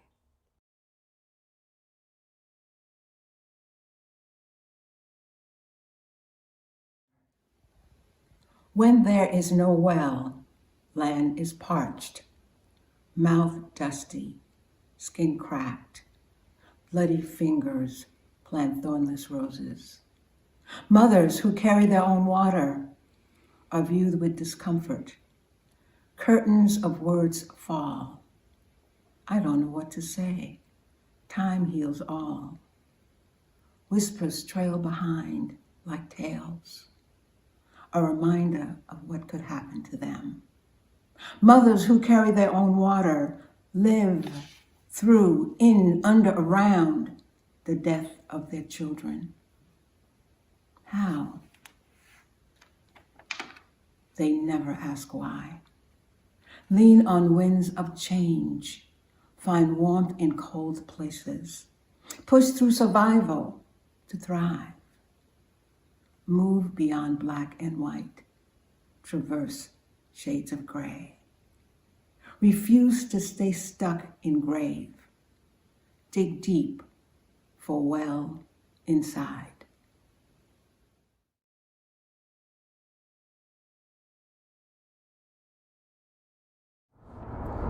To love, you say, it will happen on its own, like drops of rain making a map on the window, or a baby suddenly aware of its hands, exploring the freedom of a fist. Know that even as you read this, you are envied by the Troya, which, if it could think, could believe that we can touch each other without pain. I won't lie. You cut the San Pedro, boiled it into a soup, strained the needles from the meat, and you called it medicine. We drove for hours, and I recalled reading how in 300 years, if it's left untouched, the cactus will finally show its bones. We drank at noon. The sun eyeballed us with suspicion, knowing we have so much more choice in how we rise and fall. I felt nothing but jealousy for the falcon, that talking spirit that would not abandon the sky. Committed 4 hours to tracing its name on the open palm of blue so someone would know it was there. And we do the same. I counted the plastic bottles John collected along the trail as we set up camp. Things the land could not take back, like regret. Sometimes voice is not enough. Sometimes a word falls from us like a boulder and rolls unnoticed until it is dust. I must say I tried. I felt nothing but the fingers of the evening resting on my cheeks, the needles catching on my heel and staying like the ghost of a bog. You left us in the circle around the camp where the cacti danced and died, shaking their skeletal knees at the mountain. What stories did it have to tell? Nothing quite like your move to La Paz. How in leaving you thought you would never see Phaedra again. How you loved her without knowing her, and then she was gone. That memory still moist on your lips. You met a friend of a friend during an uprising, and you found her in a city full of 4,000. You locked eyes, you kissed. You exchanged numbers but never called her. That opportunity missed like a train being swallowed into a deep winter sunset.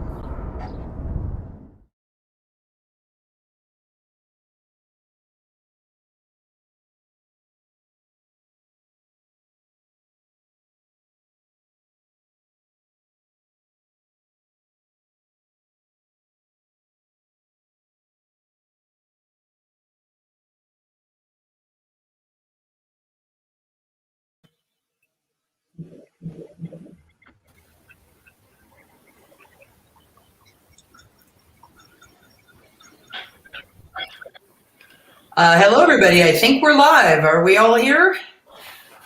I believe so. When you can't see your audience, we know how weird this is. Welcome. I'm Colleen Bates. I'm the moderator of this panel, and I'm going to get us started and introduce us and fire it on up. So our title is Untangling the Family Story. And basically, this was an idea that I dreamed up for last year's LitFest, which got canceled. And so it's been simmering this whole year. The idea is a simple one: is that family provides the richest territory, for both fiction and nonfiction writers, and it's a territory that's also fraught with risk and challenges. So I thought it'd be a great topic of conversation for writers to focus on family and how you use it and the challenges and all that. So that's what we'll be talking about. I will take the liberty of introducing you guys for the mystery audience out there. So I'll just go in alphabetical order and start with Steph Cha. And Steph can wave. There you go. Steph, she's a novelist and a book reviewer, and you were a lawyer, but not anymore, right? And a relatively new mom. The author of 3 Juniper Song mysteries, Dead Soon Enough, Beware, Beware, and Follow Her Home. And she's also the author of the family-focused novel, Your House Will Pay, which won the Los Angeles Times Book Prize and the California Book Award. It's an extraordinary book. It's very compelling, LA set book about justice, grief, race, and mostly family, to my reading of it. And she grew up in the Valley and lives in LA.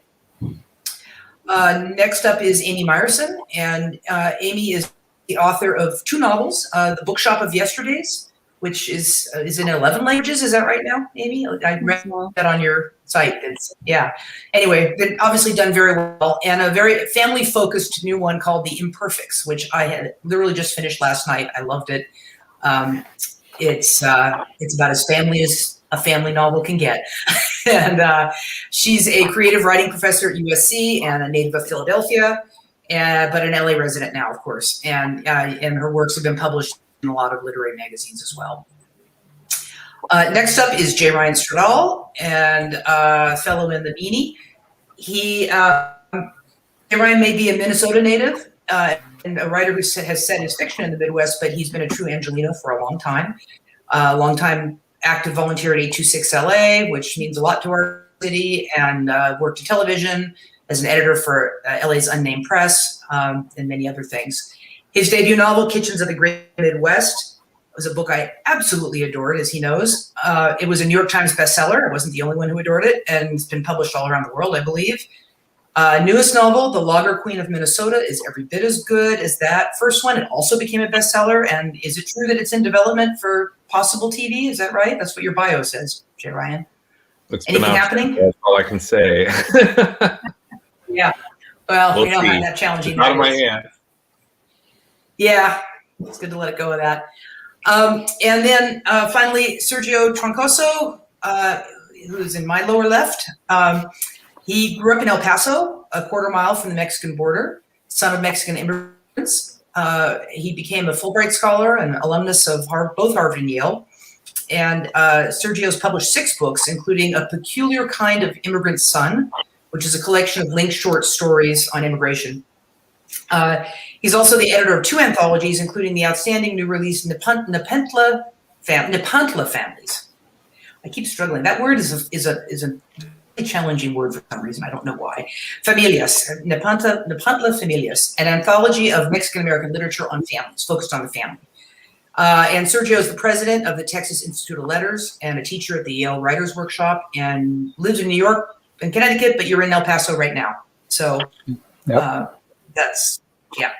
And as for me, I'm the founder and editor of Prospect Park Books.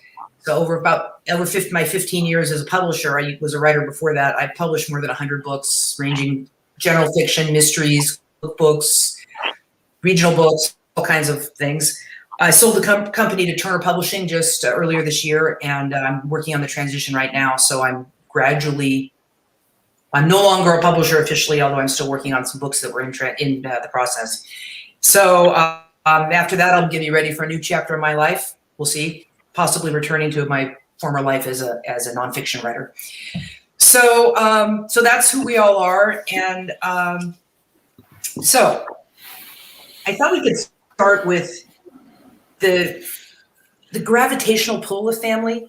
One of the things I've seen in your writing is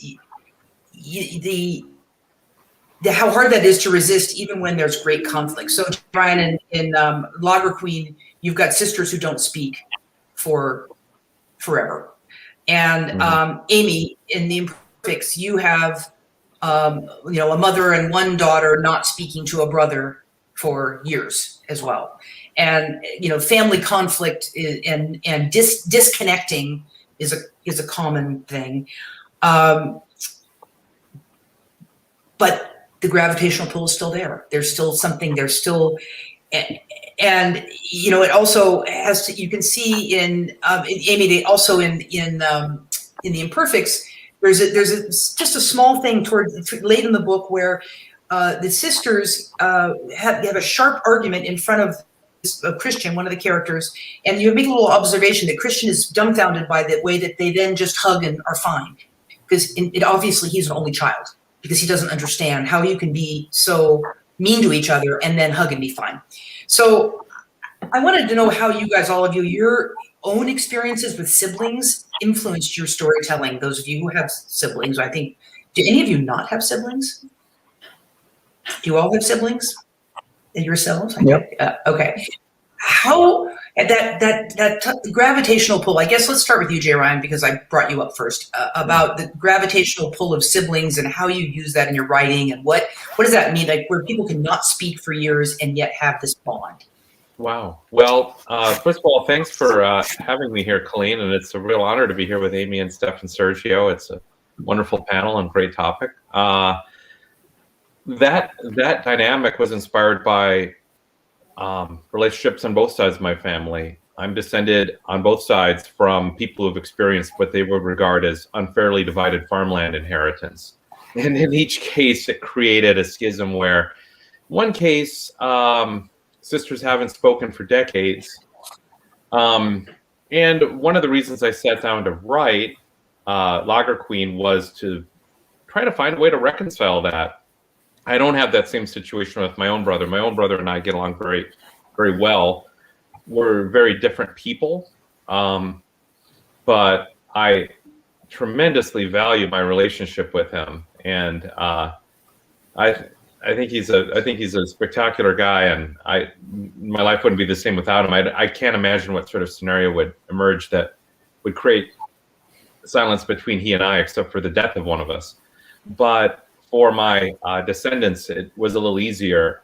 Someone just had to be out of the country or unavailable the day that the farmland was divided up, or be viewed as someone who wasn't as helpful around the farm, or be the wrong gender. I saw that on both sides, and I'm related to an awful lot of people who don't talk to their siblings, and I figured I can't be alone in this. And if we write to relate to other people, that was one thing I wanted to relate. Were you trying to resolve that for yourself? Like, how can you be siblings and not break that bond? Yeah, I wanted to create a story where an unbridgeable divide, a seemingly unbridgeable divide, was bridged, for lack of a better verb. Yeah. I wanted to create the happy ending I didn't see in my own families. So you didn't see that happy ending? That you made that up? Well, my dad has managed to put siblings of his in the same room together that weren't speaking, and but in the case with my grandma and one of her sisters, no, they're still divided. There's still an ocean of silence between them to this day. Probably won't ever change. I mean, they went to the funeral of a sister, obviously a sister they share, at different times to avoid each other, that kind of thing. So if that wasn't going to do it, I don't know what would. So I sat down to think about situations like that and ways they could be resolved, and gave myself the challenge by putting it in the beer industry. Mm-hmm. Yeah. Maybe drinking will help. Yeah. So Amy, and Amy, in your case, I really did think of it as a gravitational pull, because it's like in, out, in, out, in, out with the siblings and the mother. And you've got three in her novel. There are three siblings and a challenging mother and a grandmother. But the constant back and forth, was that modeled on your own? Were you also trying to work something out the way Jay Ryan Yeah, I mean, a lot of what Jay Ryan just said sort of resonates with me and my family. I'm close with my immediate family, although my mother and I definitely have one of those relationships where we can snap and then you don't need to apologize. It's just forgiven, which kind of confounds my partner that that's the way we interact with each other. But both of my parents have very frayed relationships with their siblings, and there's been estrangement in my family and stuff like that. So growing up, I was always envious of those big families that got together for events. We have a little bit of that, but it's more the kind of thing where you just see family, extended family, for those kinds of, Thanksgiving or the high holidays or something like that. So I kind of lost my train of thought, but I do think it was modeled off the fact that I think there's, in my immediate family, there's a lot of unconditional love. So in one moment you can be really strained with somebody, and then in the next there is that forgiveness. But my brother and I actually get along really well, and he lives in LA. And so I was not very nice to him when we were in high school. And I feel very grateful that he has since forgiven me for that. But yeah, I think the thing that interests me about families is that they're, for a lot of us, they're, one of the integral relationships or groups in our life, and they're really the primary one that we don't choose. So it's kind of inevitable that you'll have a lot of different people mixed together who obviously share some similarities, but a lot of differences too. And I think that's why it makes such, rich tension and scenes and. Right. Yeah. Right. And it's never been more clear than in the last few years with, there's been so much attention about the political divide that within families, and how that's a more extreme example, or has been in the last few years, but there's a million other things to be divided about. But there's also a generational divide. And I think that's something that I think you particularly see in, like, Steph and Sergio in some of your work with immigrant, and maybe with your own experience, immigrant parents and first generation children, and having a fairly significant generational divide. It's more exacerbated than it's always a generational divide. But wouldn't you say that it's more so in very commonly in, like, Steph, I've certainly thought in your House Pay, you see that, and even in your mysteries, you address that too in a lighter way. The challenge of the generational divide. Yeah, I mean, I think I think that's something that has always been interesting to me. We live in the wealthiest country in the world, and for those of us who are like lucky enough to be born here, we're just like way ahead of a lot of the world's population just by having that American citizenship. And so many people who are born here as the first generation, like, born in the States. I mean, we have just a vastly different upbringing from our parents. And some of our parents come from countries where there was like a military dictatorship, like, within like their lifetimes, or we're coming from conditions of extreme poverty. There's just, like, my parents' life experiences are just so enormously different from mine, and they came here to make sure that their kids had more opportunities and get better educations. And and I think, like, something that's interesting to me is I see this with because a lot of my friends are children of immigrants. And something that you see happening is, like, the children of immigrants who, like, get into, like, higher education become fluent in, not, obviously they're fluent in English, where, like, sometimes their parents are not, but also fluent in, like, the culture of the U.S., fluent in kind of that, like, the political fluency, I think, is something that a lot of immigrant parents don't have, and I think that a very common experience among, I know certainly, like, Korean American kids is, like, you turn around and you judge your parents who, like, work so hard to, like, get you that education that, like, allows you to judge them. And, like, I don't think that's something that is bad on us. but it's also an interesting dynamic. You know, I would be very upset if like I worked really hard to give my kid this great education and he turned around and like decided I was racist. You know, I think it's just kind of tough. Right, and Sergio, same thing. I mean, you wrote very directly in your essay in the new anthology about going to the Ivy League and the cultural divide, so that you learned that new language that your family did not have, right? The language that Steph's talking about. Yeah, and I think much of what Steph said is definitely resonates with me. I mean, the only difference is, I grew up in extreme poverty in a shanty town in the United States, and people don't think shanty towns exist in the United States, but they exist in Texas right now, actually. And, where I grew up, we had kerosene lamps. We didn't have electricity. And we had an outhouse in the backyard.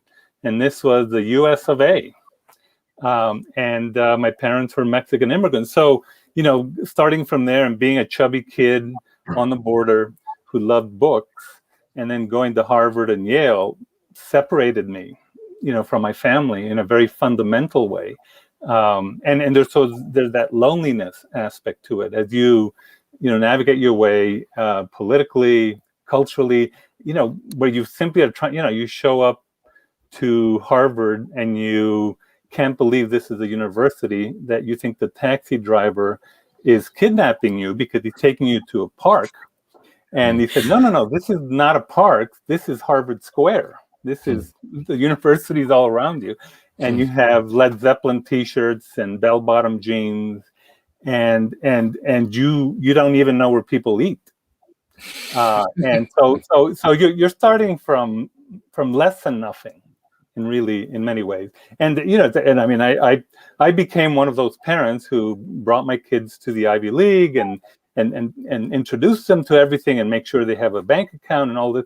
My parents visited me once when I graduated, and when I showed up that first day, that they didn't have the money. And when I showed up that first day at Harvard Square, I had 3 dozen flautas from my mother wrapped in foil and ratty suitcases.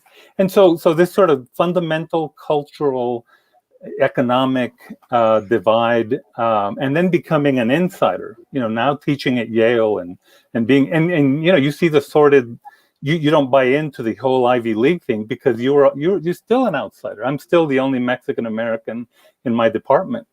I'm still the only Mexican American at the board member of the Authors Guild. You're still an outsider. And so at a certain point for me, being an outsider was painful, and you had to go through everything to overcome that. And sometimes you never do. But then when I started getting too comfortable, for me, it was keeping that edge, not getting too comfortable in Connecticut or at Yale or wherever you're at, because then you start drinking the Kool-Aid. You started, seeing, starting to sort of assume this sort of racism or exclusion of poor people, that poor people aren't intelligent. That's one of the things I've tried to counteract with every story I've ever written. And so this cultural divide that I think Steph Shaw talks about, and economic, and really it's more than just all of that. It's simply just being separate from where your parents came. And I'm just going to add one last thing, because on the silences, my biggest silences were with my father. We didn't speak for 5 years because I did not like his machismo. I did not like how he treated women. I did not like how he treated my mother, who I thought was smarter than my father. And she was a reader, but she didn't have the opportunities. So for me, it was that clash. For me, that was the clash that defined, in many ways, my life. And do you find that it still informs your writing? Absolutely. Absolutely. Yeah. I'm a goddamn feminist because of it. I mean, my muse has been my grandmother. My mother's mother shot and killed 2 men who attempted to rape her during the Mexican Revolution as a teenager. She was, my grandfather on my mother's side was a gardener. And if he didn't hand over the gardening money, she would take a broomstick and hit him on the head with it. So this was feminism before there was feminism, and she just had a very different perspective. And for me, that's the person that for me was my model, the person that informed my writing and how I should look at the world. This righteousness, deep righteousness about acting right, whether it's popular or not. That was my grandmother.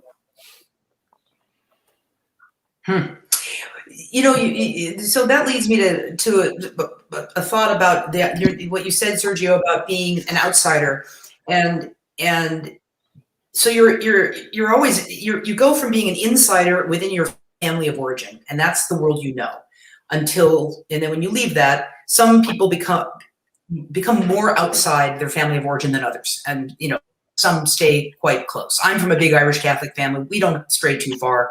You know, I haven't had that much of an outsider feel that you would have had, say, with your father, for example. So how that I find that fascinating, in how, in terms of the stories you want to tell.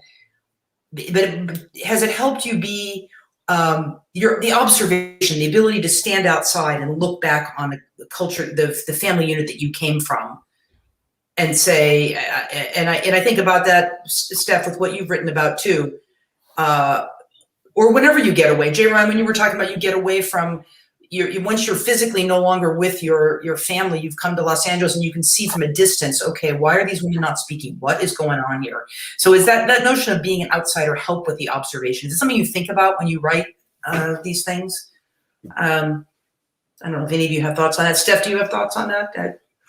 Being a Korean American kid, standing from the outside, looking at your family.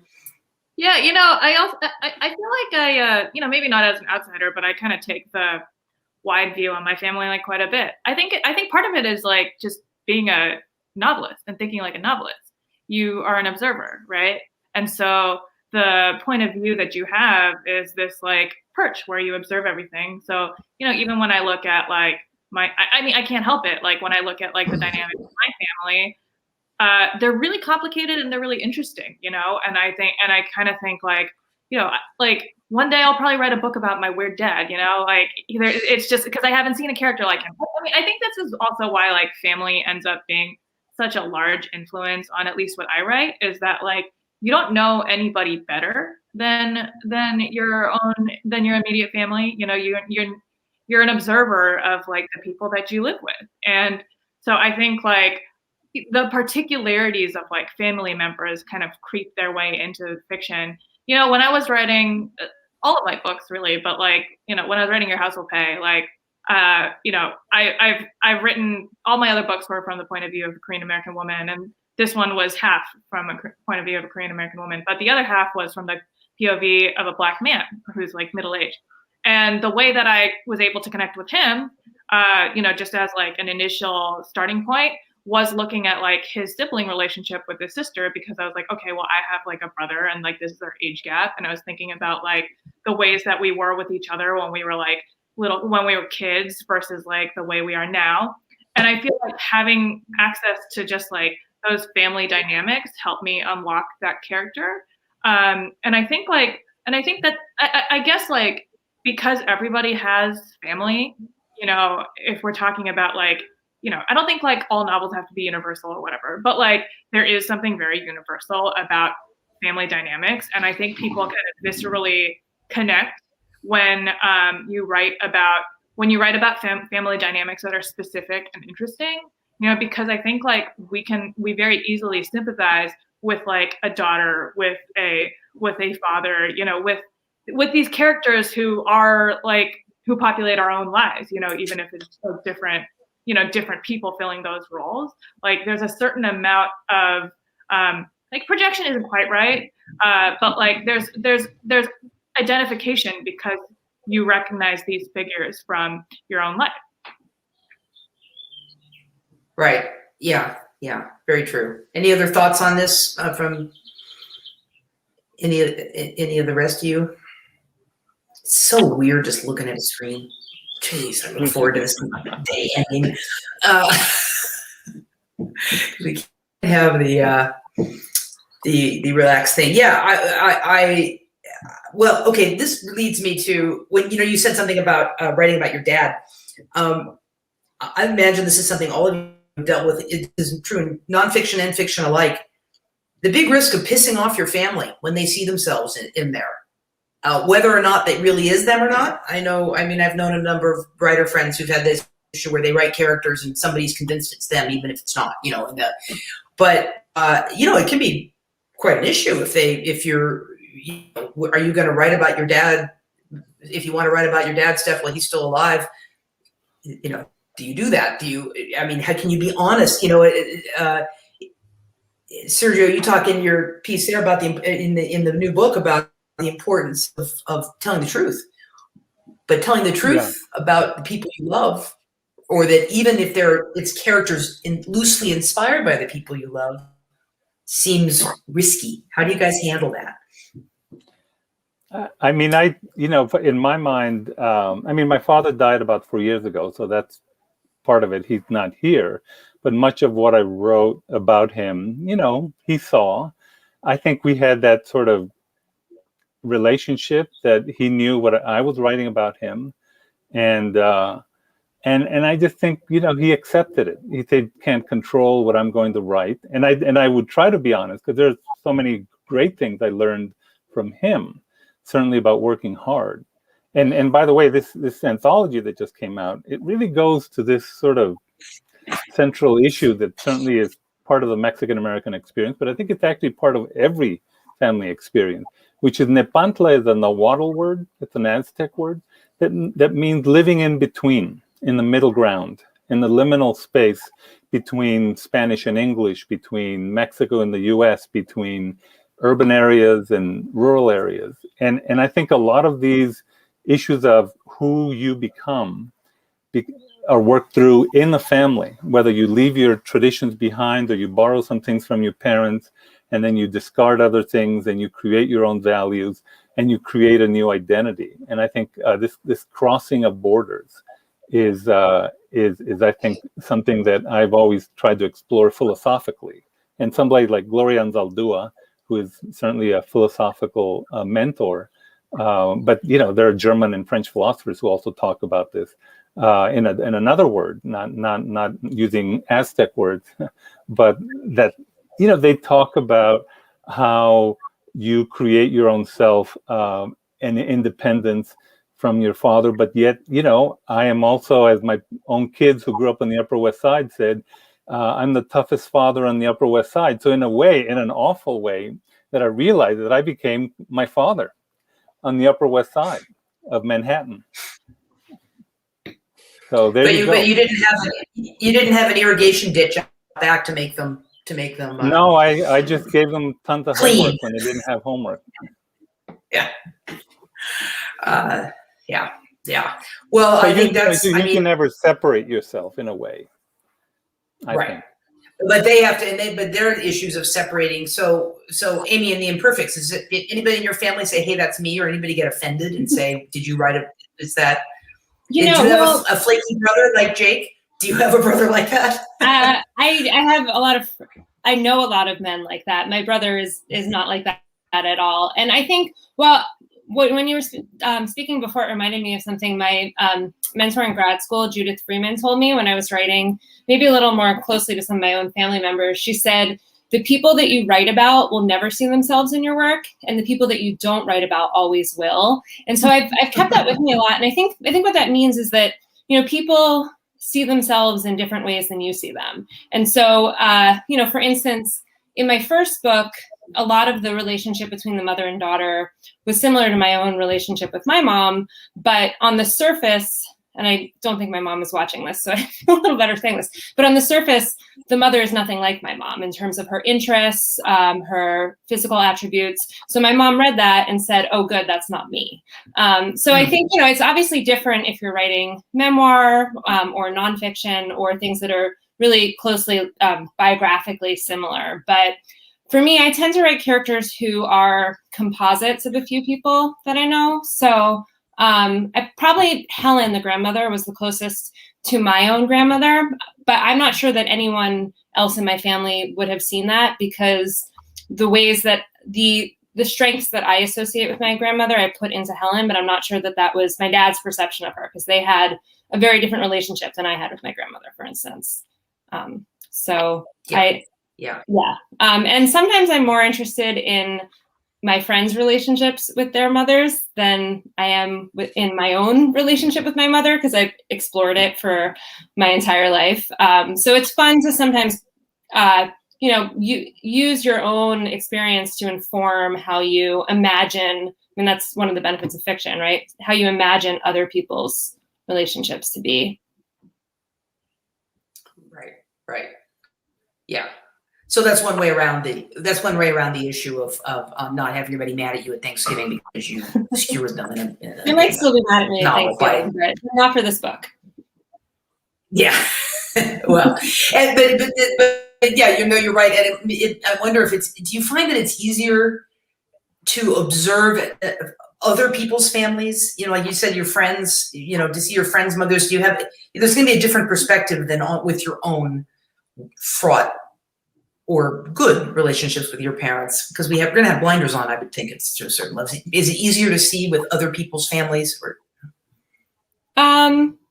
I think it's easier to get perspective on it, depending on how close you are. One of the things that I was really interested in with this novel is looking at how the same interaction is different from different people's perspectives. And that's part of what makes, my own family's experience, the estrangements that we've had, I think that they grow out of love, not out of hate. And from talking to other people who've had estranged families, it seems that that's often common. It's certainly sustained differences, but that come out of inabilities to talk through things more so than this desire not to have someone in your life, and it gets frayed over time. But so I think with other people's families, you're able to impose your own opinions on them that are outside your relationship, and so sometimes that perspective can help create a more dynamic relationship between people, particularly if you're going into different perspectives, or certainly, a more balanced one, because it's easier to see, I think, with other people's relationships that both people can be wrong than when it's your own relationship with someone.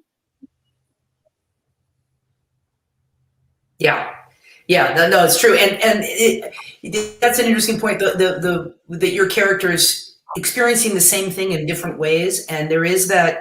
I've seen this as that Rashomon thing that can happen in families. In my case, I'm one of 6 siblings born in 7 years. We're basically a wolf pack, And I was so stunned at with 5 of us were together without our parents and without one sibling. So yes, we gossiped about him mercilessly. But after a few drinks, the talk got a little heavier, and it was so fascinating that how two siblings saw certain things that happened and our parents one way, and the other 3 saw it completely differently. And you think, how could we have such completely different perspectives, or why are some carrying these issues all these years later when the others are like, oh, it's fine. What are you talking about? When we're basically Irish sextuplets, we had the same household, the same thing, but we didn't. So I think that's really a really interesting thing that you said that, and it's true. That's what your book deals with a lot. Is there how you can see things, the same people from the same gene pool and the same household don't see things the same.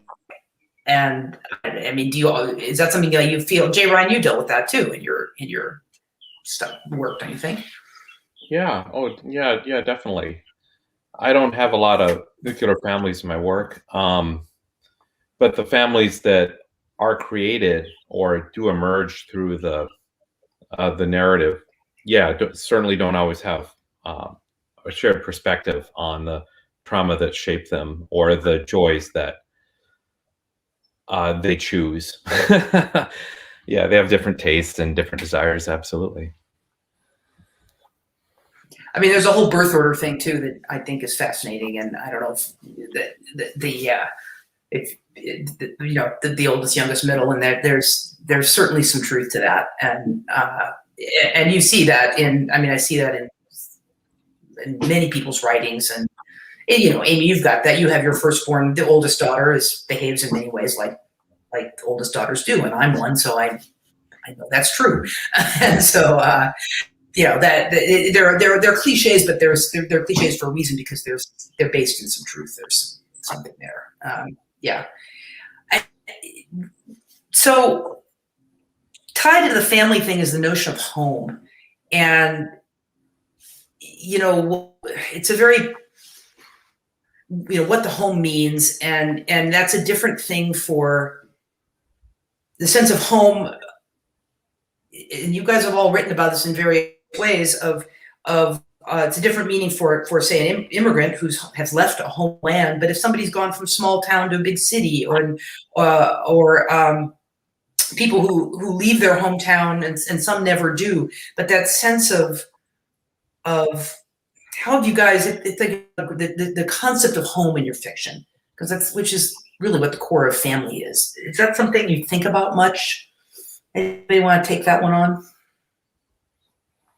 Well, I'll start, because the home in my book is a literal house that, you know, 3 generations have lived in. And one of the things that I was really interested in the novel was about inheritance, and how that brings out truths in a family. And while I was writing, I spoke to a lawyer who deals with inheritance, and she was telling me that even the most seemingly sound families, things come up with inheritance, because the issue is about how people place different worth on the same thing. And I thought that was absolutely, especially true with the house, and that was kind of how I framed my characters' perspectives on it, is that how do you compare the relative worth of memories to a dollar amount, for instance, and I think that ends up manifesting in different ways in people's lives as well. But I think it really does center, in this case, it's also the inheritance of a diamond, but with the home, it's kind of this conflict between what that means as a collection of memories versus a place that you are emotionally attached to, and a place that could, you know, improve, in this case, also a diamond could improve your financial standings. And those kinds of conflicts really bring out people's, not only their differences between each other, but their priorities in terms of how they view family, but also how, you know, they view money and family history and family artifacts and things like that. Yeah. That was half the answer. I started answering your question, then kind of straight. Yeah. Any others you have thoughts on this concept of home and what that means, if you've explored that at all? Yeah, well, most of my characters are somewhat swept along by fate, and as such don't become particularly sentimentally or practically attached to any location, because it might be taken from them, or it might be just provisional. So for them, I think it's a home is more the family of choice they assemble in a location, and what their vocation might be, and the support and validation and sustenance they get from both emotional and financial, physical sustenance they get from the people in their location. Yeah, now that I think about it, I haven't really had a situation like Amy's where a house was particularly important to a family. Maybe it's because I moved like 7 times before I was 6. And it's just sort of ingrained in my family to not get too ingrained in my blood to not get too attached to a place. And just view places as well, this is where we are for now, and this is what, this place will attempt to sustain us for however long we're here. For me, the notion of what a family associates themselves with tends to be a little more intangible. So for me, that's really this. Go ahead. For me, the sense of home was always about shared values, and it was a much more philosophical sense of home, not a physical place and not material things, but it was how a group starting, let's say, on the border for me, let's say in a novel From This Wicked Patch of Dust, how the siblings really try to recreate, but really also transform the values that they began, let's say, in a very rural, poor area. And as they go into the United States and become Americans, one of the siblings, for example, marries a Jewish woman. And so he starts transforming the values very far away from the border that he learned on the border in Boston, but borrowing and sharing from what he learns with this person that he's making a new home with. And then another sibling actually becomes Muslim and decides that she becomes a Chicana Muslim. And so she ends up in Iran. And so she is transforming the values she learned on the border with a family in Tehran. And so it's sort of Iranian Mex, but also something very different. And so it's about the shared values and how you transform those values in generation that creates that sense of I belong. And those values can come from, let's say, whether it's a rural area or very much of an outsider perspective. But as you sort of go through the world and find new places and new people to love, not just places to love, you start morphing these values into a sense of home. So for me, that's what it was. And it was sort of the transformation, but also the inheritance of values that people would take far from where they began, and not just far physically, but far culturally from where they began, to create a new place where they feel, yes, here I belong. I write crime fiction, and that's a genre where setting and place matter a lot, and readers of the genre kind of expect vivid sense of place. But I think of place more on the city neighborhood level than at the home level. So that was actually an interesting question, because it kind of got me thinking about how I've treated this home space. I write almost exclusively about Los Angeles, which is where I grew up and it's where I live. I think of the city as my home, and I think all of the characters that I write think of LA as at least one of their homes. But on that kind of smaller family level, I guess in my books, my characters tend to be a little bit mobile. In my first 3 books, she lives in different places from book to book, and the families in Your House Will Pay, in the past they lived in one place and now they live in another neighborhood, so but I think that home is just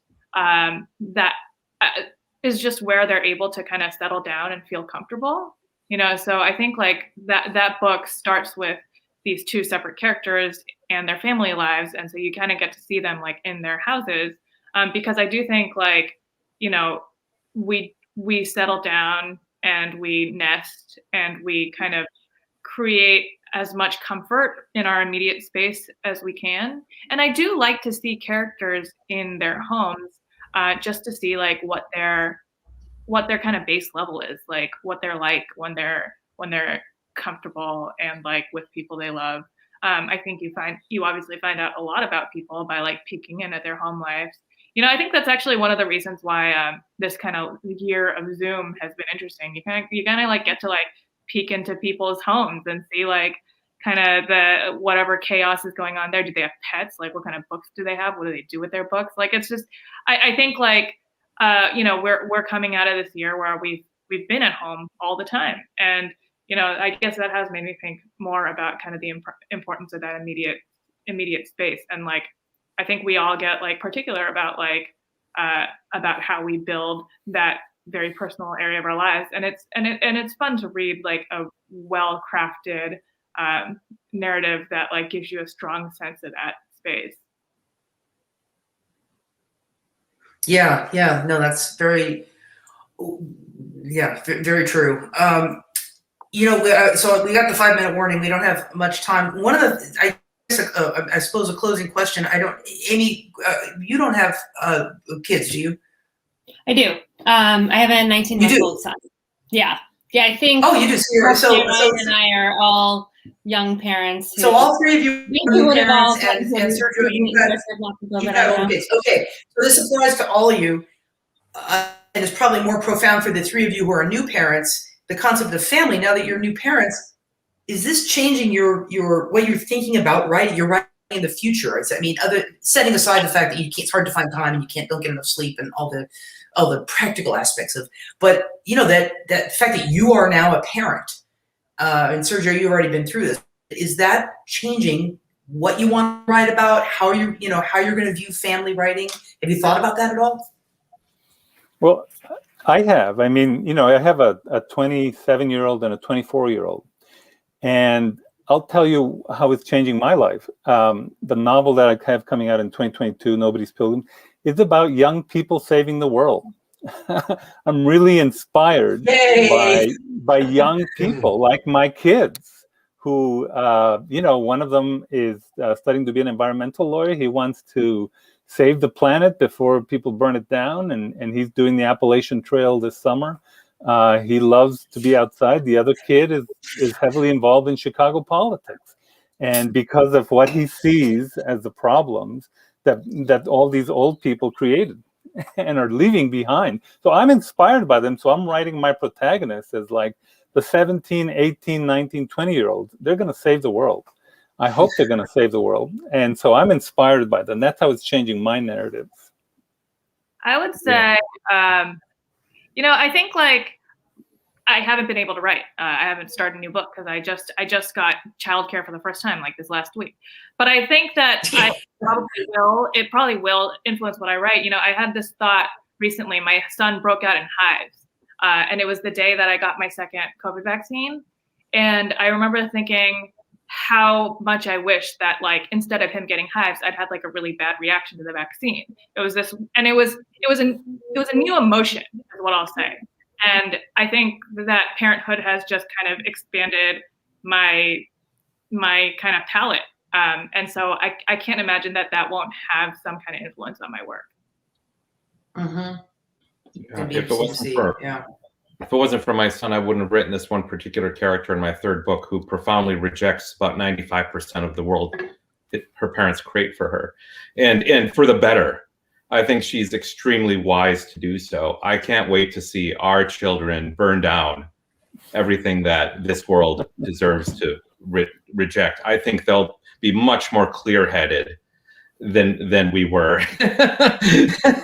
and understand the emergencies around us for what they are, and be a lot more direct at resolving them. And so I don't think I would have been inspired to write that character had I not had that hope for my son that he will see this world for what it is and create the world it ought to be that we've failed to make for him. Let's hope. Yeah. Amy, you're in the same boat? Same thing? Yeah, well, I was just going to say, I think it's interesting thinking back because mothers have been really strong not new mothers, but mothers in general have been strong characters in both my books. And I think I have even more empathy for those characters than I did before because there's just kind of what Steph was saying. There's a lot of new emotions with motherhood. And I think about death more than I used to, but in a very different way. It's not so much fear of my own death as how that could impact somebody else, which I guess as a child, I don't know, I didn't think of it in the same way. So there's a lot of new emotions. And although it hasn't manifested yet in the book I'm working on now, there's no way that it can't, because I don't think you have to have kids to change and evolve over life, but certainly having children, I think really, at least for me, very immediately changed a lot of my emotional core, I would say. Yeah. Well, on that, I think they're going to shut us down any minute. I want to tell all of you out there watching to please read all these books. I've read them all. They are all so fantastic. I am so grateful for you guys to take time out of this rainy California Sunday to talk with the mystery readers out there. I mean, mystery meaning we aren't seeing them, but and hopefully some of them do like mysteries. And I think what's going to happen is they're just going to cut us off. So that's why I'm playing this game. Yep, there we go. There we go. All right. Good timing. We've been canceled.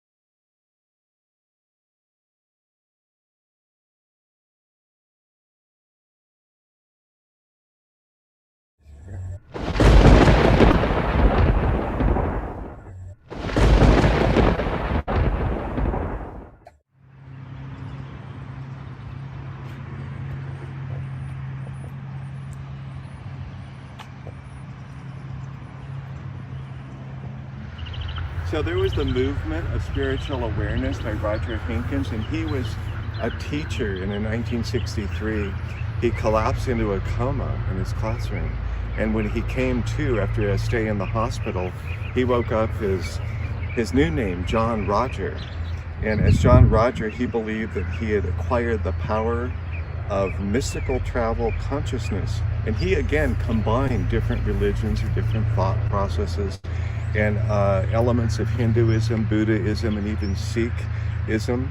And he gave insight seminars, he called them, and more than 50,000 people attended those seminars. And he was accused of financial and sexual improprieties as well. That seems to be like the kind of where they all land, you know, at the end of it. But today, the group is purportedly still in operation as the Peace Awareness Labyrinth Gardens, located in the West Adams district of Los Angeles. And that's from like 1963. So these things, there's always, the groups just keep going on, and they probably dwindle. But, you know. Well, another group that was interesting is called Me Science. And this is actually closer to home. This is a woman named Ann Colton, and she was in Glendale.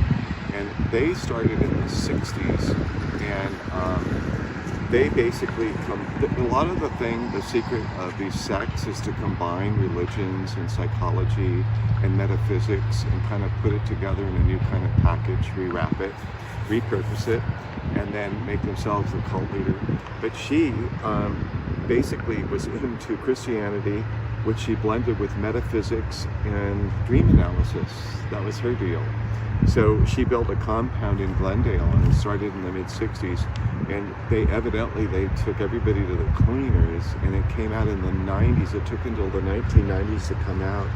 And her poor husband, who was actually in his 90s then, hung himself in disgrace because he was ashamed of what they had done, fleecing their followers. I've been thinking about this for a long time. It's like it's dark comedy. Let's combine forces on that. And so the only problem is they're running out of zombies.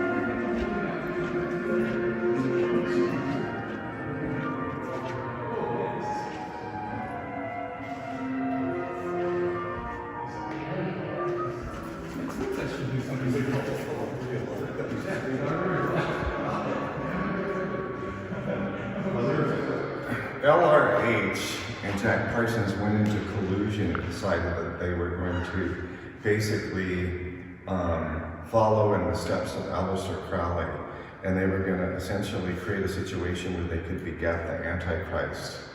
And this is probably about the late 40s, and over Parsons' mantle was a painting of Aleister Crowley. People thought it was his father because he said, "This is my father," but he called him Father, and he began writing communications to Aleister Crowley, who was the person who started the Order of the Golden Dawn, which specialized in black magic, and he was considered the beast. He was kind of the toast of London, but he was like infamous worldwide and a well-known writer too on the subject of black magic. And so he got letters back from Aleister Crowley that called him son. They were addressed son, and then it was to be signed father. So Parsons believed that he was the heir apparent, to all the teachings of Aleister Crowley. And this is from City of Quartz by Mike Davis. Aside from being a world-famous rocket pioneer and a secret wizard, Parsons was also a devoted science fiction fan who attended meetings of the Los Angeles Fantasy and Science Fiction Society to hear writers talk about their books. One day in August 1945, earlier than I thought, to Parsons' delight, an LAF-SFS acquaintance showed up at the Orange Grove mansion with a young naval officer, Lieutenant Commander L. Ron Hubbard, who had already established a reputation as a master of sci-fi pulp.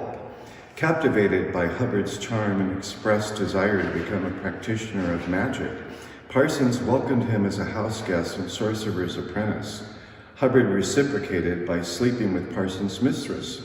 Perturbed by this development, but not wishing to show open jealousy, Parsons instead embarked on a vast diabolical experiment under Crowley's reluctant supervision to call up the true whore of Babylon so that she and Parsons might procreate a literal antichrist right here in Pasadena. Yeah, like every other nerd fanboy, I was fascinated with H.P. Lovecraft.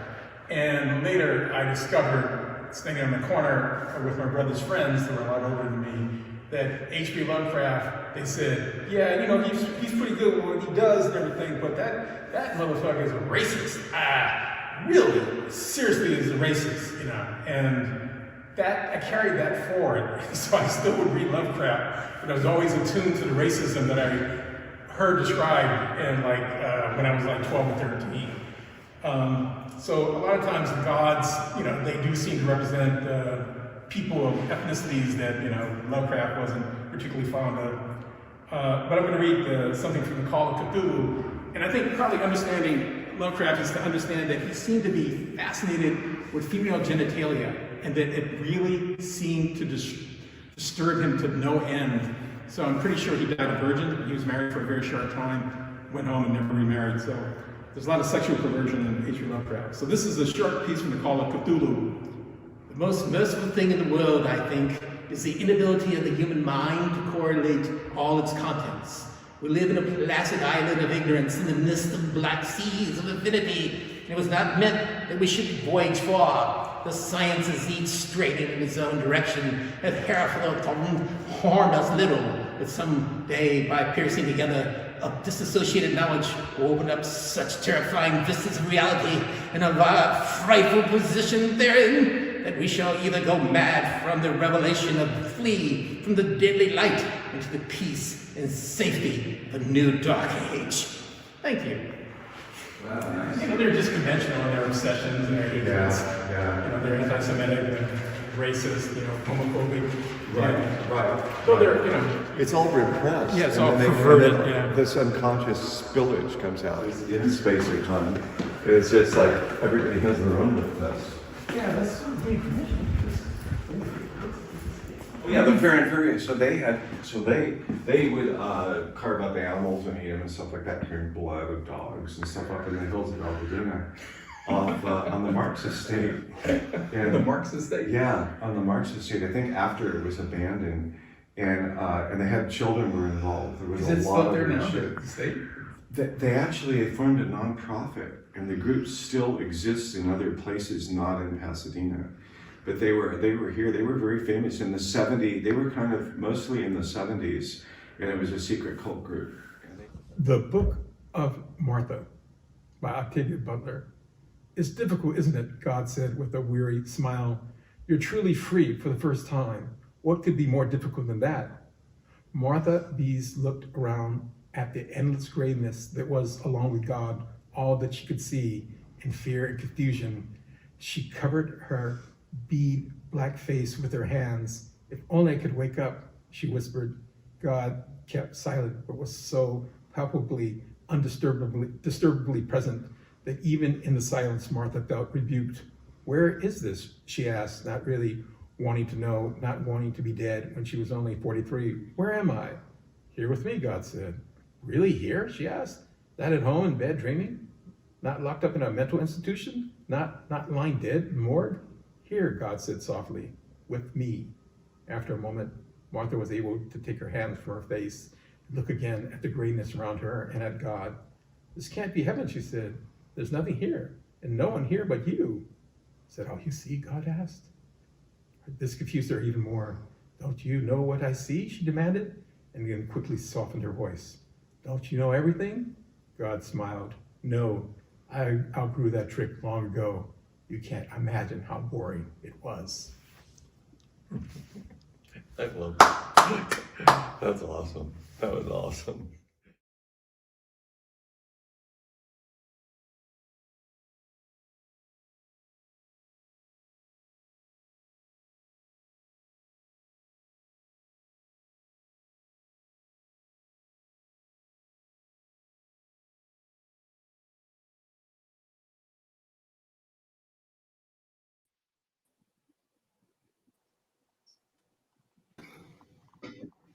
Okay.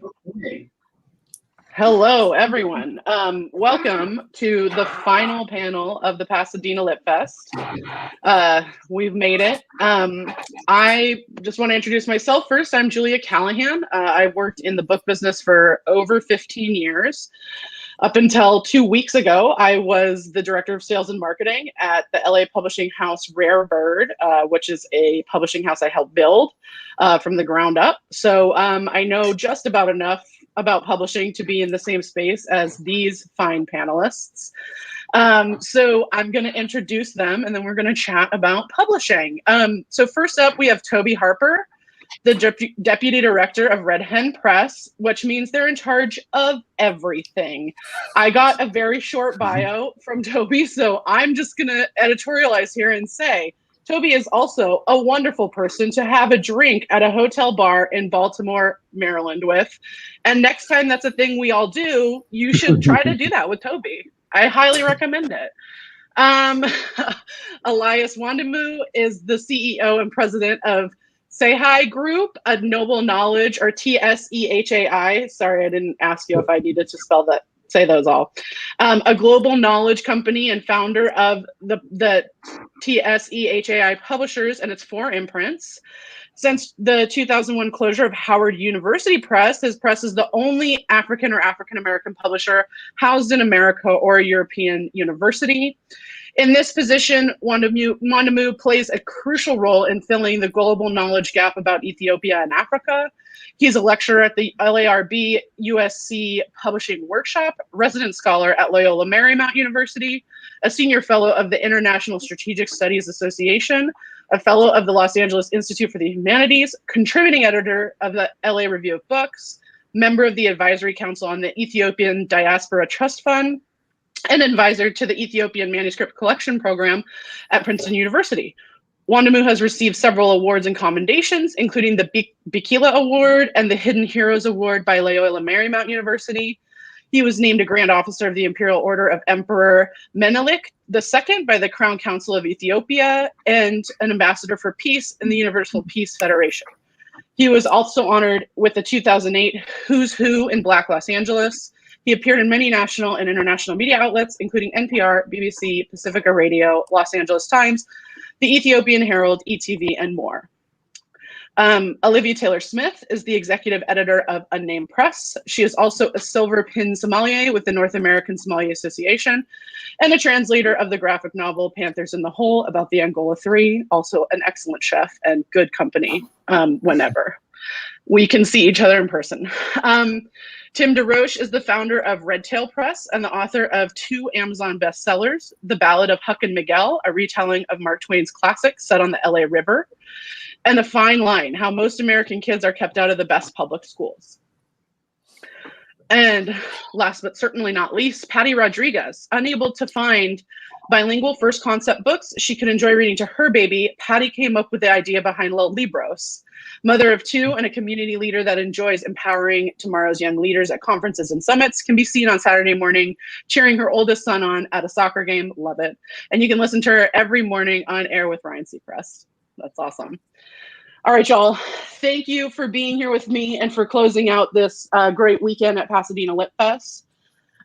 So my first question is that publishing, particularly non-corporate publishing, is a notoriously non-money making endeavor, and is often a labor of love that we do for, not the best pay. So what's your philosophy behind being a publisher, and doing what you do? What are you looking for in the books you publish? What do you hope to achieve by publishing what you publish? And let's see, just, jump in. I'm not going to point at you to make you go first. I'll say what our philosophy of libros. I think for me and for us, it really comes down the fact that there are no books to our story, the Latino American experience in this country. And that was evident when, 10 years ago, pregnant with my first son, I'm looking for these books that I felt that represented and celebrated the duality of a Latino American, which is, the English and Spanish language is part of that. And these books that were in the market, to me, that the big publishers were putting out were really lazy works, and also they really think that by translating international works from Latin America, they think they are reaching out to this Latino American demographic, which is very different than the audience in Mexico, the audience in Peru, even the audience in Spain. For some reason, in children in Spain, you're meeting that diversity quota in the books that you publish, and that really comes, that to me is really important. Children's books are the first form of creative medium that our children are exposed to, and it's really important for me as a mother to make sure that my children can see Black and brown Latinx individuals, not just in pity porn, but having joy and going through the same experiences they see other children going through in these books. And that's at the core, that's why Little Libros was created. And it's exciting to see where at the beginning of of building this, what we now have, there was maybe a belief that there wasn't a market for something like this, but that's I think we've all realized that when you tap into a niche market, which is very much what is needed, and there is a market for these books, and we hope that and we do see that it's not just for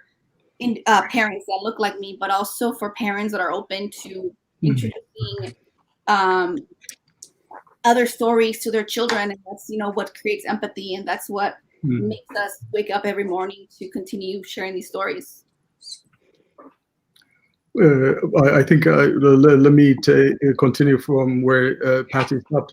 Our story is very similar to Patty's, and as a new immigrant in America about 24 years ago, I learned that my story is not represented, but at the same time, people are expected to know me and to accept me for who I am and for the proud history that I bring with the proud culture that I come from. The realization that many American, my classmates or my colleagues or my neighbors didn't know anything. The things that I was telling them about Ethiopia, I'm an Ethiopian, the response to it was very surprised. And because of what CNN or any of the cable networks feed them during the Civil War or the drought. And the issues I thought was Ethiopian. Later on, I realized that the entire continent was just blanketed through this colonial narratives that was really dominated the marketplace, especially the libraries. These are sedimented, stereotypical, racist narratives that clogged our educational institutions, that clogged the publishing industry. And of course, when your educational system and your publishing industry is clogged from this kind of narratives, your movies and your video games and your AI, all of them are screwed for life. So the only way that to reverse that, I think we needed. I personally took took it as a challenge in a way that I was able to. I wanted to tell Ethiopian story, and of course later on the problems I saw was Ethiopian is an African, and of course I expanded to fill that gap. And later on, not only that, but we were able to publish stories from the Los Angeles community, the Los Angeles Black community, and the Los Angeles poor community, the homeless community, which we published a couple of books on the subject, which were very, we worked with important writers. So all this is to say that. I think, Julia, you said it best earlier, that if you are in this business to make money, I think it's a wrong profession, because there's no money in it, unfortunately. There should be money in it, but those who want us to believe their stories pop up a lot of money in the market, and they control the distribution, the printing, and also the marketing. Means in that way we are in a disadvantage. That's why we need to come and tell our stories. But I think that's our, for Sahai, that's how it started. It started in a time where books were deemed dead. Publication, there were articles that were coming out to say that books are dead and the internet will take over. But one thing that most people who are arguing to those facts didn't know or didn't see it at that time was that it's not the book, the printing book that is we're talking about, or that we do in this group. We are in the knowledge production aspect of it. That's the process in which we create knowledge, and I think that's what Sahai does, and we will continue to do that despite the consequences. Yeah, and I would just add to that, especially the idea of you can't go into this hoping to become a millionaire. I mean, that's just never been my personal goal. What we found at Unnamed Press was we started reading these manuscripts by writers who were being passed on by the Big Five for whatever reason, and that we just wanted to champion. And so as much as we are a small press and we have a limited budget, our investment is in editorial and the work and the energy and just the excitement of, choosing 10 to 12 titles to really, really champion and get behind. And then hopefully you have authors, that we've published like Bethany Morrow or Esme Wei-Jin Wang, who will sort of take the momentum from their debut with us and really build a platform and a long career where they are then making significant amounts of money. So it's that's sort of where I see our role as far as for writers who really should be paid a lot for their work. I do believe that, and our hands are always tied in a certain way because of our size. But yeah, I don't even remember what your question was anymore, Julia. I'm sorry. I think I still remember it. I feel like what I'm hearing all of us saying, what I always say about independent publishing is that if it's a Big Five book, it's got to sell at least 50,000, if not 100,000. So they're looking for books that 100,000 people are going to like. And I feel like what we're all looking for are books that 10,000 people are going to love. I mean, maybe 20. We'll see if it's if it's a lucky one, but right, really we're looking for books that people love and books that people need, right? Red Hen's been around since 1994. It's 27 years ago, and was founded basically because, what we're all saying is the Big Five publishers were not publishing the books that we wanted to see, and that the founders wanted to see, and also Los Angeles felt like it needed a little more.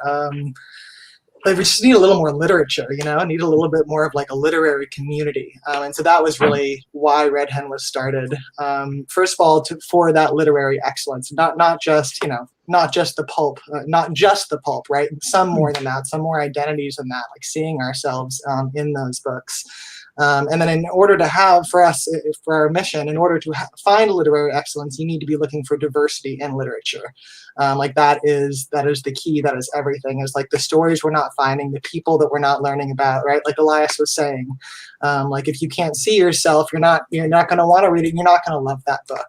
You're not going to seek it out in the same way that I think people are really learning to seek out these independent presses and the books that are coming from these independent presses. And then for us also, that goes into like what Patty was saying, right? Like literacy in the schools.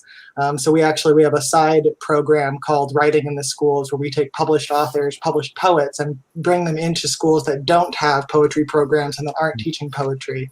And we have these 6-week workshops, and they learn poetry. And at the end, they actually have one of their poems published in a book that we give back to them. Because unless we're looking at it from all stages, like the whole community doesn't have a chance to grow up into that.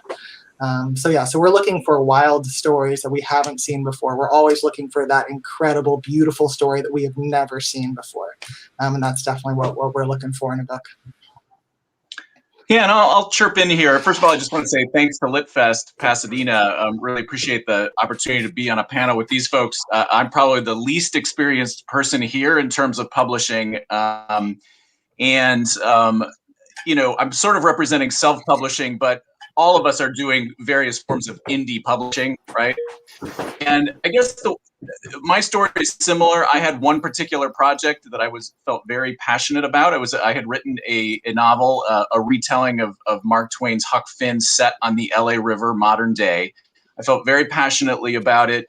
Got some interest from some big time agents, but in New York, nobody signed me, and I was very determined that book get out into the marketplace. It didn't fit into any categories, and that's another thing that I think might be a common theme here. The big five are very category focused. Even some smaller publishers are very category focused. I knew there was a market for my book.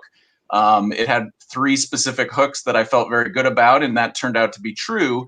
I do want to say, it is challenging. It is not a way to get rich, right? But it is easier now, just as it is easier now to make a movie than it ever has been in the history of the world. My guess is that it's easier now to publish high quality books than it has been at any time in the world, right? There are very, very cheap ways of getting a book out into the world. You can put an ebook up through Kindle and get that out into the world very cheaply. Now, there are a lot of poor quality books that are published that way, right? But if you're an established author and you've written something that's very topical and you want to get it out very quickly, and you have an audience, you can get that out into the world very, very quickly to a very, very wide audience, and extraordinarily easy. And even the route that we went down, where we've published 2, premium hardcover books, right, and put quite a bit of resources into each one. But we were able to move much more quickly than I was able to get both of my books published much more quickly at a very high quality than we would have happened had it even turned out how I wanted it to turn out, where I'd gotten an agent and we had submitted to publishers, the big 5, and gone through the whole rigmarole. We were just able to do it more quickly and have more creative control. Yeah, sure. Yeah. That actually kind of segues nicely into my next question, which is, what do you wish authors knew before they started publishing books? So I'm guessing you all have dealt with first-time authors, and I know that probably a lot of the people watching, if history of this panel is any judge, a lot of the people watching are going to be authors. So are there things that you wish that authors knew before they started working with you, or before they are reaching out to agents, or before they self-publish, or any of those categories? What do you think? What do you wish authors knew? I think let me start this.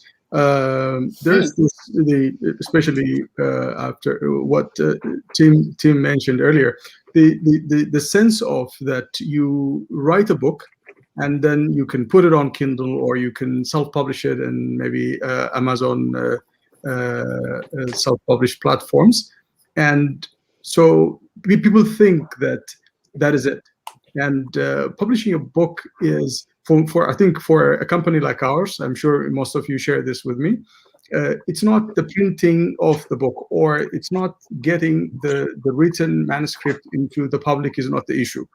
How you make it accessible is the question. How the editorial process, from the manuscript stage to where it gets to be published, that's the critical stage. And so there are people who think that because they gave you a manuscript, they expected it to be published next week or next month. And I think we are not printers, and I think that's what they should know.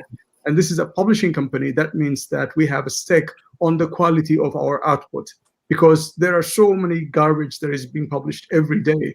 And at the same time, our challenge is that we are fighting or competing with the big five. These are $1 billion and so many years of experience and materials, and the staffs they have are incredible. And so for your book to survive, not only to its survival, especially books like we publish, we're trying to correct misinformation, miseducation. We're trying to, it's not, so just to be able to do that, you have to compare that in the market. So we can't afford to release a book that is half-baked. So when they come to us, I think authors need to prepare. Are they publishing a book because they want to get a book to their family as a gift, or do they want to stay in the shelves for generations to come?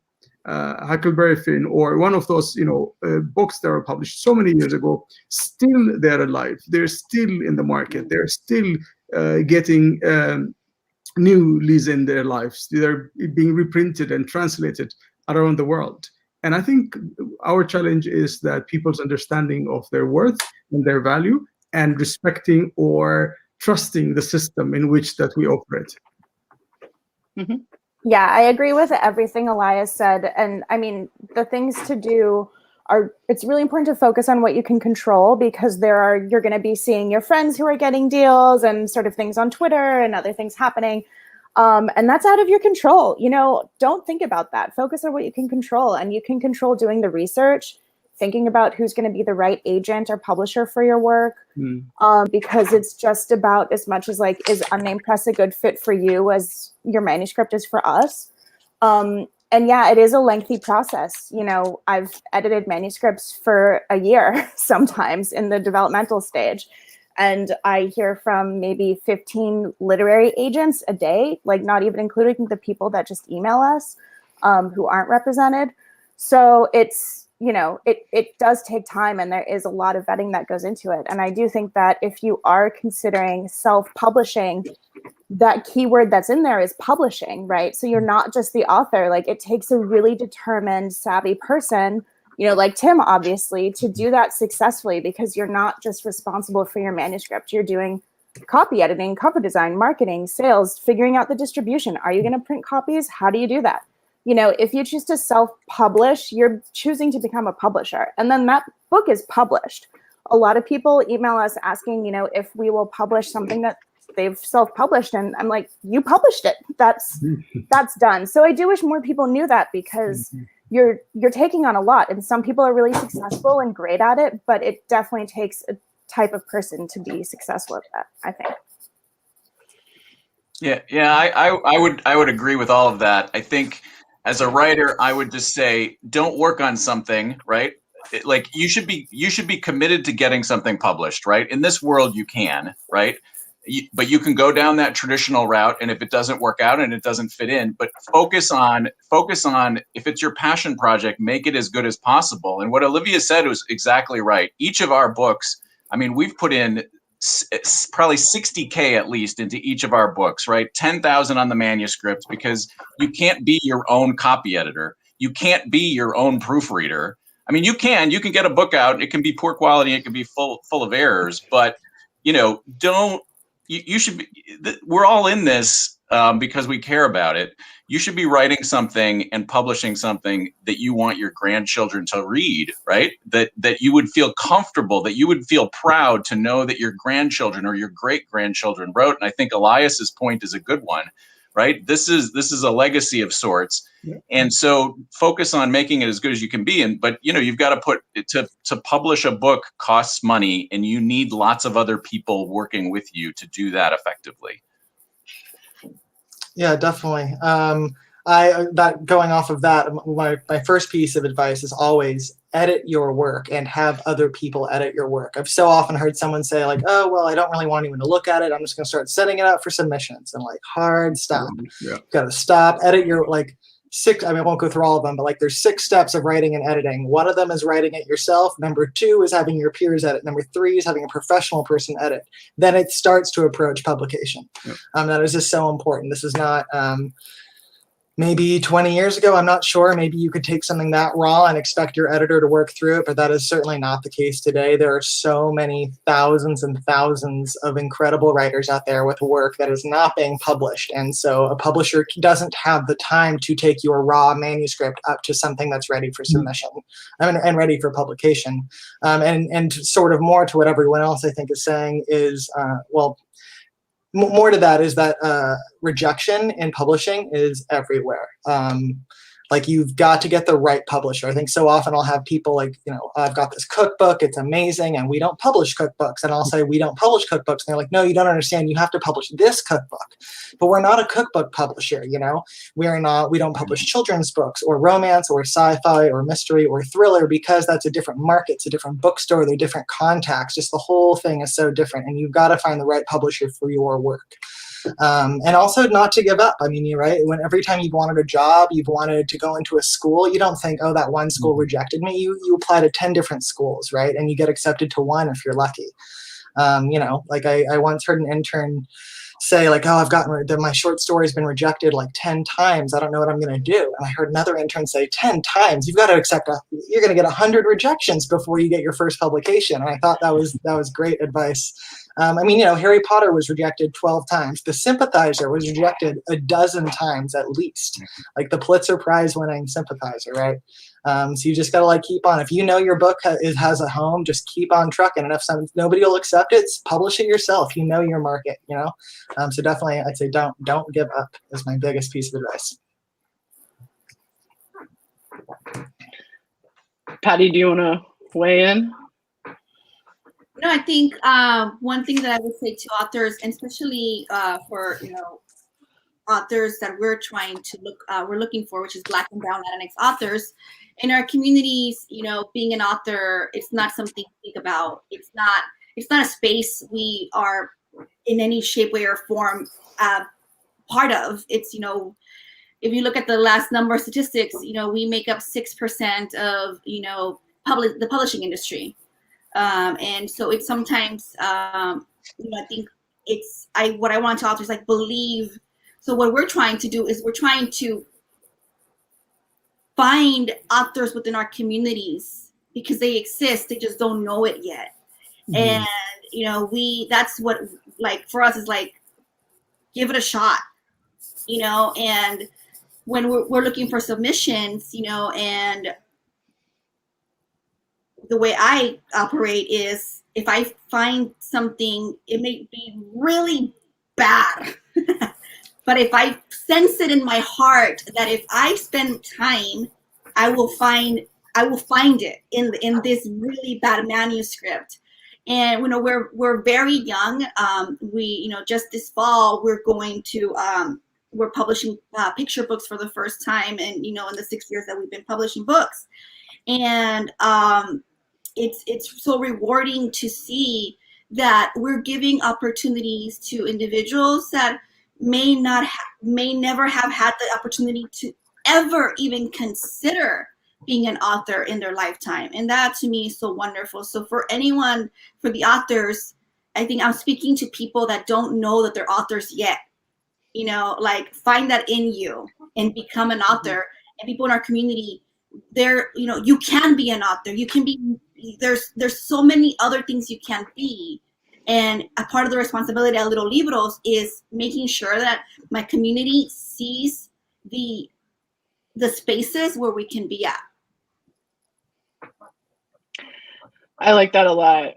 So my next question is kind of touching on what some of you have already touched on, but it's just a more direct question about it, which is that as corporate publishing becomes more and more consolidated, by which I mean you all have used the word big five, and I think pretty soon we all get to start using the word big four, because Simon & Schuster is being bought by Penguin Random House, possibly as we speak. We'll see if the Justice Department says yes or not.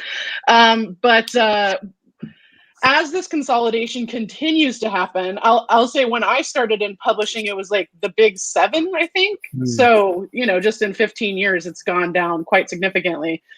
What do you hope that small and indie presses can offer both book buyers and authors? What do your presses get to offer the consumer and the authors that bigger corporations don't? Well, I think for us is heart. The heart of a community that for for many centuries has not had a voice, and that's what how we separate ourselves from the big five, the big four, is that we're not cranking books to crank them out and to meet a quota, to meet a numbers. It is really because our stories haven't been told, and we just need to tell these stories. And when we're looking for us, 1 in 4 children identify as Latinx in this country. That's 25% of the population. And you're not creating content for them, you're losing money, essentially, right? But it's not just about creating content. It has to come from an authentic place, from the people that are living these stories. And that's what I believe Little Libros is special, that I am that audience. I understand that. I live the duality in this country. I am Mexican American. My parents were immigrants from Mexico, and I carry the culture and traditions they gave me, but I'm also American, and I want to make sure that my children have quality books that I can share with them, and that they're speaking to me because they understand me and they know who I am. And I just don't think any other publisher can do that with with what Little Libros is doing. I think Patty said it best, but just to add something in here, not only publishing house, as you said, it was 7, now it's about going to be 4. That means that our stories are relegated to a small group of people who control the narratives. That you are not going to be represented well. I mean, when you think about it, this is 21st century, and we're talking about misrepresentation out of all. And let's take the publishing aside and examine the bookstores. To go to a bookstore and find yourself is for some of us, it's something that I remember going to a bookstore, and I have to go to this section, the Africa section, and it's maybe one shelf if I'm lucky in a big store, and then from that shelf, Africa is one of the largest continents in the world, but it has one shelf in a biggest bookstore, and within that, to be able to find your country, your story from 54 countries, it's a lever. And of course, even within that context, you won't find one book. And when you find a book or two, then they are literally not telling you your particular story, and it's mistold or otherwise. So what I'm saying is that those presses that you go to are the ones who represent you in these spaces. So the places that you go to, the publishing houses that you go to, imagine, if we don't teach our kids, then they're going to be as screwed as Trump was when he saw the world. So that means that we're going to have another circle of another generation of the misinformed generation that will see us as some others. The othering part will continue. So I think that's what the most important is, representation in this world, and also a place where, you know, the heart and soul of your stories will be captivated, and you see people, you meet people, you work with them, and you are not just a number or some kind of a machine that cracks the system. So I think that's what I see in it. I think also big companies are by nature they become conservative, and I don't mean politically conservative, right? Yeah. I mean they become behaviorally conservative, economically conservative, right? Like big corporations, you see, I mean, you see it in the movie industry, you see it in lots of places, they're good at extracting every last dollar out of a certain trend, right? Or a certain fad. I'm not so certain that they're good at creating the trends or the fads in the first place. I'm not so certain that they're very good at spotting unique communities of folks that have, you know, different tastes or different interests. And so I think to the degree that the publishing world becomes corporatized, I think that just opens up more opportunities for other people to fill the gaps that are by definition going to happen. So true. Yeah, I definitely think we offer a level of like quality and passion. Like it's really specific. Like I asked someone once, I was talking to an agent about why there are so many typos in Big Five books, and I was told that basically there comes a point. There's the deadline date. Doesn't matter if there's errors or not. It's going off to print. Like done. There it goes. There's not that level of like, no, we need another week. Let's get all these edits done. Let's make sure that they're entered in the manuscript before, or you know, in the layout before it goes off to print.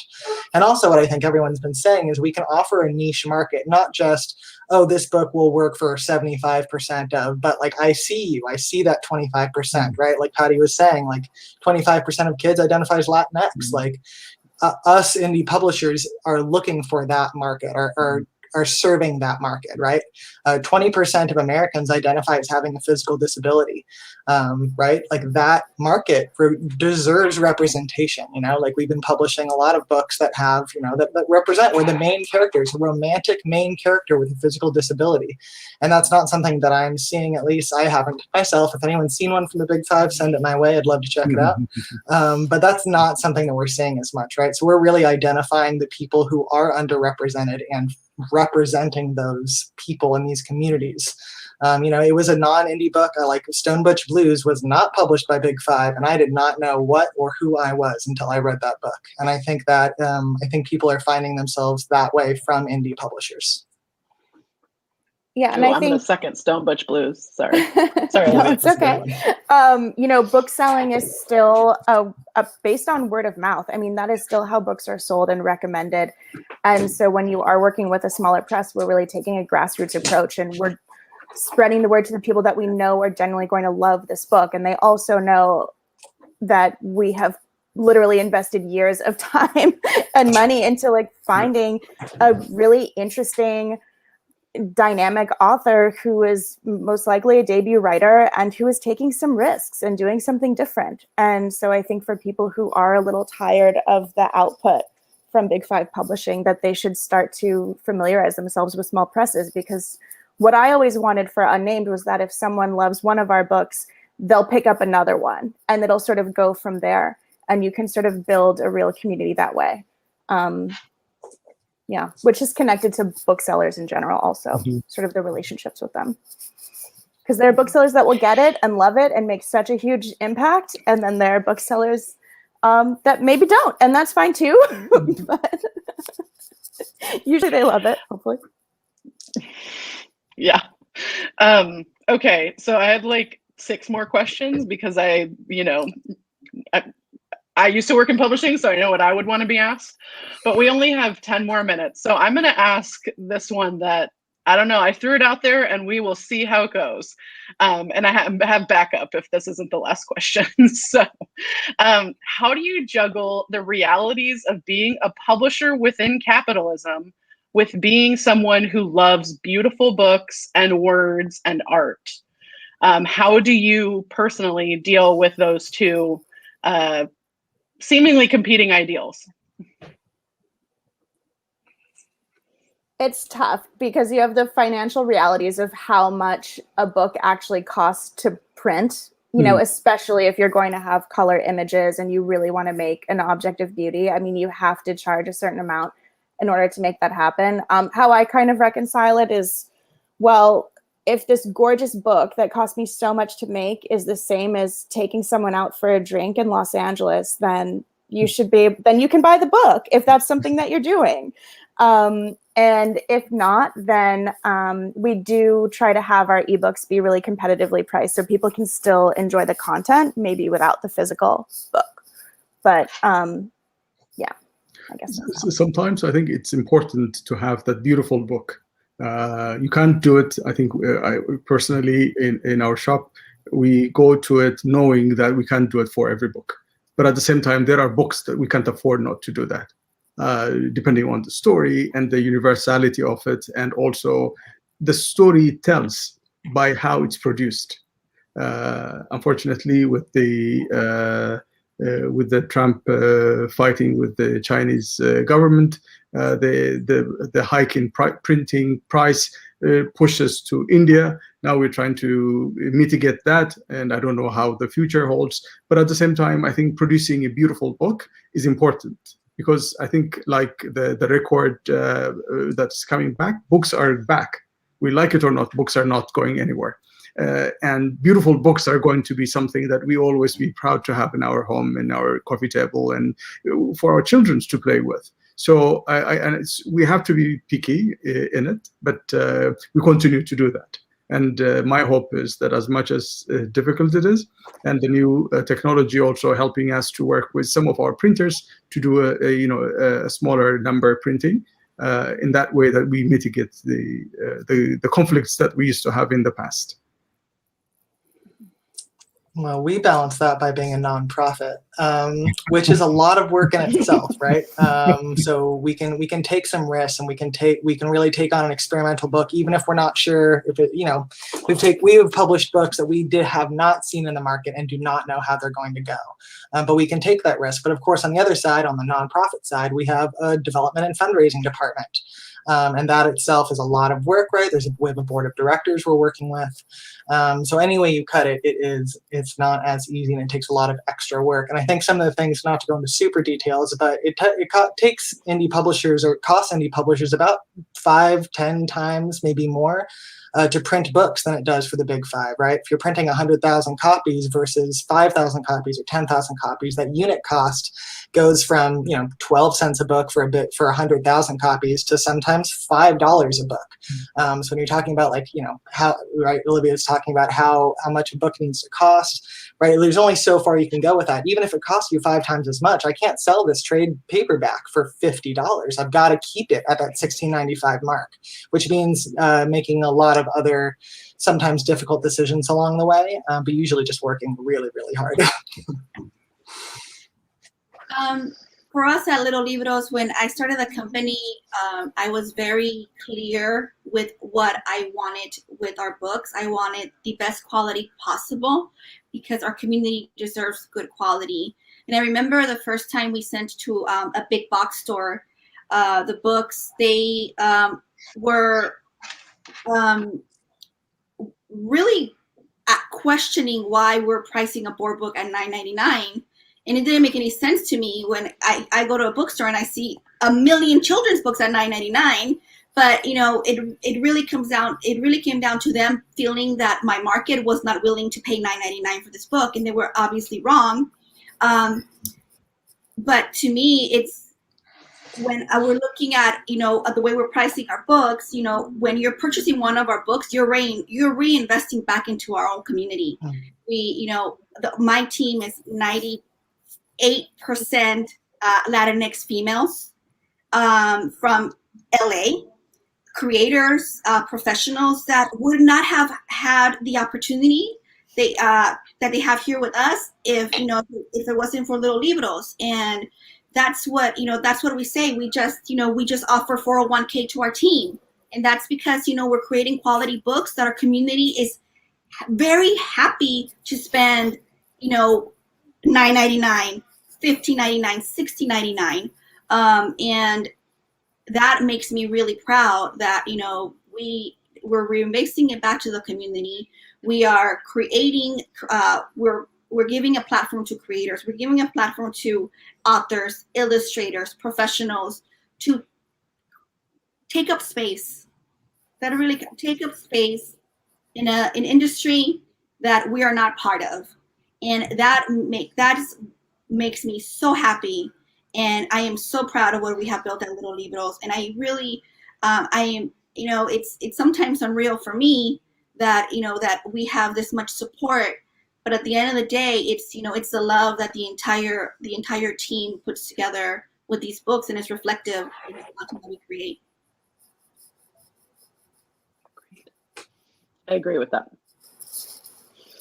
Yeah, the only thing I'll say is I just focus on the very, very long term. I assume each book is going to lose money in the short term, but that I'm very selective about the projects we take on, that these are things that are very, very important, that we can do in a high quality way. And that, again, if I'm at the end of my life, I'm going to be happy I worked on that project. Or if my grandchildren read this book, I'm going to be proud to have that happen, and just focus on the long term. And I assume also that there are going to be all sorts of other things that come out of the books. So the book itself may not make money, but each of my books has changed my life in a certain very, very positive way.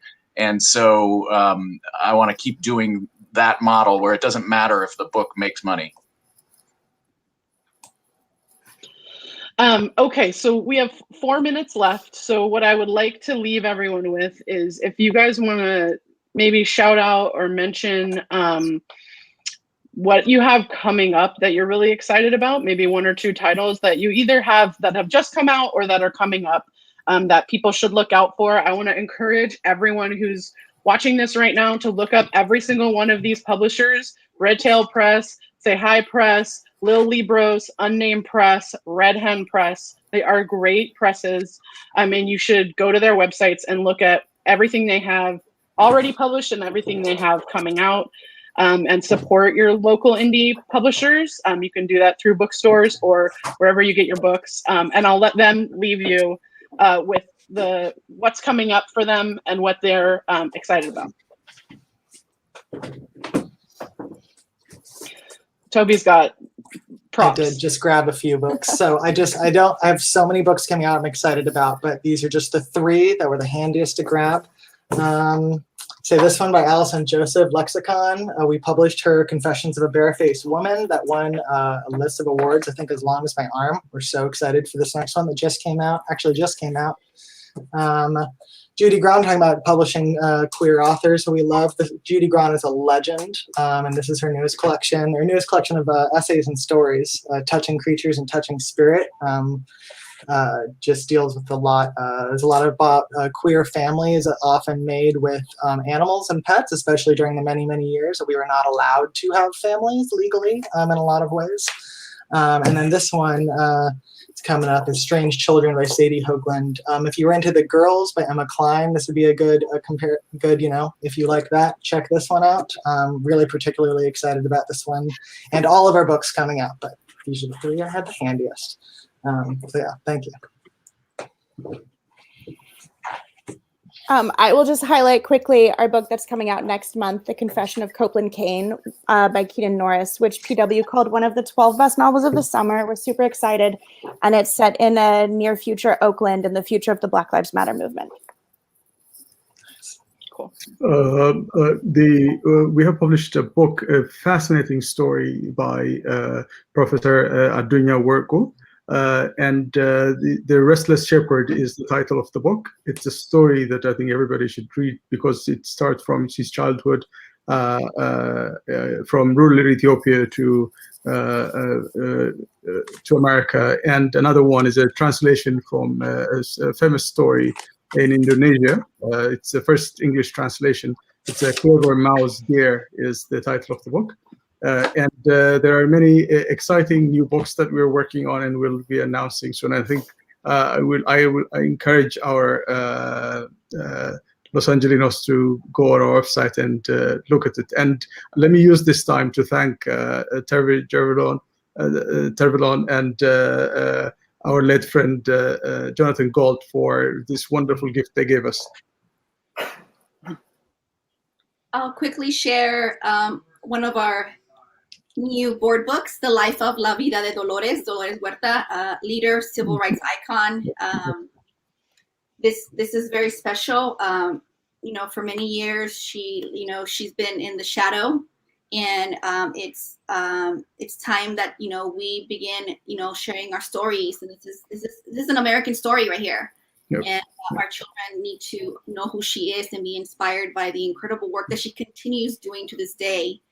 She coined Si Se Puede, because she believes that we all can. And I'm excited. So please pick up this book at your local bookstore, Target, Barnes & Noble, wherever books are sold. And last, I'm Daniel is a very talented. Is it over? I thought everybody cut off. Sorry. So we're working on a third book, which is a book of children's poetry called Tales of Whimsy, Verses of Woe, very much in the tradition of Edward Gorey or Shel Silverstein. Cool. Okay, y'all, I want to thank you all for being here. I appreciate it so much. I wish that I could now take you to Trejo's Tacos and drink with you, as is tradition at the Pasadena LitFest. And I will have to wait till next year. I cannot wait to actually do that with y'all. But thank you for being here and for talking to us about publishing. And everyone who's watching, thank you for attending the Pasadena LitFest virtual this year. We really appreciate it, and I cannot wait to see all your shining faces next year in person. It will be the highlight. Thank you, Julia. Thank you so much. Thank you. I read your book. I loved it. Oh, cool. I read your book. I loved it. Illustrations, wonderful too. Bye, everyone. Love it. See ya. Bye.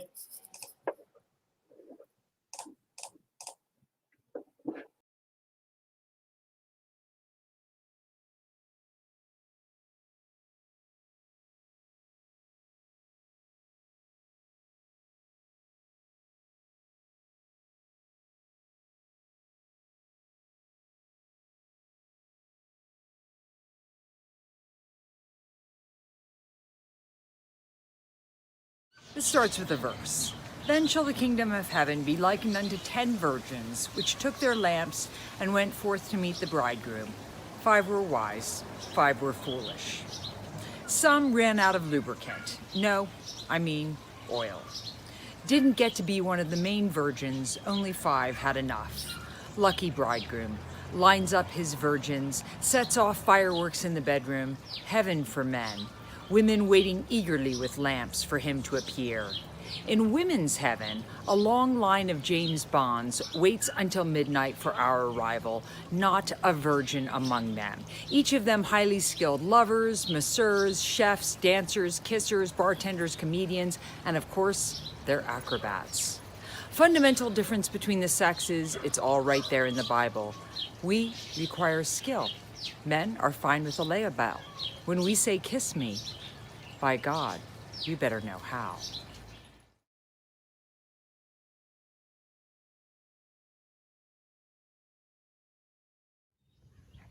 Beneath plump, gray clouds, she sits in the shade of her memories. Slivers of sunlight shadow pierce underwater sky.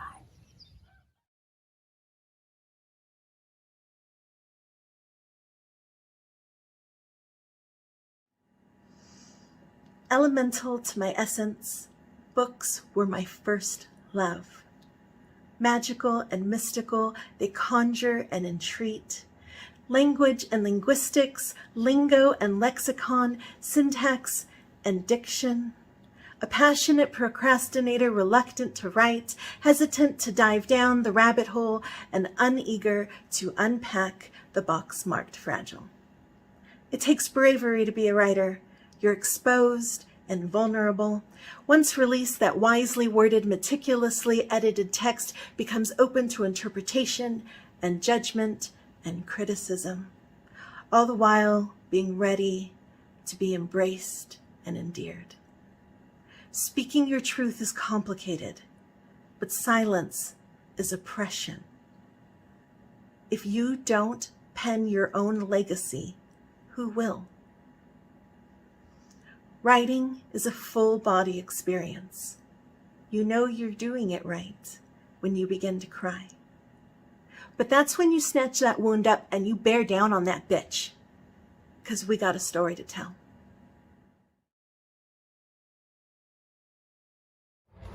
Thank you to the team who put this all together. Lightbringer Project Special Events Coordinator Kat Ward, Managing Director of Lightbringer Project Patty Hurley, and co-founder of LitFest Pasadena and its Artistic Director Jervy Turvalon. Special thanks to our amazing dedicated planning committee, Dana Middleton, Colleen Dunn Bates, Julia Callahan, Gary Phillips, Angelina Coppola, Jessica Calderon, and Christine Sneed. Also on the planning committee and master of ceremonies behind the live stream curtains, Monica Fernandez and Toby Harper of Red Hand Press, and their tech team, Lily, Megan, Bo, and Lily. Shout outs go to Roz Helfand and Kina Prug of Omega Sci-Fi Awards, Lena Garcia, who's managing editor of Locavore Lit LA, and Alexis August, intern with the Lightbringer Project. Of course, we want to thank our LitFest Pasadena sponsors, Lightbringer Project, Red Hand Press, Vroman's Bookstore, the City of Pasadena Cultural Affairs Division, Locavore Lit LA, Rare Bird, Pasadena Village and all of our wonderful venues there, the Omega Sci-Fi Awards, Pasadena Playhouse, and the Pasadena Public Library. A special thank you to the Mountain View Mausoleum and our dear friend Jay Carmichael, who designed the rose windows in Radiance Hall. Thank you again for joining us this weekend. We're already looking forward to LitFest Pasadena 2022. In the meantime, support your local bookstores, share your favorite writers, and help us spread the love of reading and writing to our young people. Stay healthy and well read.